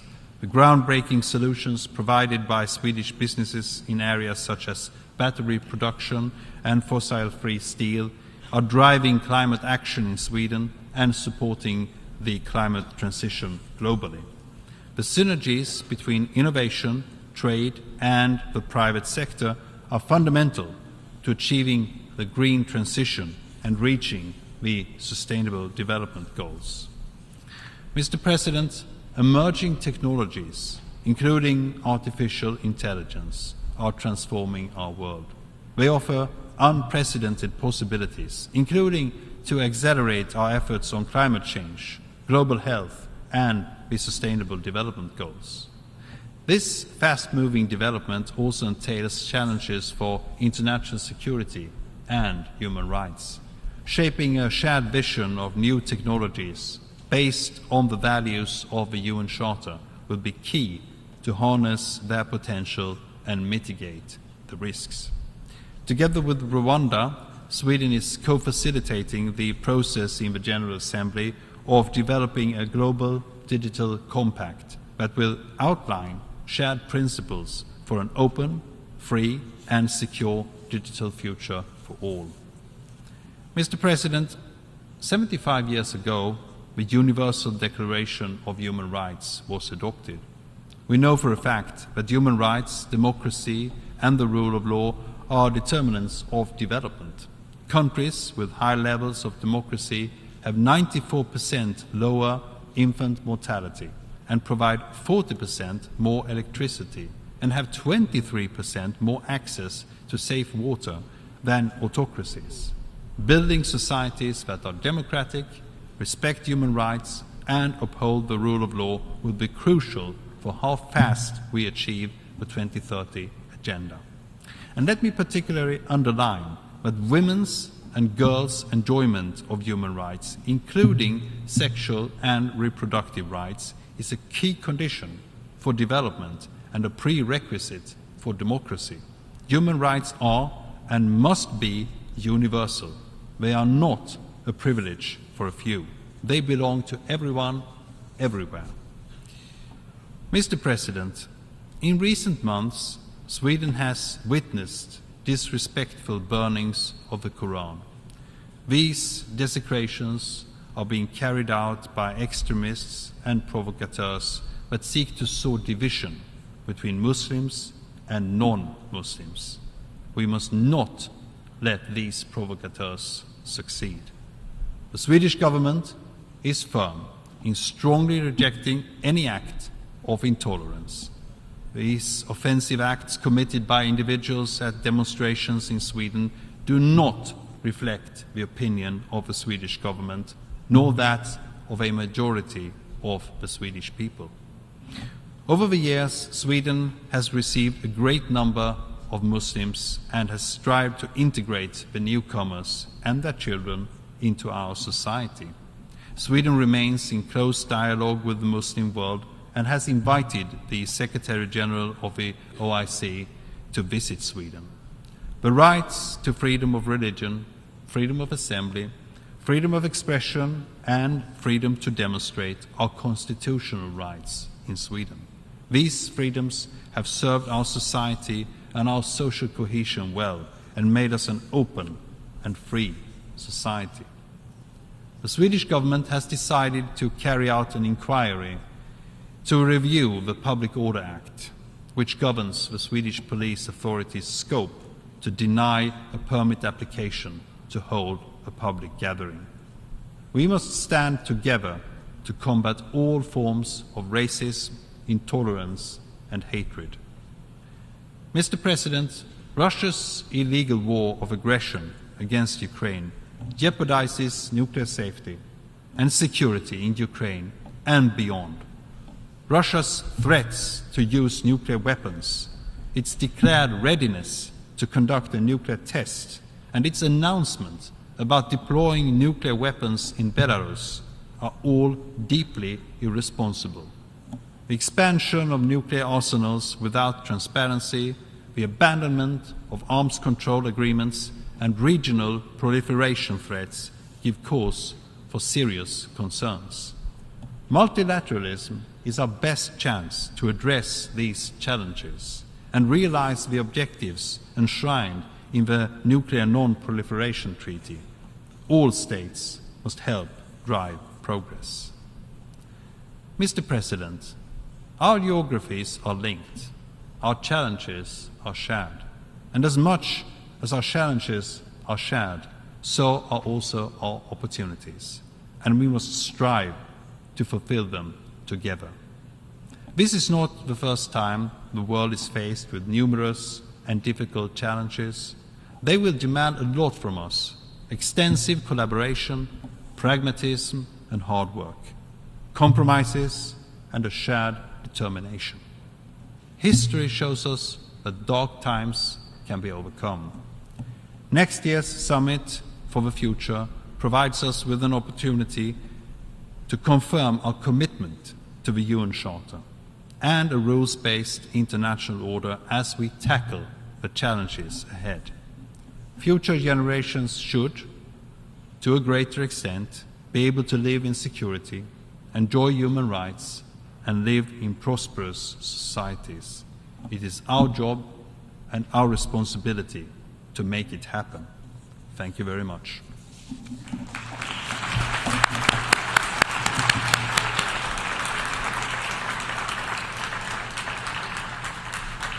I thank the Minister for Foreign Affairs of Sweden.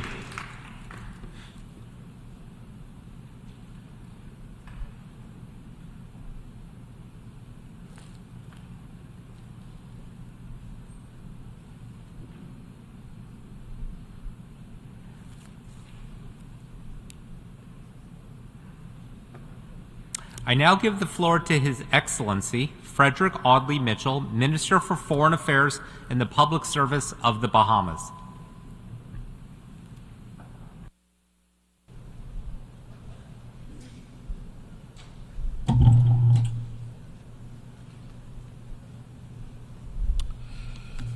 So, Mr. President, it is an honor and privilege to return to this podium this year. This is my 10th appearance here, and I'm proud to be back to this most important forum but doubly so because a son of the CARICOM and wider Caribbean region sits as its president. So Ambassador Dennis Francis, I wish you well, and suffice it to say, the Bahamas stands ready to assist and support. So the Bahamas National Statistics Institute reported this year in the national census that there are now 399,314 people living in the Bahamas. So let's call that 400,000. We're small, that's clear.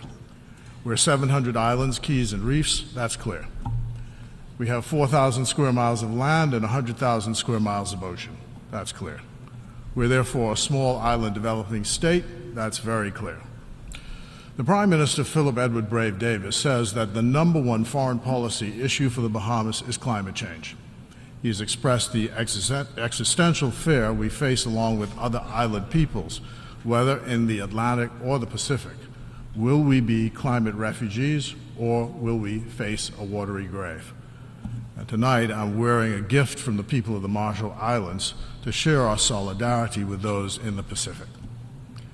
Having expressed that sentiment in many fora throughout the world, though, over the years, that the Prime Minister's been in office, it was actually shocking to us to hear one of our developed nation partners and their position on climate reparations for loss and damage on the part of his country. Their response was that under no circumstances would there be reparations for loss and damage from climate change.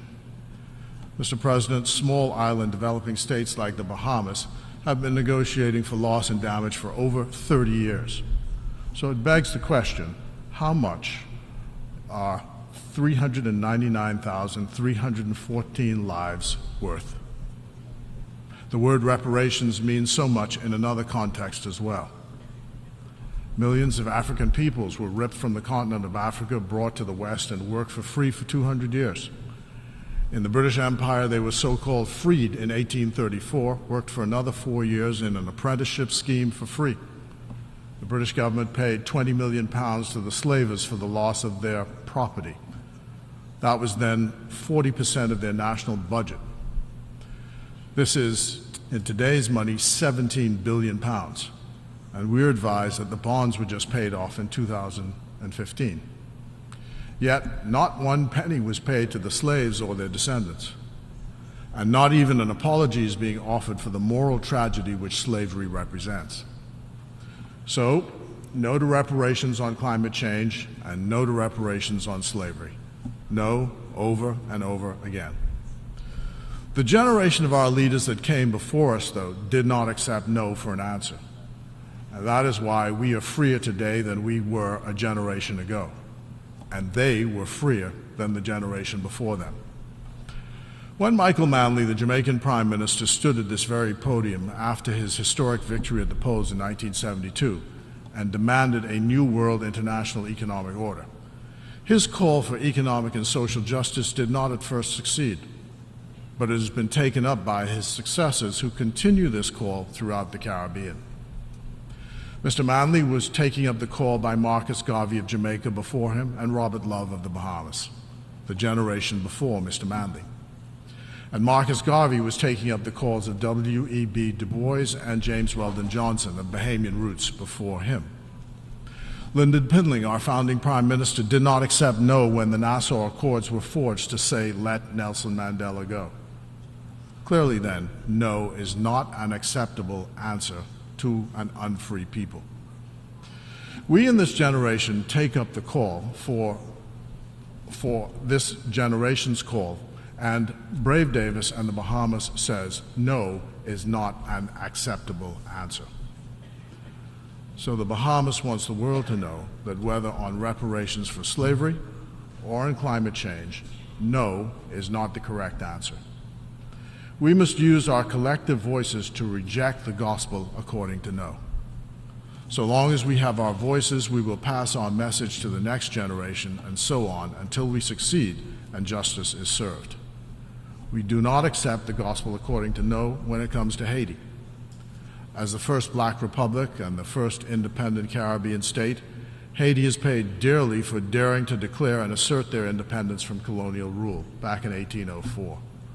First, they were forced to pay some $20 billion in today's money to be let alone by their former colonial masters. Then they were, in the 20th century, ruled by an invading military for 2 decades that took all the wealth from their treasury and forced the payments back to Washington, D.C. And today, we wonder why the situation is as dire as it is. So the Western world owes Haiti and the Haitian people, and we must fight to help them resolve their issues. The security situation in Haiti today is untenable, and I thank all the governments in both the developed world, the United States and Canada, and in CARICOM for their work in trying to resolve the political and security issues there. I urge the people of Haiti, especially the leaders of Haiti today, to do all that they can to continue to work toward a Haitian-led political settlement, and it will take compromise to do so. Mr. President, this is a humanitarian crisis in our region, which the UN has received many, many humanitarian pledges that can barely meet the on-the-ground humanitarian needs of the Haitian people. We must approve with haste a UN Security Council-backed resolution on a multinational force for Haiti. So first, I'd like to thank the government of Kenya for pledging to lead a multinational force to improve the security issues in Haiti. We in the Bahamas plan to join them, as does Jamaica, and other Caribbean countries have pledged humanitarian support. They, along with all other states, have pledged support to require, but it does require this UNSC resolution to take action. As I said, both Bahamas and Jamaica have pledged troops, other CARICOM states humanitarian support. A geopolitical settlement must also be possible in Cuba. What a magnificent country with a rich heritage and a smart people who've suffered from economic measures which seem imposed upon them externally grounded in ideology. But if you can do business with Vietnam, there's nothing in logic which prevents doing business with Cuba.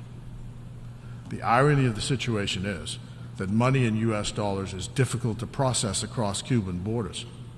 Yet, 9 or more flights per day leave Miami for Havana and fly back again.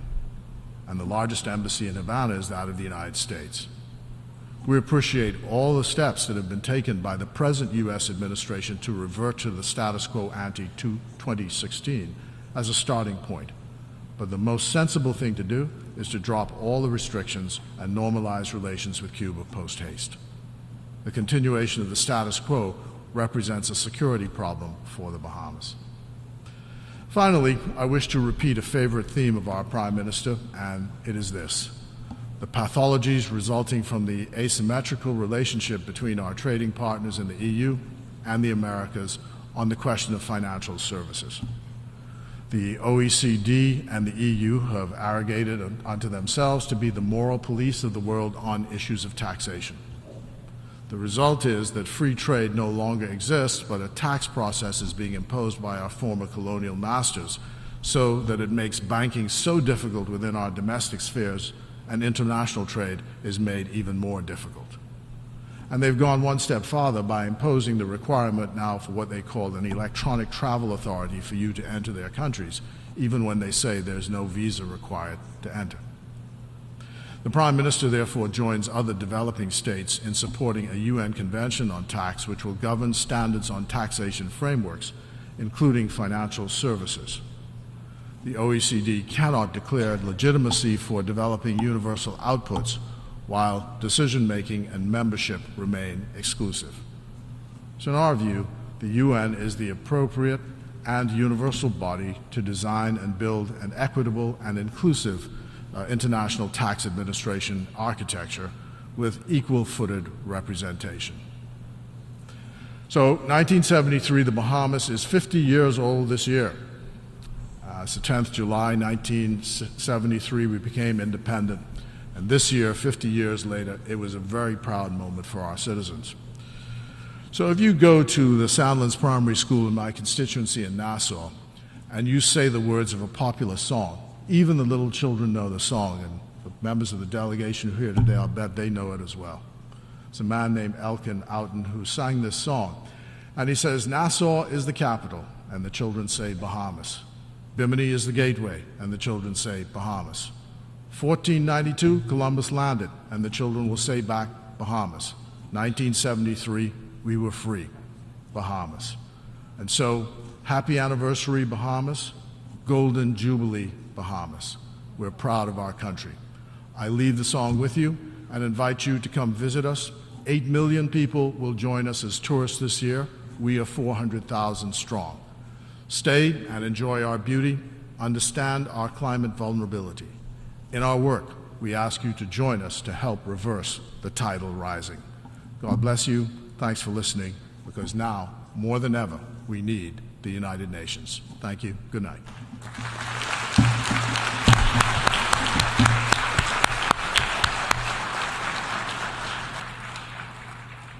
I thank the Minister for Foreign Affairs and the Public Service of the Bahamas.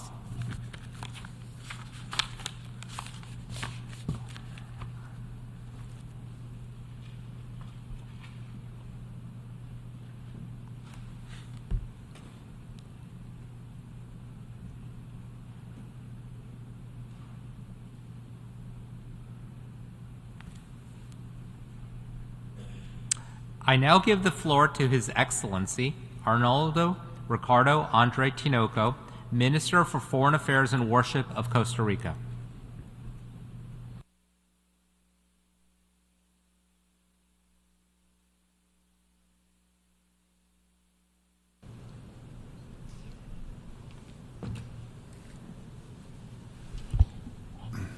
Señor Presidente, Excelencias, Costa Rica lo felicita por su elección frente a esta Asamblea General y le reitera su compromiso de trabajar a fin de completar los objetivos que nos hemos planteado para esta sesión.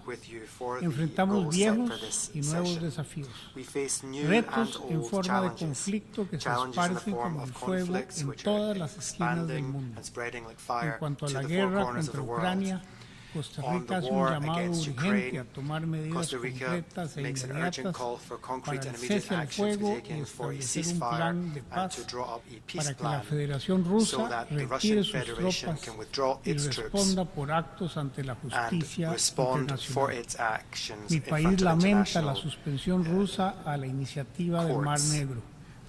Para los costarricenses está claro que este conflicto tiene implicaciones más allá de las fronteras de Ucrania e incluye la inseguridad alimentaria para los estados que dependen del trigo ucraniano y los fertilizantes rusos. En un mundo tan interconectado, es imprescindible reconocer que ya no existen fronteras geográficas tanto para las consecuencias de los conflictos como para la catástrofe climática. Y los más pobres, los más vulnerables, son los que llevan la carga más pesada.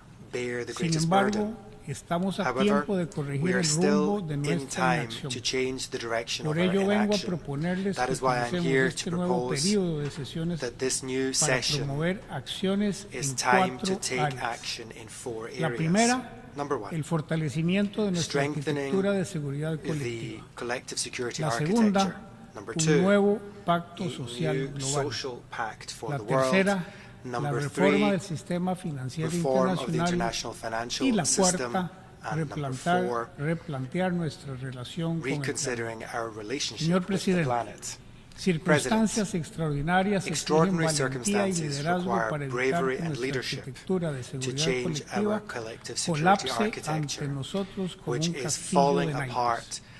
Valentía para alcanzar compromisos a fin de permitirnos superar el status quo y emprender reformas positivas.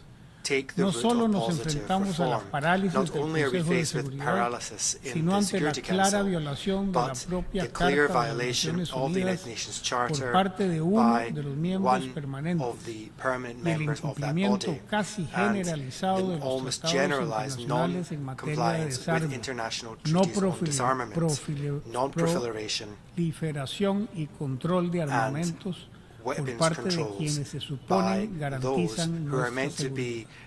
Además, necesitamos con urgencia nuevos marcos de gobernanza en materia de ciberseguridad ciberdelincuencia e inteligencia artificial. La militarización de las nuevas tecnologías plantea problemas específicos, por lo que conforme a lo acordado en el comunicado de Belén y junto con Austria y México, presentaremos una resolución ante la Asamblea General que aborda la cuestión de los sistemas de armas autónomas. Para Costa Rica es claro que la responsabilidad de la sostenibilidad financiera de la paz debe pesar más en quienes la violentan. Y digo esto porque hace casi 15 años el gasto militar superaba ligeramente el billón de dólares. 10 años después, el gasto militar mundial se ha más que duplicado, superando los 2 billones de dólares, a pesar de que el artículo 26 de la Carta de las Naciones Unidas ordena la búsqueda de la paz y la seguridad internacionales mediante un gasto mínimo en armas. Costa Rica exige honrar el mandato del artículo 26 y hace un llamado a todos los Estados miembros para que se comprometan con la reducción intencional y sostenida del gasto militar. Nuestra única arma debe ser el derecho internacional. Por ello, Costa Rica celebra que esta Asamblea General asuma las funciones que le otorga la Carta con un papel más activo en materia de paz y seguridad internacionales. Mi país se enorgullece además de estar a la vanguardia de esta tendencia y se compromete a seguir avanzando, pues no podemos permitirnos esperar a que un Consejo de Seguridad disfuncional cumpla con sus obligaciones. Señor Presidente, la seguridad humana es la base de un nuevo pacto social global, un pacto que reoriente nuestros esfuerzos de desarrollo y cooperación internacional hacia las necesidades de las personas. Esto significa un esfuerzo concertado para abordar retos transnacionales como la migración, el crimen organizado, las políticas o patrones que arraiguen la desigualdad y la degradación ambiental. La solidaridad, la responsabilidad compartida y el respeto a los derechos humanos deben ser nuestro norte. En Costa Rica, el 11% de nuestros habitantes son migrantes. Somos el país latinoamericano con mayor proporción de migrantes respecto a su población total. Y de acuerdo con los datos del Alto Comisionado de las Naciones Unidas para los Refugiados, ACNUR, somos el tercer país del mundo en la recepción de solicitudes de refugio, alcanzando más de 270,000 a septiembre de este año. Pero, como país de renta media, nuestros recursos son limitados y nuestras necesidades actuales y emergentes han sido invisibilizadas. En este sentido, Costa Rica llama a la comunidad internacional a tomar acciones inmediatas para que podamos administrar los flujos migratorios de manera ordenada y segura. Requerimos apoyo financiero para la integración efectiva de esas personas en nuestro tejido social. Las organizaciones multilaterales y las instituciones financieras internacionales deben reconocer que los países de renta media alta no podemos ser excluidos de la cooperación internacional y de una distribución justa de los recursos basadas en las necesidades de los países. Señor Presidente, el tercer llamado a la acción que tiene que ser la reforma del sistema financiero internacional. El rediseño del sistema financiero internacional debe tener como objetivo la paz, la seguridad humana y el desarrollo sostenible, más allá de un reordenamiento geopolítico. Y este cambio debe ocurrir en todas y cada una de las instituciones financieras internacionales, incluyendo la banca regional y global de desarrollo, que deben estar alineadas hacia este objetivo común. Se trata ni más ni menos de una reforma sistémica. No existe una reforma sin un replanteamiento radical de los criterios de acceso a la ayuda oficial para el desarrollo que premien las trayectorias de sostenibilidad y paz dentro de las valoraciones de riesgo país y nuevos mecanismos orientados a cerrar brechas y asimetrías. Necesitamos soluciones anticíclicas a esta falta sistémica que nos obliga a elegir entre nuestra seguridad humana y el pago de nuestras deudas. Necesitamos más inversión, más cooperación, más financiación ahora, cuando todavía podemos tomar decisiones transformadoras y generar redes de seguridad para los más afectados. Señor Presidente, en cuarto lugar, se nos agota el tiempo para salvar nuestro hogar. Tenemos que replantear nuestra relación con el planeta. Costa Rica es el ejemplo de que es posible fomentar el desarrollo y proteger al medio ambiente al unísono. Su compromiso de atender con urgencia las interconectadas crisis ambientales es inequívoco. Esto demanda acción, ambición y firmeza para alcanzar nuestra meta de conservación 30 por 30 y no sobrepasar el 1,5 grados de calentamiento global.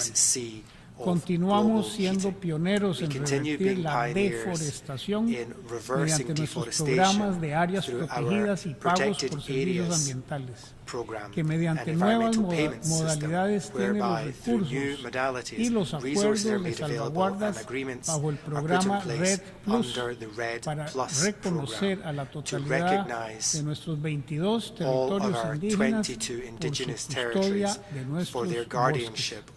Sin embargo, por nuestra ubicación geográfica en una de las regiones más vulnerables a los impactos climáticos extremos, nos hemos preocupado por la prevención y la preparación para garantizar que los desastres naturales tengan el menor costo humano.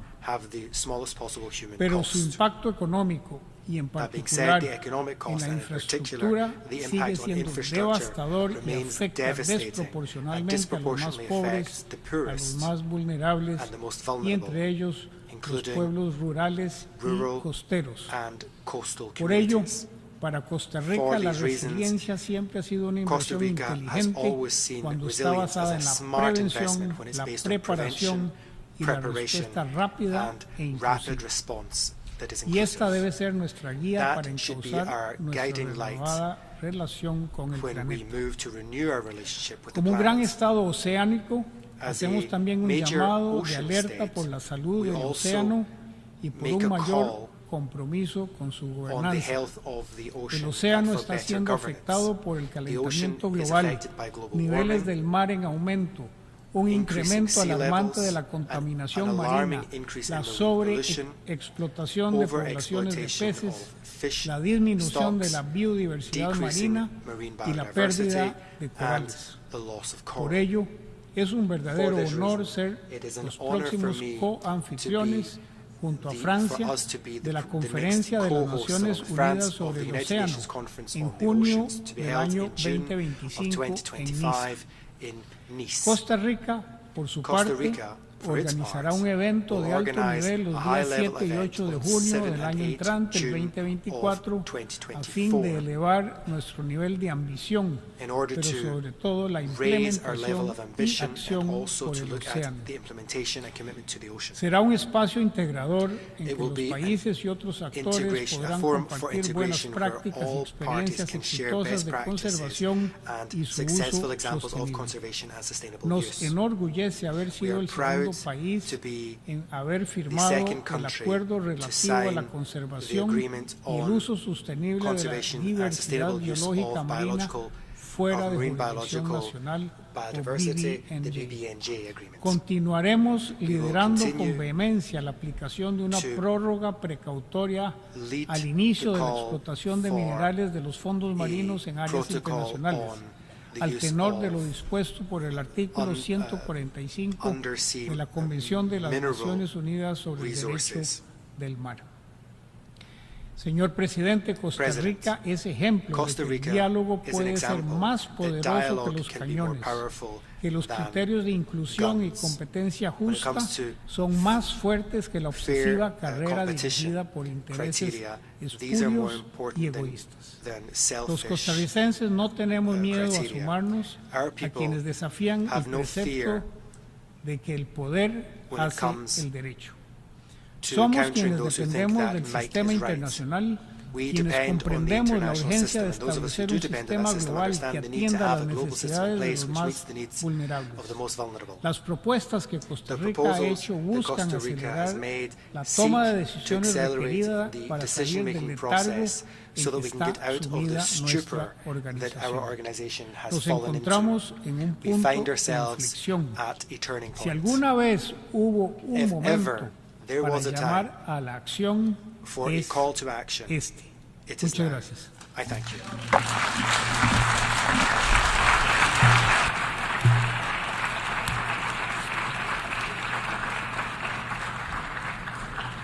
I thank the Minister for Foreign Affairs and Worship of Costa Rica.